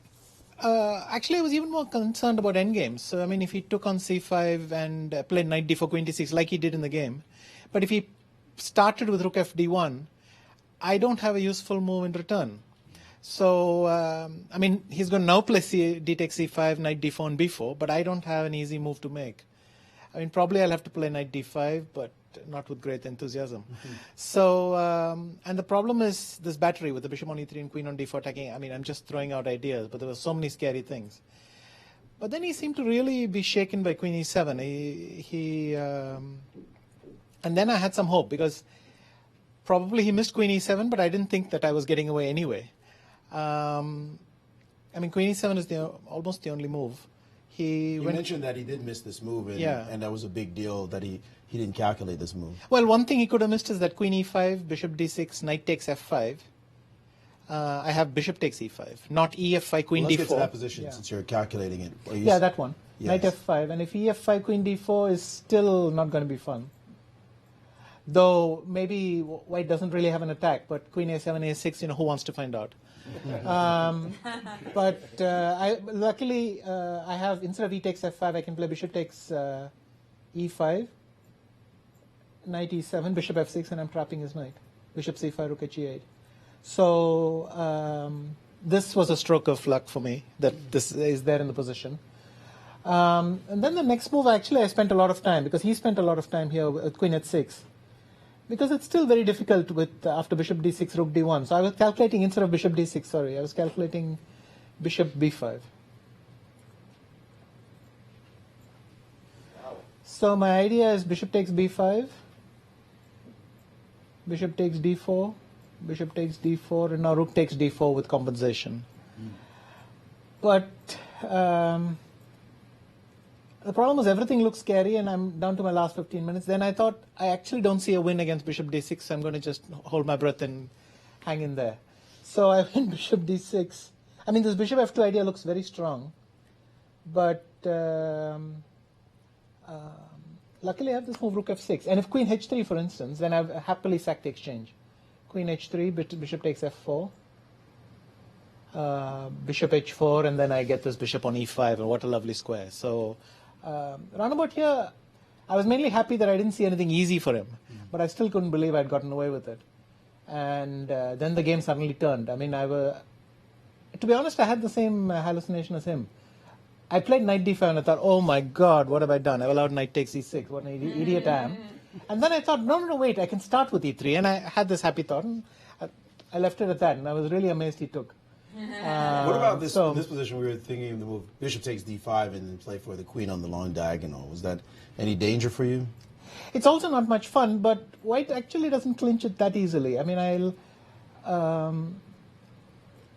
I might have some king b8, bishop b8, king a8, bishop b8 idea. Just hanging in there is the word. But then I'll play rook g6, rook g8, provoke g3, play h5, h4. You might get lucky. So at least I've, what do they say, staunched the bleeding. So absolutely, but of course when he sacrificed and just made it academic, now you were just winning. Yeah. So defense wins championships, we say, and you were able to defend today. You're now tied for first. How are you feeling about the first two rounds? Obviously, I'm very happy to not only have saved this game, but won it, and we'll take it from there. I mean, it's a bit early. Honestly, I thought Topolo was running away with it. He must have missed a lot. He did, and he only drew that game. Yeah, I mean, at some point I thought, wow, he's just going to have a second 2-0 in this tournament, like last year. Yes. But okay. Yeah, no, I'm obviously satisfied with today. Well, thanks so much. Great game on your part, great defense, and good luck in the rest of your games. Thanks a lot. That's what a 5-time champion does. He defends. You better beat him because he knows how to bite back. Definitely. Thank you, Maurice. Thank you, Vishy. And I'm turning our attention to this topsy-turvy game between Anish Giri and Hikaru Nakamura. The material imbalances have been so great. I'm still counting. A rook for 3 pawns. A rook for 4 connected pass pawns, but white has a passer as well. Yeah, that's important. So that really does, should at least put a kibosh on black's chances. But having said that, still a lot of trickiness in the position, no question about it. Oh yeah, we're not going to see resignation anytime that soon. But another game that where white has a little something is Levana Ronion versus Peter Sidler. Do you think that white has any chances here? Note that he's trying to perhaps bring his king into play and then round up the a-pawn. Well, definitely. I thought earlier that the knight versus the bishop, I actually preferred the knight thanks to the pawn on h4 most critically. But here it's looking fun for white because he's got this very straightforward idea, as you say, of simply activating his king. He wants to go knight, and if I can provoke a5, then the king can cozy up with king b5. Exactly. So how is black? So I wonder how black is planning to contest that simple plan.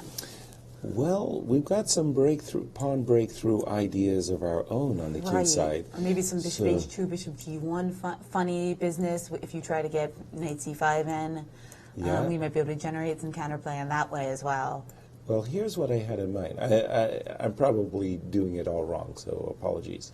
I can't do it the way I wanted.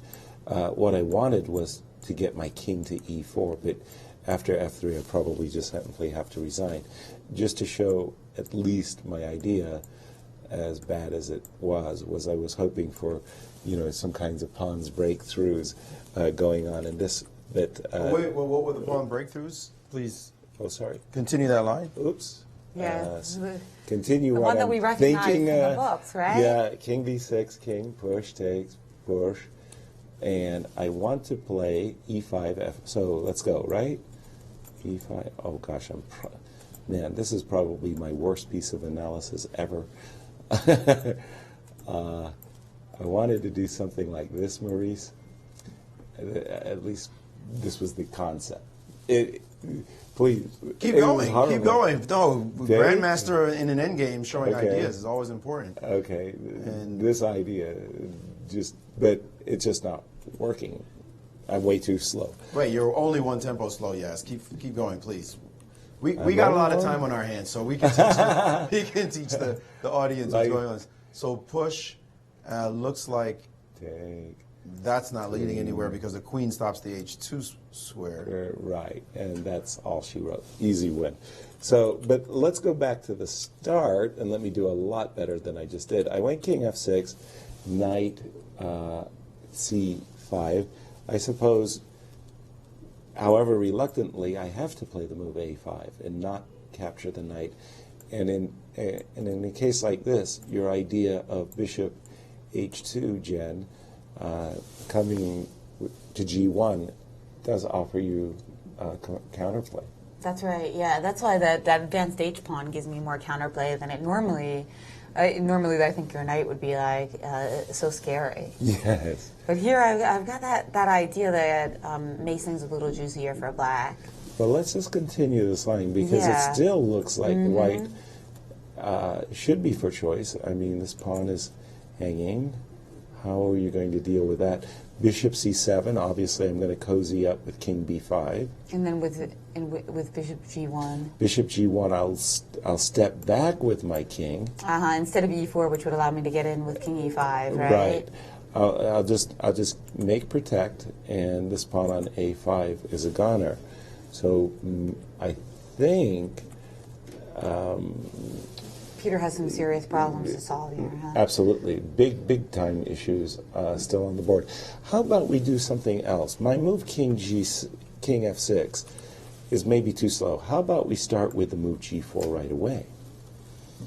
And now after knight c5 I have to play king f6 anyway, right? Gosh darn it. King f6, knight g. Oh no, oops. That was a mouse slip. I apologize. Knight takes a6, and but now you're saying that after bishop h2, I can even just drop back with my king, and I'll come all the way back to e2. That's a and bummer. then yeah, I mean a real bummer actually, because my knight is actually perfect on a6 to support my b pawn. So definitely some issues here for Peter's fiddler. And, not out of the woods. We're going to see he played a5 and made things very concrete on that side of the board. He played. He didn't start with a6 or anything. He just played a5. Well, yeah, because this way, I think he's also the position. This isn't the position. No, this is not the position. Because the knight hasn't come back to d3, so he just played a5. He played a5 at once. a5 immediately, because the idea he can also play a bishop e1, and if you play knight c6, and then after king b5. Probably. But king b5 first here is the most critical move, right? Right. King b5 with the knight going to the c4 square. Right, because that also gives a d3 square if we play bishop e1, perhaps. Mm-hmm. Well, you could play f3 and play knight c4 and guard everything. And everything's covered. Yeah. Right. So that's just to show our viewers, the idea is if you get some position like this, you can follow it up. You don't need to follow. You don't even need to with anything. anything. Me, I apologize. The pawn's just dropping, and the pawn bishop is just can't dropping. leave because the king will take.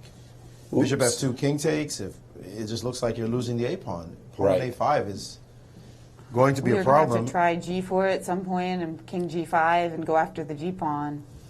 But white. But how? Yeah. With Because g4, you're we just just ignore me. g4 would just wait. Yeah, Yeah, you're just let going you to do ignore that. me and- after g4. And it's all about the b pawn. Right. So just for our audiences, after g4, simply knight takes. The knight will drop back to c4, and everything's protected. You can't disturb white, and he's ready to push his b pawn. Yeah, here maybe king e5. Check. King e5 and then knight c4 and then king d5. Looks right. And try to do both. Try to guard the pawn and also maybe get e5 in some century. Here you're making it suddenly attractive for me to start thinking about taking twice on g4. Something to be said for that, as well as the simple move b4 as well, of course, just pushing the passer. Now he has to play e5 and pray. E5. What else is there to do? Yeah, I know. It's just die. Some moves are better than resigns. Okay. I'm not even sure what he's threatening. Indeed, I'm not even sure But myself. you still have to change the position, though, because your pieces aren't stable. Well, I'll tell you what. I'll just drive your king backwards, whether it be to d6 or e6, and I'll play e4, and I'll just put everything on light squares. So that was evil. Yeah, that's terribly evil, isn't it? Yeah. No counterplay at all after that. Yeah. That's tough. Wow. Let's, Maurice, if I can get you to take a look at that crazy imbalanced game between Hikaru Nakamura and tell me how the computers are evaluating this position. I know that for a human player will say, "Oh gosh, this is messy. I should be much better," but I've got a lot of things to take into account. Do the computers just say easy, trivial, simple win thanks to the material edge, or Not at all. Issues? Not at all. I mean, think about it. It's, what is it, a rook for 3 pawns? Correct. A rook for 3 pawns. The engines are giving white definitely the nod. This move, rook to b4, looks like it's going to pick off this pawn because you can't defend it directly because of suddenly rook to b7 and you're toast. So the pawn's going to drop This G7 pawn is in trouble. The rook can't leave. You cannot give up this rook. These knights have no chance against this A pawn at all. So we know that. So rook back. Now he has to be careful. He could play a check and then guard this one. But this pawn could be hanging. Oh, this move comes back in again as well. And black, though, can give up the F pawn. And look at this kind of crazy chess he's trying to play. He's giving you this pawn. If you do that, suddenly king G6, and he's created a nice little unit for himself to be able to attack the position. Even if you toss the check in there, he can still play, surprisingly, this move, because that's not mate. Because of that move, check, discovery to the king, and it's a mess. This is a mess.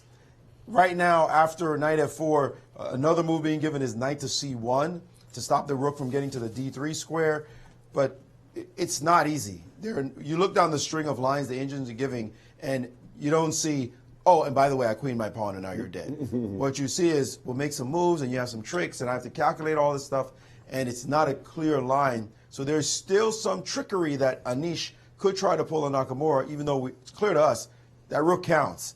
But, man, it's four connected passed pawns, a king that's naked, and on top of it, you can't get rid of this rook. He must keep that rook if he's going to survive this game, but it looks like he can do so and cause some real problems in this position. Thank you, Maurice. And what are, after the results we have so far, what is our current standings? Well, let's take a look and see what we got here. We've got Wesley So and Vichy Anand, along with Veselin Topalov, all with 1.5 points out of the first 2 games.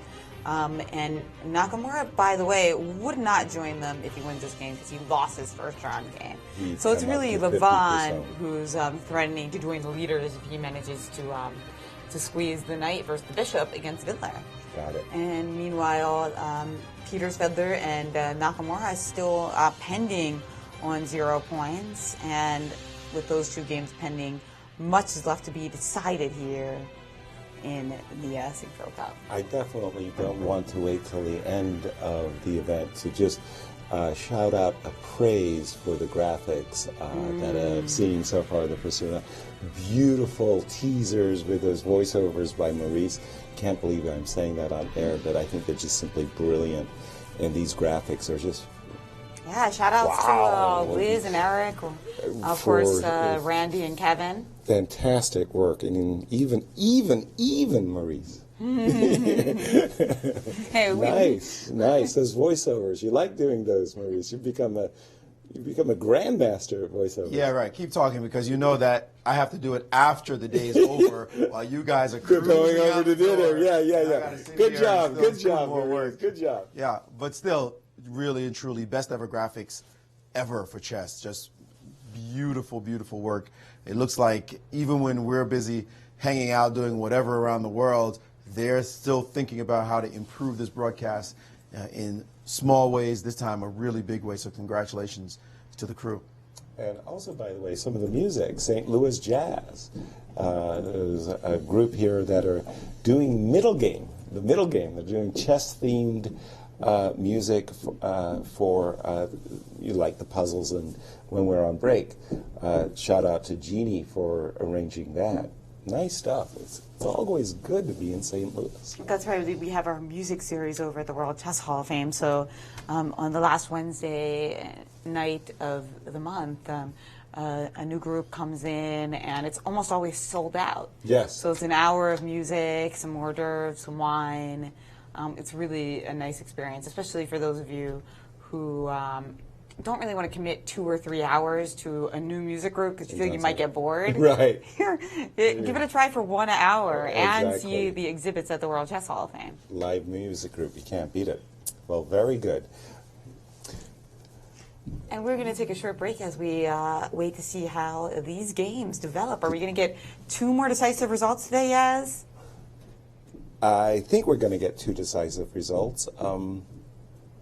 Yes. We'll see. We'll see. We'll be back.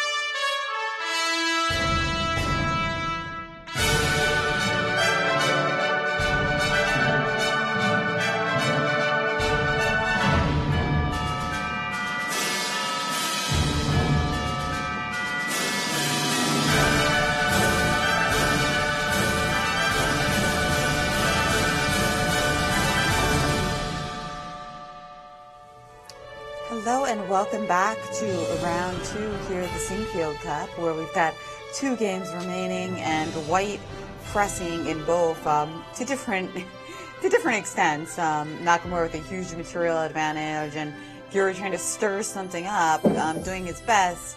Levan, on the other hand, with a pawn advantage, he's just managed to snag the A pawn. But with Peter's centralized king, do you think he's going to drum up enough counterplay? He's trying to play F4 and King D4, it looks like. He's not going to have the time for it, I'm afraid. When we left it around these parts. We were talking about how White was going to be able to win, thanks to his very active king, was going to be able to win this A6 pawn, and in fact that is exactly what happened. The knight came back to C4, bishop, trying to disturb the pawns with bishop E1, F3, G4, again, positions that we were looking at. Took the pawn, did Levan, a capture on H3, and after King E5, I think the simplest way of winning it actually is to play simply Knight C4 check. Now, the only thing you can do, really, realistically, pardon me, is to stay in the center with King D5, but then there's Knight B6 check. And again, realistically, you got to stay in the center, and this gives us just the time we need to pull back with our king, King C4, so that you can't disturb us with bishop D2, thanks to King to D3, and also you can't disturb us with F4, because I can close your king out. So basically, I'm basically blocking your king, keeping your king out of the position.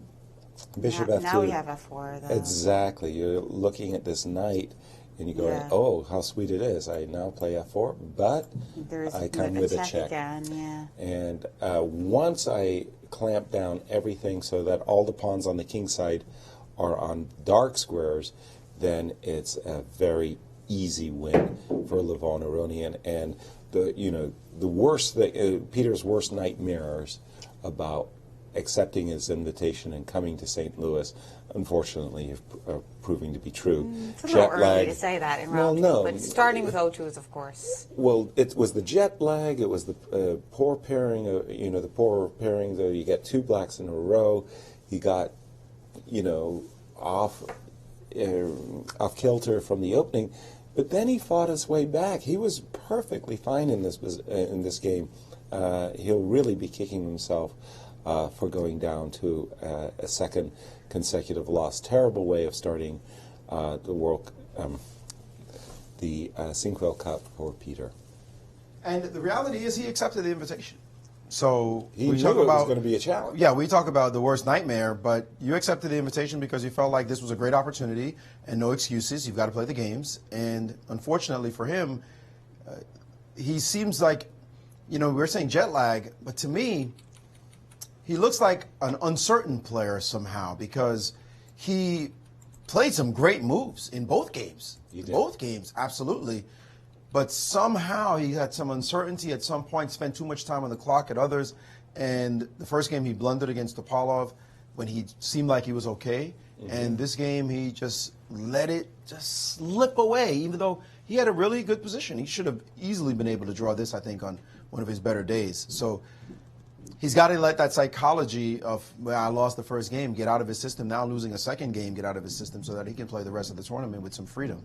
But also, let's note as well, he did get 2 blacks in a row in the first 2 games. Exactly. That's huge at the highest level.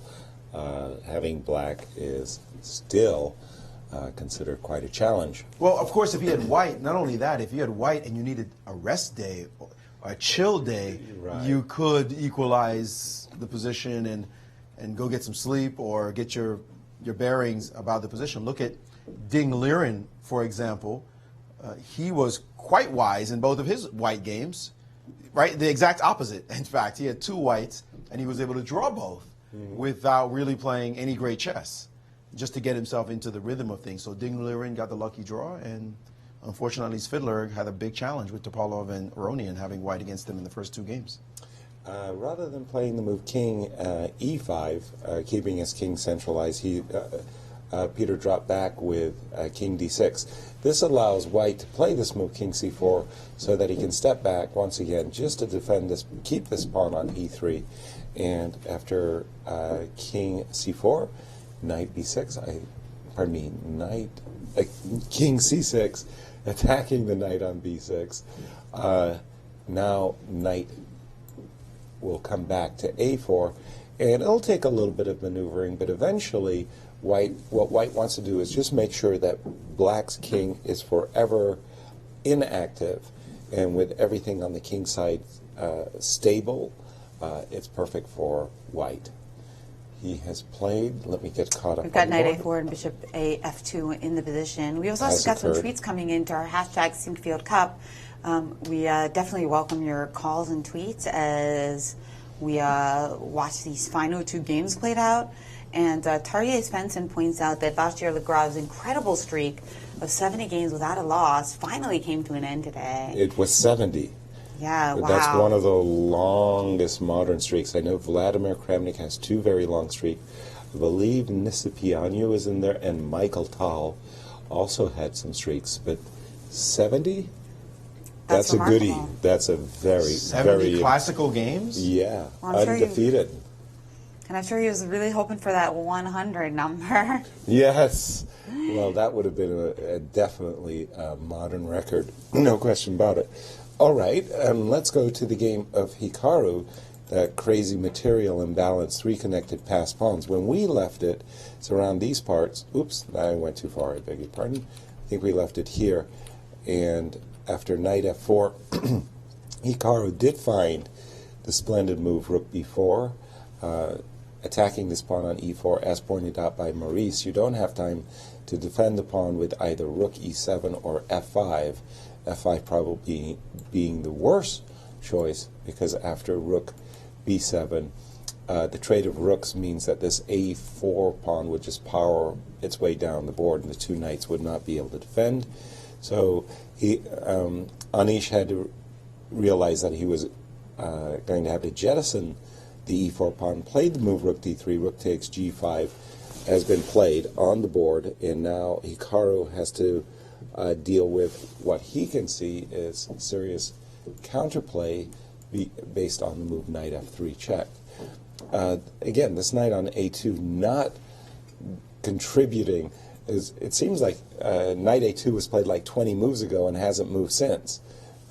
When Hikaru played that move, he was planning on playing knight b4 next, and knight on a2 is definitely out of the game. So this great material edge that white has is not being fully employed because of the a2 knight.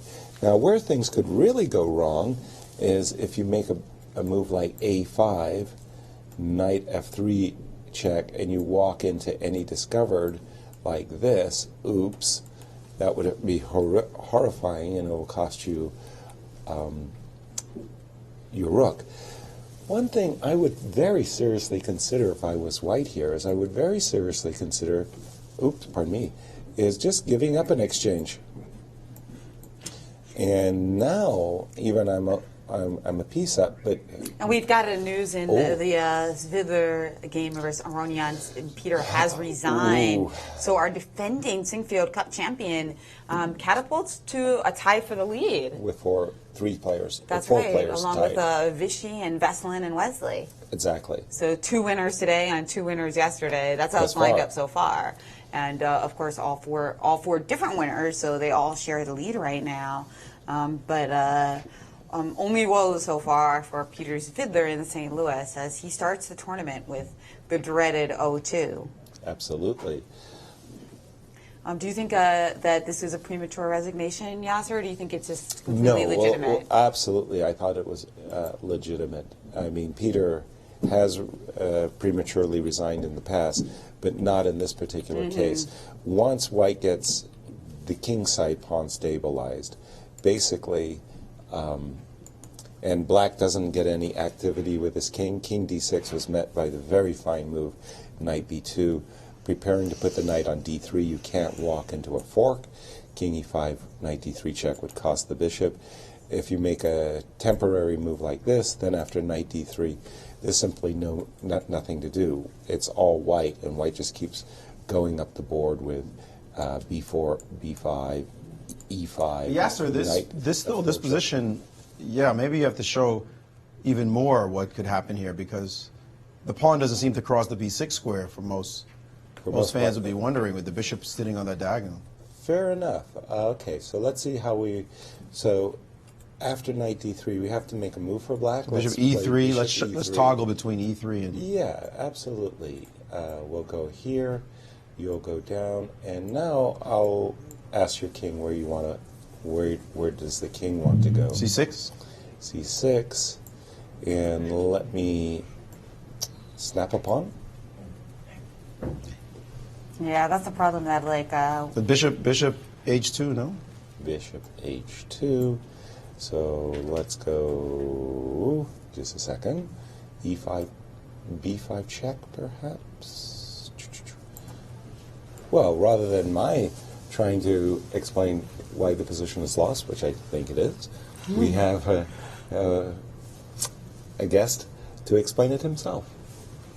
Yes, we're with seven-time Russian champion Peter Svidler, who has lost his first two games. This game looked like you were doing quite okay, played some really fine moves throughout the game. However, at some point in the game, you let it go. Yeah, that's very regrettable, because I think my opening play, even if the machine says it's incorrect, I think it's incredibly interesting. And actually, the machine said it was correct. There was no problem with the way you played. Even better, yeah. And I found the whole idea with this pawn sacrifice and h5 over the board, and yeah, it's highly regrettable, because I think I played really well up to, let's say, move 28, and the endgame I lost to begin with. I had no problems whatsoever there, but somehow in time trouble I made a few moves which aren't really huge mistakes, but they allowed him in, so to speak, and then on 2 minutes I probably liquidated into an endgame which in practical play is very difficult to hold, and on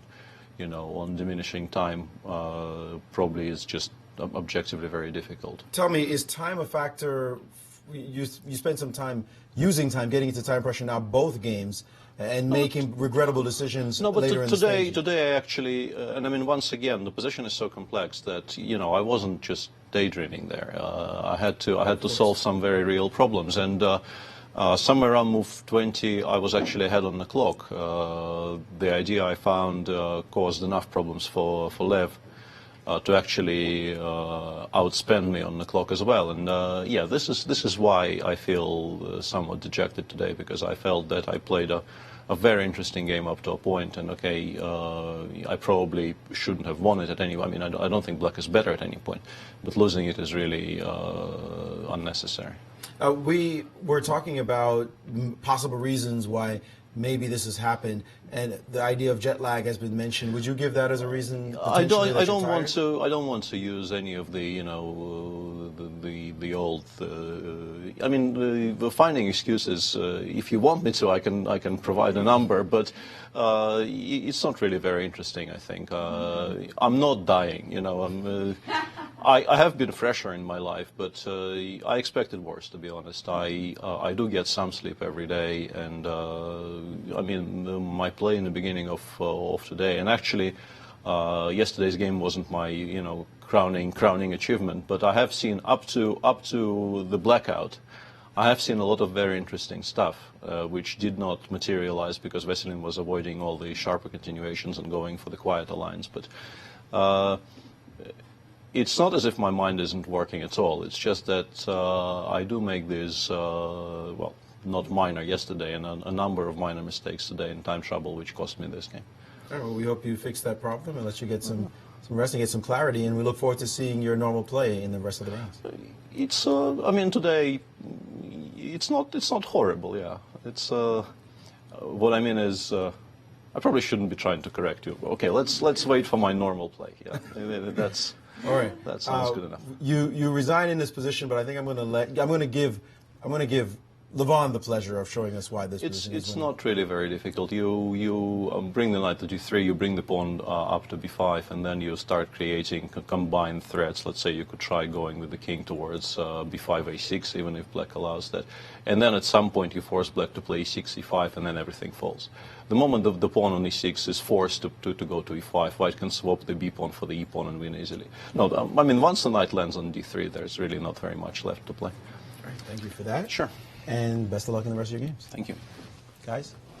Thank you, Peter. I like his explanation there that he doesn't want to use any excuses that aren't interesting. Yes. Well, we've got great excuses for our bad play. There could be really interesting excuses too, but I do kind of agree with him that like sleep and getting from A to B are probably like two of the less interesting ones, right? True. Like, you know. True. But waking up at 3 o'clock in the morning, full of energy because you're on time, a different time zone, is not fun. And in my career, a lot of my tournaments were in Europe.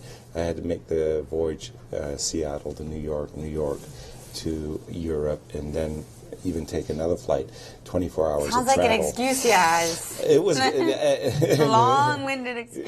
It's true. It's true. Getting from point A to point B. Excuses of the past. Yeah, there you And go. we've got Levon Aronian, the defending Sinquefield Cup champion, and now again tied for the lead after today's win. Not so bad indeed to be tied for first. It's a position that he's familiar with. Levon, today, it looked like you had some preparation, and then all of a sudden, he played some interesting moves, and you are on your back foot. Well, the thing is, Peter is a Grunfeld player, so I didn't expect him to play this, and then I thought to play an old move that I once played a long, long time ago, Queen D2. Against Karyakin, we found hoping that Peter wouldn't know it, but then the position became too complicated. I have to say I underestimated h5, and then spent so much time. It was difficult to really assess everything. I felt that I should be better, but yeah, then I thought, okay, let's just neutralize, because I have so little time. And I thought on move 30, the logical move would be rook fb8 and rook cb8, and the game would end as a draw. I was already thinking that, the game is level.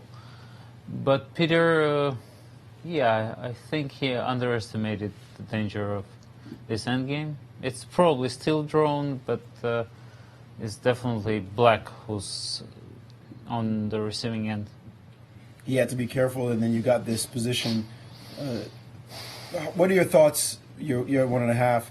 Played a solid game yesterday. Today wasn't like a masterpiece that won, but you did grind him down. What are you feeling about your own play, your satisfaction with it you're doing so far? I was a bit too slow today.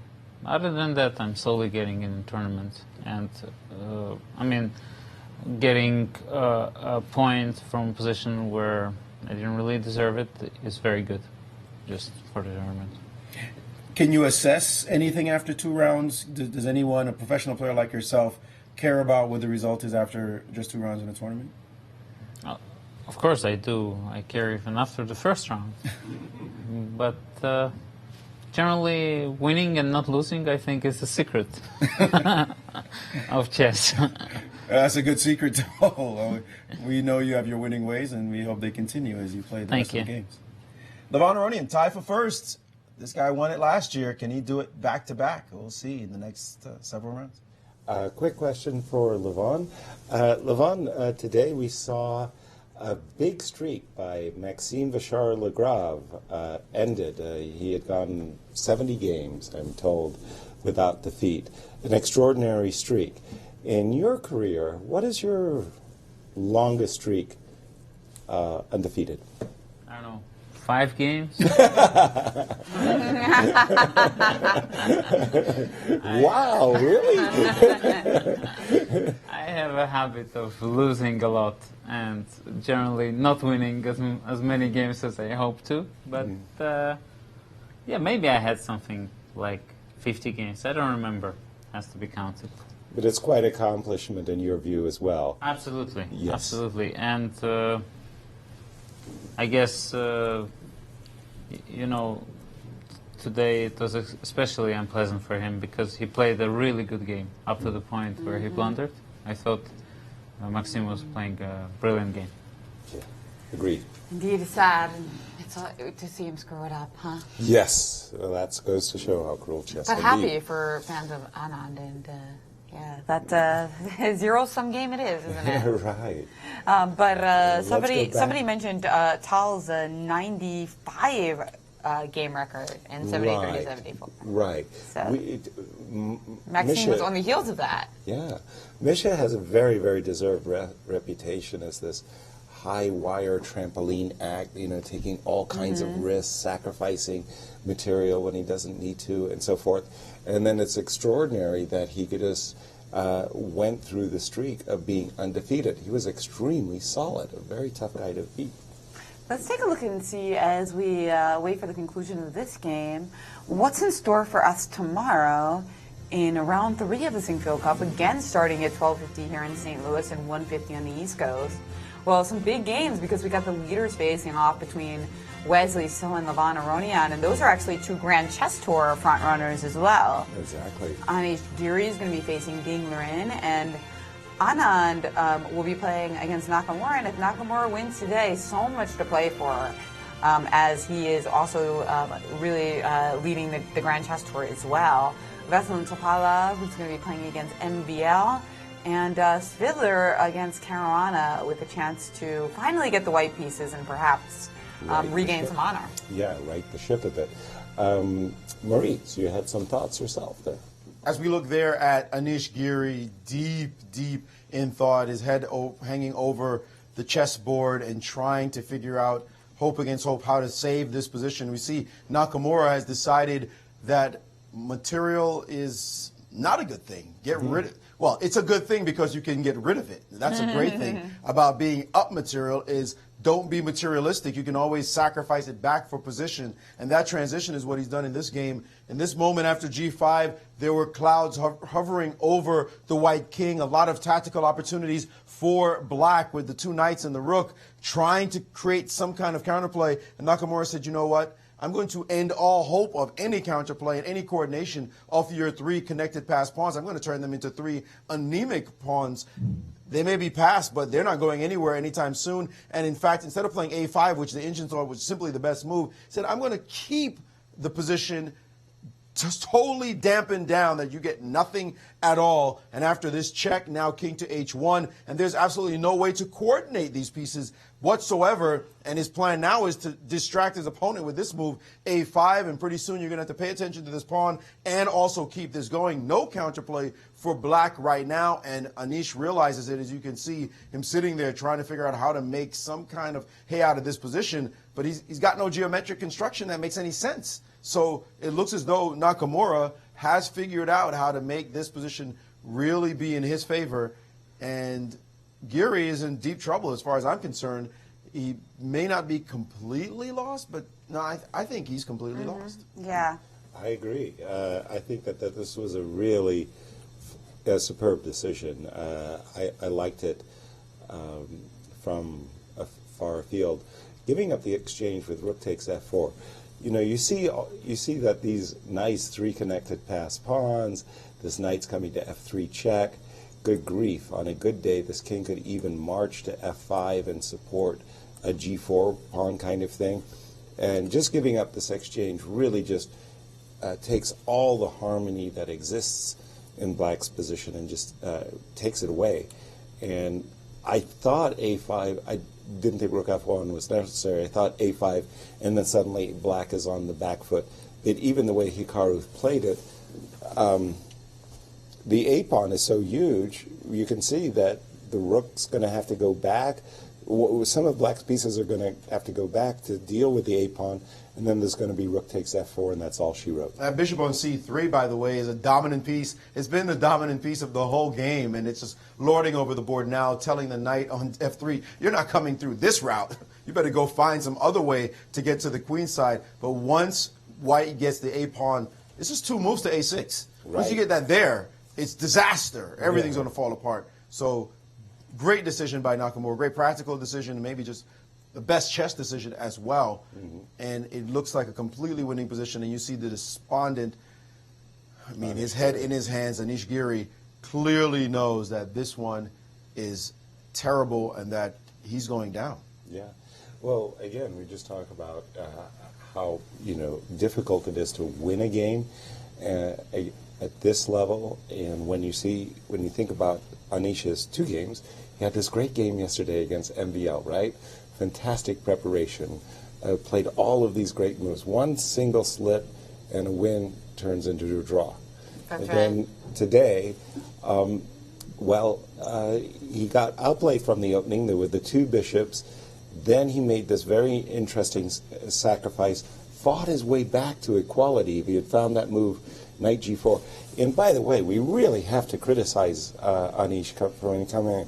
He made the time control. He should have taken he should have taken a You wonder pin. if he was confused or something. And then he just blitzed out knight d3, which basically tosses away after fighting his way back into equality. You know, once you make time control, take a break. That's something that you see a lot of players do when they're not comfortable with a specific time control, that they get a little confused and they're like, just in case. I'll throw in an extra move, yeah? Yeah. You know, but let's just also point out that the sin of move 41 has been written about for decades. This has been an issue that top grandmasters have faced for many a year. You get to move 41, and it's a bit of nervousness. You just make the move. You figure it's just the next move. Really, even when you do know the time control. And how many of us have made a mistake on move 40 or move 41? Move 41 is less responsible, but it does happen. It has happened forever. And in his case, the best thing he could have done was say, okay, let me just back up. Let me go wash my face, get a little bite to eat. Maybe knight d3 is the best move, but let me just relax and take a fresh look at this chessboard.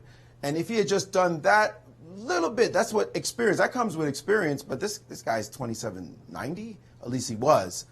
In fact, he's been having a horrible sequence of tournaments, and he made this point at the press conference that he's playing okay. I don't think he's playing okay, and if he's playing okay, the results are not showing it, and he's dipping now. He's going to drop out of the top 10 on the live rating list after this loss, and he needs to figure some things out. And you can see it there. The sin of move 41, and he fell right into it. That's right, although sometimes the sin of move 41 is they do think for a while and they still mess up just because it's just this weird psychological thing where you're in this time pressure zone and then you're out of it, but somehow you lost the thread. Right. You're not really back in the classical chess zone. True. It's rarer. But I mean, every coach in the world will tell you, just as Maurice has, is that you've been under pressure. That first time control, 40 moves, you've played 4 hours. You've got a lot of prejudices, preconceived notions about what you're going to do. Wash your face. Even if it's your move. Yes. That's the thing. Absolutely. That's the thing. Like, it's not customary to get up when it's your move. Usually you get up when it's your opponent's move. Right. So that I think is a little bit of the mind screw that You're allowed to, so who cares? Course. We all know that. We take advantage of the fact that we have a whole hour on the clock now. And with the 30-second increment. And with increment.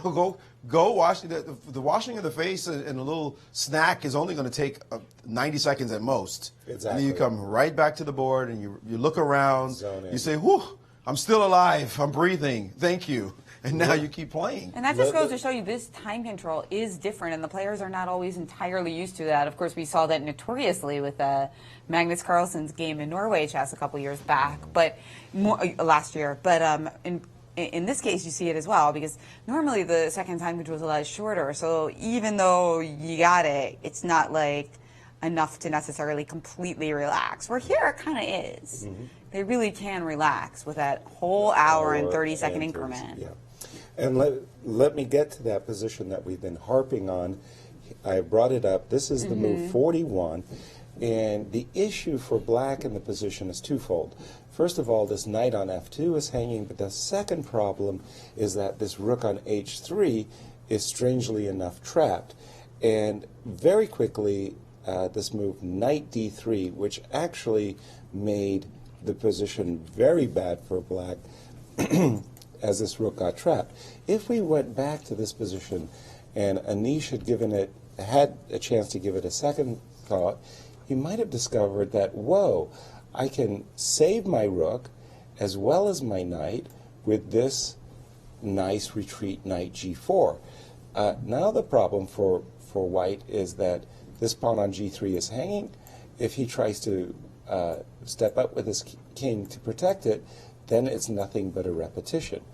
Now after knight g4, if you take the knight, I've I've rescued both my knight as well as my rook, and I've won a pawn. And black has solved a great number of problems that he ended up not being able to solve in the game. And you can't, just continuing that line, just to show, you can't win material back here. Bishop takes e5, for example, which maybe you think I get some stuff, because there's different moves, but simply you can also just take on e5 right now if you want. And a rook d2 might run into king f3 and create some issue. But let's just take and do something stupid like take on a4. Right. And say, well, what are you doing? You're up a piece, but I have 3 pawns for it, and there's nothing here. Exactly. So you get no material back, and you're not up a rook. You're up a piece for 3 pawns. Is it 3 pawns? Because you're going to be able to take on b5. So if we back up a second, just to one more here, you can take on b5 and be up a piece for 2 pawns. But whoa, those 4 connected passers, which they'll be going down the board pretty quickly, and even here, f5 or knight f4 or some kind of stuff is going to happen. Even rook d3 will be thought about. It's not going to be as easy to win this position for Nakamura as all that. Absolutely. No, this is well, black's in this position with better than a shout, no question. And if we go back to what happened after, in fact, what was played, knight d3, you'll see what a great difference the knight retreating to g4 versus knight d3 was made. And from this position, Hikaru has made tremendous progress, and we do believe he's winning the game at the moment. Let's take a look at tomorrow's key matchup. Well, Wesley So, who's leading the Grand Chess Tour, is going to be playing against the defending champion, both tie for first here at the fourth Sinquefield Cup. Wesley So, Lafon Aronian. It's going to be a really big matchup, so that's one that you're not going to want to miss. Wesley playing with the white pieces. Both men very, very happy campers today. Wesley escaping a very difficult game. Lafon winning an even game, let's put it that way. So both very happy campers in this graphic as well. Exactly. Smile. Tied for first. I hear you saying happy, Yaz. You know how it feels. You're playing a tournament and your results are one thing, but your play is another. Mm-hmm. And sometimes, and you saw it there with Lafon saying, every result counts, and a win, you got to be happy with the win. And professionals are really about the win. It's like at the end you go, I won the game. That's what counts. I'm leaving. But sometimes there's that thing in the back of your mind saying, I won, but. It was undeserved. Yeah, Wesley today, he drew, but. He had the black pieces against Ding Liren, who played this sacrifice that didn't work, and he could have been suffering for a long time in that position. But Ding just simply played knight takes b7, and all the air went out of the position, and it quickly petered out into nothing. So they might have smiles on their faces, yeah, but there's that, yeah, but. Am I the one who's playing like the eventual winner of this tournament? And even Anand, I mean, he got the win today, but that's another, yeah, but I was in some serious trouble. And the leaders, who's the leader? Even Topalov at 1.5, there are 4 of them. All 4 leaders are in that yeah, but variation. Like this score. Topalov is in that seat where he's saying, boy, was I unlucky today. Boy, exactly. Yeah. I should be doing better. And even the blunder against Peter, though, he got a gift. And so no one has really sort of said, I played a vintage game, right? We don't feel the strength of the leader yet. These guys, by the way, let's make this point that Magnus Carlsen often shows that he's the best player in the tournament. And you see it in the games. You see the way he's playing. You start going, whoa, that's the dude. And there goes the pawn on a6, way down the board right now. The resignation could be very soon. But Magnus will play some games, and you'll go, this is the guy. And these guys have done it in their own tournaments. You go, okay, this is the guy that's going to get the job done. Knight g5 now on the board. Lots of checks with that rook possible, but that pawn is on a6, so it's going to be a challenge for him to prove anything. No one right now would you say, oh, who's the guy you see right now? Who's the clear guy right now? Play 2 games, and you're feeling like he's the one. Well, people were saying Veselin towards the beginning of the round when it looked like he was going to wrap that point up. Yeah, and we did have some tweets actually saying his name. 2 great games. But hey, that's why we have the tournament. Right. And I would say that by the rest day, we're going to have an answer, or maybe two answers to that question. Yeah, but right now, even Vasily, and the way he's talking about, I don't know, I'm resting, I'm relaxing, I don't know. I mean, does he really want to win the tournament? What's going on with him? I don't know. I can't think you got to out. believe their moves, not their words. Like just like Levon, who says like, "Yeah, got lucky." Right. And some of those guys are really sarcastic, and it makes it fun, but I don't always believe them. Like I saw a Nakamura quote after he beat Magnus for the first time. Whatever. Yeah, just normal game, you know. Not like that press has been like berating me, and my fans have been making fun of me for like 5 years about this. Not a big deal. Exactly. Not a big deal. Yeah. Excuse me, that was a breakthrough moment. Exactly. And even Nakamura managed to mention it in his post-game interview yesterday with Maurice, which I thought was funny because I was like, it doesn't matter, but somehow it kind of slides into conversation. What did he say? He was just like, he just mentioned it. I don't know. He mentioned that he wasn't seeing anything in the game he lost, and that even Magnus against him wasn't seeing anything in that game as well. And that also Magnus managed to, maybe somebody else pointed that out, that after losing to Hikaru, he managed to sweep the rest of the field. Actually, Hikaru was the one who pointed that out as well. Right, Bilbao. Yeah, Bilbao. So is this the start of Nakamura's Bilbao? And will he mention it again in the interview? Well, let's take a look. Okay, so knight g5 has just happened, and White's a-pawn is choo-chooing up the board. So shall we continue and just have a quick look? We'll put the pawn on a7, forcing the rook to drop back. Well, hold on. Whoops, hold on. excuse me. Let's start some checks with that rook first. See if there's a party to be had with these checks, see if they lead anywhere. Okay, I will make my escape. Keep it going. More checks. Knight e4 or rook f3? Yeah, knight e4 doesn't seem to lead anywhere. Well, wait a minute. You can drop back with the rook on a good day, right? So king e2, drop back with the rook. Ooh, so that might be the way to go, Maurice. How about that? Knight e4 check, looking a little bit better. Wait, knight e4 check, king moves. Oops, excuse me.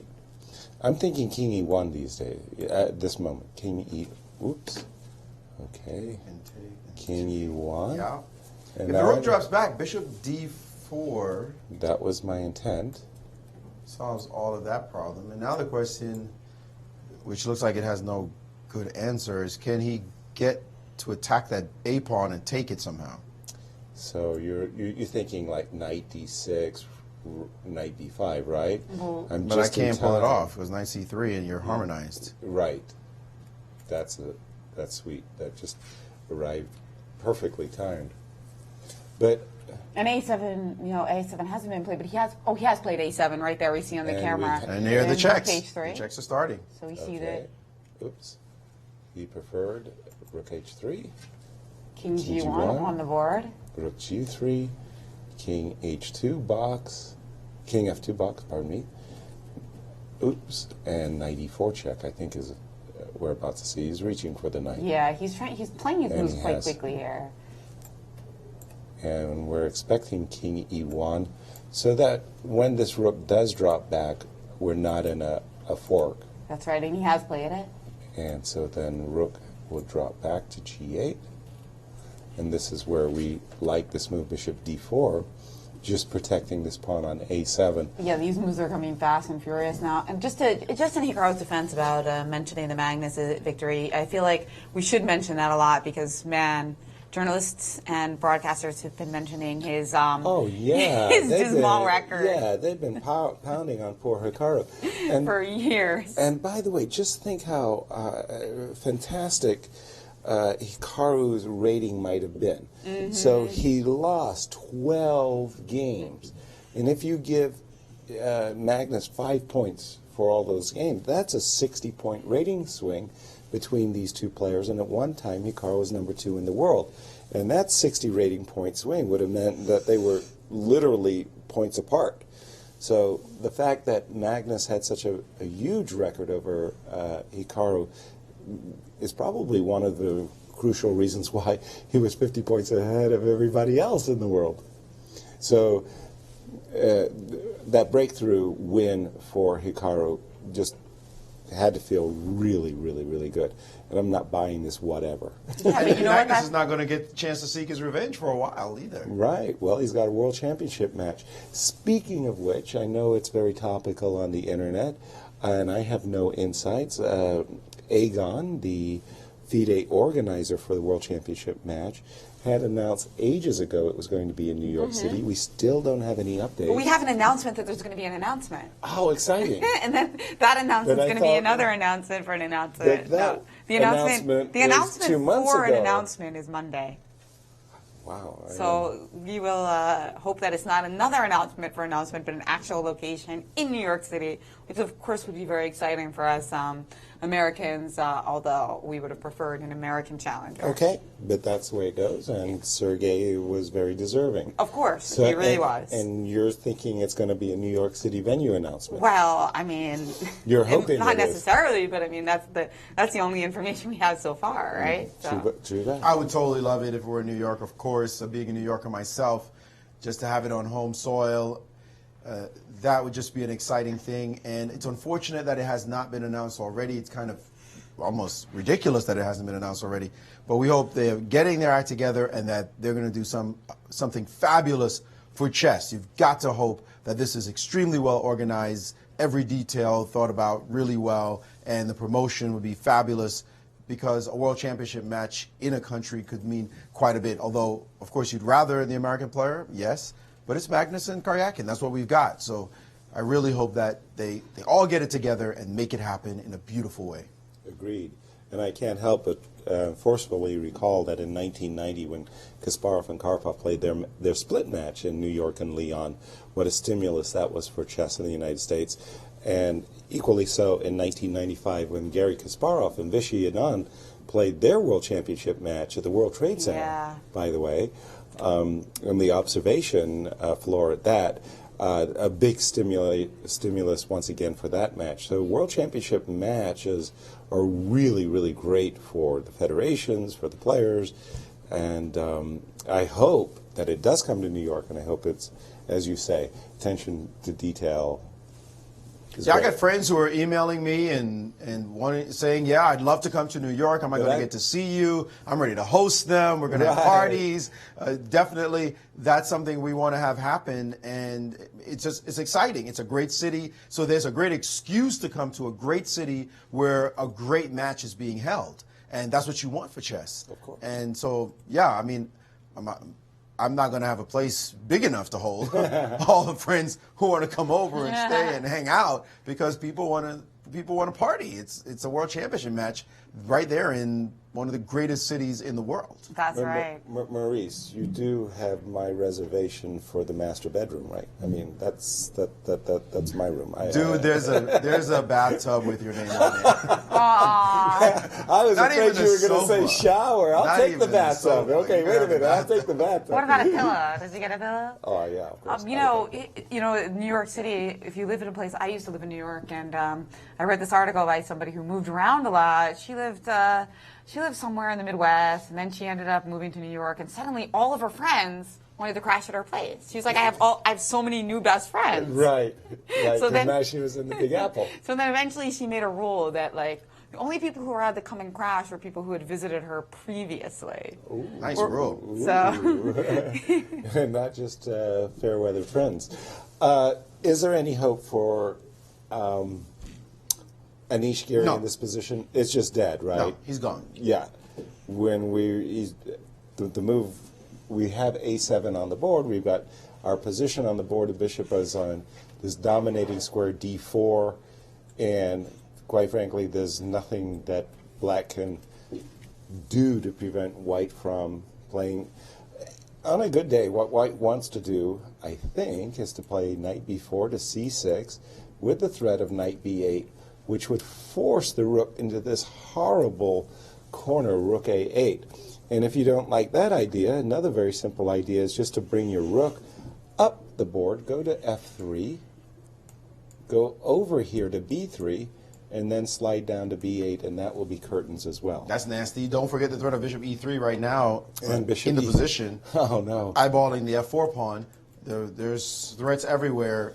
There is no way to survive this position. Exactly. So that there you have if he it. resigned right now, we would just say, yeah, good idea. Because Yeah, good idea. And it does look like that will probably drop he's Gary busted. beneath Karyakin and Vesselin. What do you have for Because us, Jen, in terms of the live rating lists? Because right now he's ahead a fraction of a point over Karyakin and 3 points ahead of Topalov. So he should be leapfrogged by losing this game.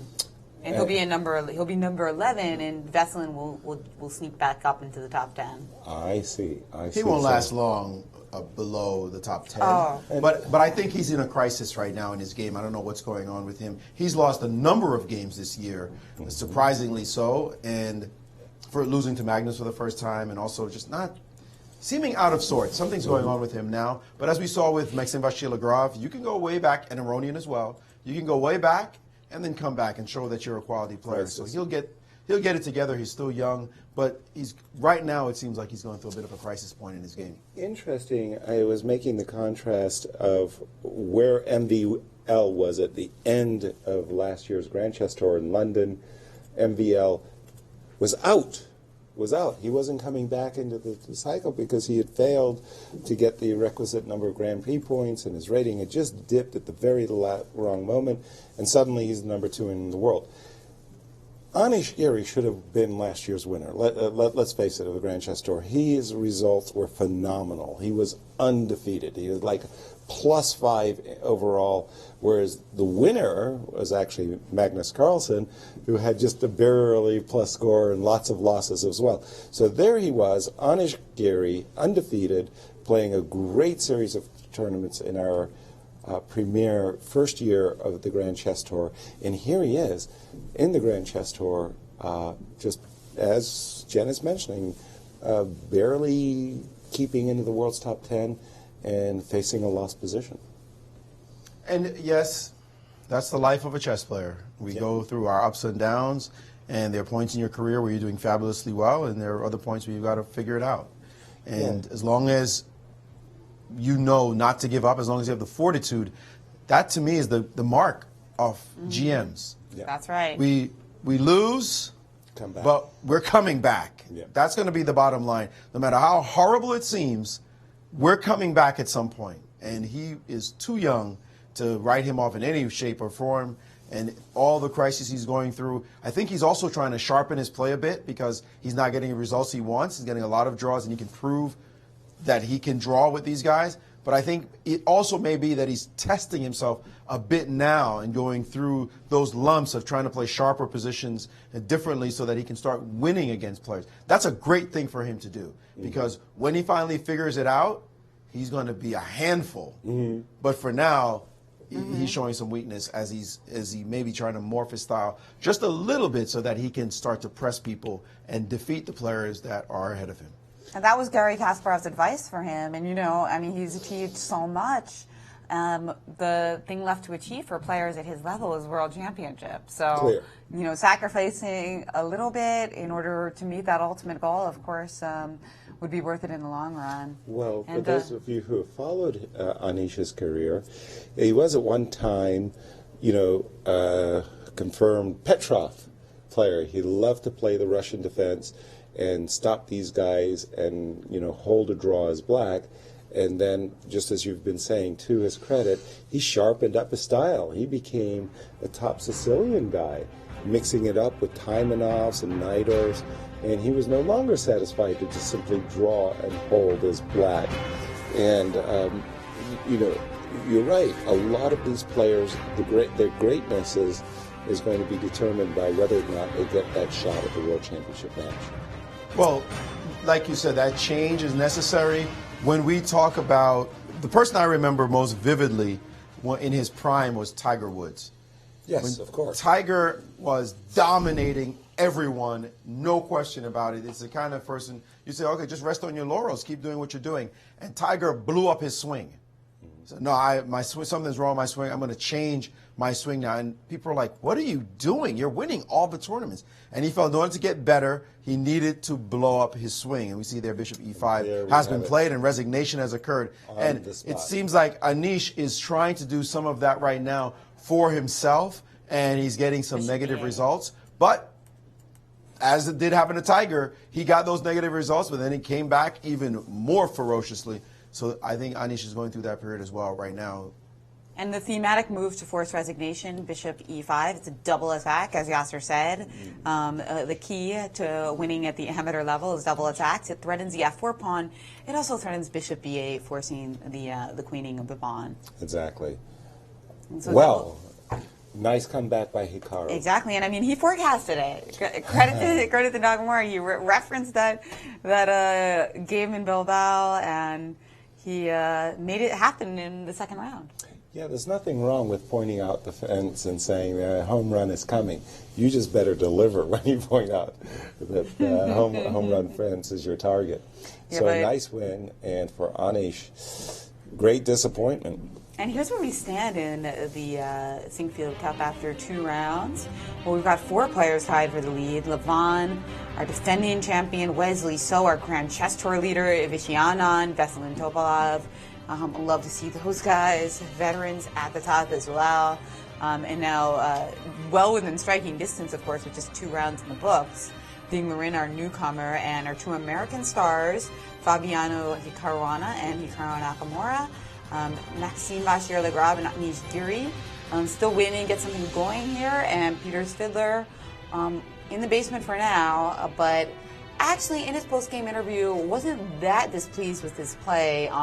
He felt like obviously there were some blunders, but the overall vision that he was having, he was okay with. Yeah, and I think he basically can be quite satisfied. What he did against Veselin Topalov yesterday was excellent until he just blundered a piece. Had he played rook b3, I think his chances of holding a draw were excellent.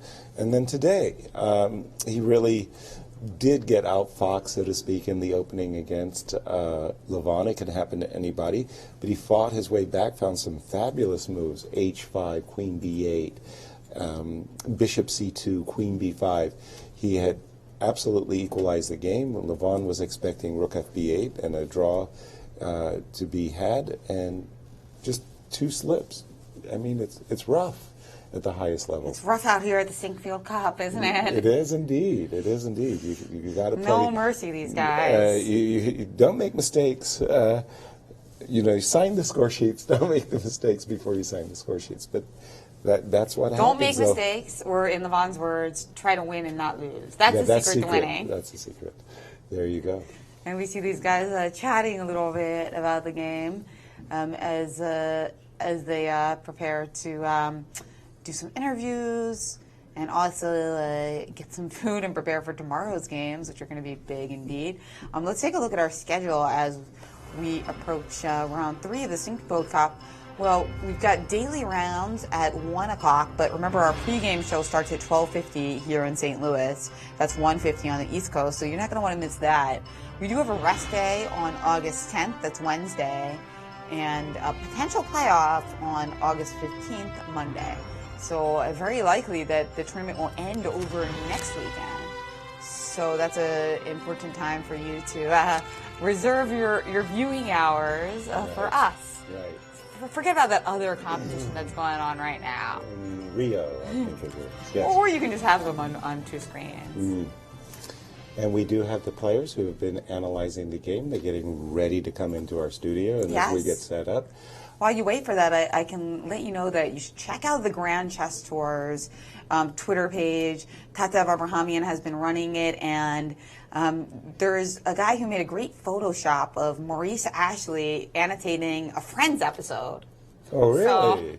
So, worth looking that's up, worth checking out. Yeah, I love those Photoshops. This is the same guy, Anton, who did the Photoshop of Fabiano Caruana and the Cape, ready to go save the world. Right, exactly. Yeah. Nice. And again, thank you very much for your questions. You're calling in.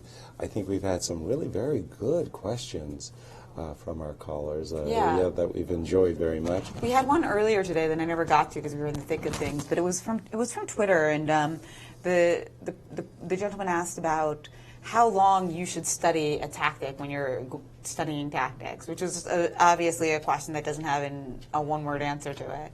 but should you try just for a little bit, or like a problem, like suppose you're looking at a Benko study, you know, you don't want to spend 2 hours in the same position. Right. So how do you decide, okay, I'm going to look for the answer? Right. Well, in my case, I'm really impatient. Okay. And I get frustrated easily if I haven't seen it within like 60 seconds to 2 minutes. I'm looking up the solution. Okay. And I'm just going, oh gosh, how could I have been so stupid? Right. And I go on to the next one. Okay. So And- you shouldn't feel like a failure if you do that. No. Although 60 seconds to 2 minutes for you, I feel like for a player who's more amateur, they should maybe add to that. Yeah, because that's they're not fair going to see as enough. much. Fair enough. But I mean, I still go back in my, youth when I'm a class player. I was impatient. I was really, really looking for that solution. I wanted gratification. Okay, well, good to know. Yasser, like many of you at home, are 60 to human and 120 seconds. cheat out and look Cheat at out, baby. But we do have Anish Giri with Maurice Ashley about a tough and long struggle today. Indeed, a difficult game, a quite complex one. Anish, this game was interesting, to say the least. Where do you think you went wrong in the game? Well, the funny thing is that I played, well, I think I had a very comfortable position out of the opening. Of course, he has a bishop pair, but he didn't quite have the harmony in the position. And after bishop g5, which felt to me like a dubious move, I had a lot of interesting options, but I couldn't quite find the clear advantage, and the way I played, I just ended up worse. And then I made like 5 horrible moves in a row. And the funny thing is that I would just normally lose it slowly, but then actually the game got interesting when it should have. When I already thought that this no longer will get interesting ever. Then I gave the piece. I mean, it was completely desperate, and I think there it was completely lost. But Hikaru got very confused, and I think the end game, practically speaking, was not so easy because if I wouldn't have opened the b file, if I would keep the b pawn on move 44, if I would not take on a4 and play, with 4 pawns against the rook, there are some practical chances. There was a moment in this endgame that the engines pointed out. It was actually the move 41. We talk about the sin of move 41. If we can pull out that position just for a moment. Yeah, this move knight to g4. Can you show me the position? You played. You played right here very quickly with knight. Yeah, it's right here. Knight to d3, but knight g4. You played almost without thinking. You just bang down knight to d3, but knight g4 seemed quite interesting. You didn't look at it at all. Well, I missed that. I must say that originally I thought I'm completely lost, and then I saw that I still have chance with knight d3, and I played it. But I didn't realize there was another move. No, is it just fine for black, or what is that? It's sharp. It's not just fine, but it's certainly a challenge. Probably after all it's the same thing, all but with capture. the rook instead of the knight. I mean, probably has to take on g4, I take back, and then... Yes. And now you're not down a rook. Yeah, it's a pity, because a few moves back, after rook h4, it was a funny position. After rook h4, if two moves ago still. Yeah, here... it seems that he could accept this rook and continue the game, but he didn't want to risk anything. Yeah, then there's rook d3 with some practical tricks, but yeah. The computer defends, but as we know, well, obviously it's not even so easy. A human should be able to, but of course Hikaru was confused here. Yeah, it's a pity because I just I only saw knight d3. I didn't see this move knight g4. I should have thought, of course. I mean, I kind of I was happy that I'm not losing right away already with knight d3, but I didn't realize it. I suddenly have a real chance. We talked about the sin of move 41. This happens to a lot of players, and the history of books certainly has a lot of move 41 sins. Why didn't you stop just in that moment? And Well, I've committed far too many sins recently to, there's a lot for me to improve and to learn still. One last question in that score. We know that you had a very solid year last year, but have you been trying to change your game a little bit to take it to the next level? You feel like that's affecting you in any way? That's a two-part question. Perhaps. I mean, when I lose, it's not because I'm trying to improve, obviously. I just play badly. I mean, last year I had a problem of winning too little games. Seems this year I have a problem of losing too many. So, yeah. I mean, last year's problem seemed like a joke compared to what it is now. No, but okay. I mean, I don't think this time to start dramatizing. I mean, at the end of the day, we just started the tournament, and today's game, although it was bad, it was still interesting, and I think I can still show better chess. Well, we hope to see that happen in the rest of your games. Thanks for joining us. Back to you. Thank you, Magnus. Thank you, Anish. And Maurice got upgraded to Magnus. I knew you were missing it. I mean... Oh, man, that's going to... Oh, boy, did I blow that. Oh, gosh. No, I mean Magnus got upgraded. Sorry. Yeah, well, there you go. Even better yet. Magnus gets upgraded. Okay, sorry about that, Magnus. That's her fault, not mine. And we're just getting Hikaru set up to join us as we finish our broadcast of the second round. Of That's Sinquefield right. Cup. The only player so far to have no draws yet in the Sinquefield Cup. Oh, sorry, Peter. Oops. And the worst. How many more people can I insult before this show is over? Well, Nakamura, he's with Maurice. Yeah, I think the crew is losing it right now. It's been a long day. let's just finish this interview and be happy. First of all, a gentleman who should be happy after a bounce-back win. Congratulations on your win today, Hikaru. It was a very complex game, very interesting game. It looked as though you might have had something with the two bishops, but then it looked like he should have been okay, and then all of a sudden you were just better. Yeah, I mean, I think basically Anish, he simply he misevaluated the position that he thought that he was the one playing for the advantage. So he got a little bit overambitious because the opening was absolutely nothing. I mean, Anish was completely fine, but then he started getting ambitious. And once I got the rooks on B1, C1, and then this F3 bishop B1, I mean, I definitely had the advantage. You know, I guess I was surprised that Anish went for this whole crazy sacrifice because I thought he still was okay if he played like Rook C8 knight before Rook C7. I know I probably would have gotten two bishops against two knights, but I thought that he still should be okay. And then later I didn't really know what was going on. I mean, like when I played this okay, after this Rook H4 move, on move 37. I mean, we both were getting short of time. And I mean, this was completely wild. Then he played this crazy sacrificial idea. Yeah, well, it's the only move I think. I mean, I think otherwise he can resign. So I mean, it's the best move by far. But yeah, like here I wasn't sure what to do because originally I wanted to. I mean, there are so many different moves here. Well, not so many. There's Queen C8 or there's G takes H4 in terms of the obvious moves, but I just couldn't quite work out the complications. And so I kind of gambled. I did see this. Queen A8, what happened in the game, Queen A8, King H7, and Queen F3. I mean, I saw in the game, instead of Rook H3, I saw it from the other order. I saw Knight G4, King G1, Queen F3, Bishop F3, Rook H3. And you know, I went for this, well, not King H1, King G1. Yeah, I mean, I went for this just because I thought there was no risk. I mean, it's black should be fine, but I didn't think there was any risk. And so I went for this, and then during the game, like, I mean, Anish was down to like 30 seconds, but I didn't realize that even from the other order he can get this. So like when he played Rook H3, King G1, you know, I saw Knight D3, Rook E3, and I thought I was winning. But then like this was move 41, I think. Right. I think it's move 41, and like to my horror, I realized that he could just do it from the other order and go Knight G4 anyway. But Anish, I mean, we both missed some tactics in this game, and after Knight D3, I mean, I think it's probably just winning for me. So yeah, complicated game. Yeah, definitely extremely complicated game. Is this the kind of game you just say, you know, chess is something it's extremely difficult to solve over the board play, while some of the games can be this erratic, so whatever happens is really about the result? Well, I enjoyed today's game. I think today's game is more like chess in its purest form, in that, you know, the position was completely fine. It was something normal, and we just played chess. I mean, like my game yesterday, which I lost, I mean, I almost think it's kind of criminal the way that basically I lost the game because I forgot one move of preparation. And, you know, that's the way modern day chess is, but it's still nice sometimes to just be able to get some normal position and play chess. I mean, because that's, I think, chess in its purest form. You're at 50% right now. How do you feel about your standing in the event?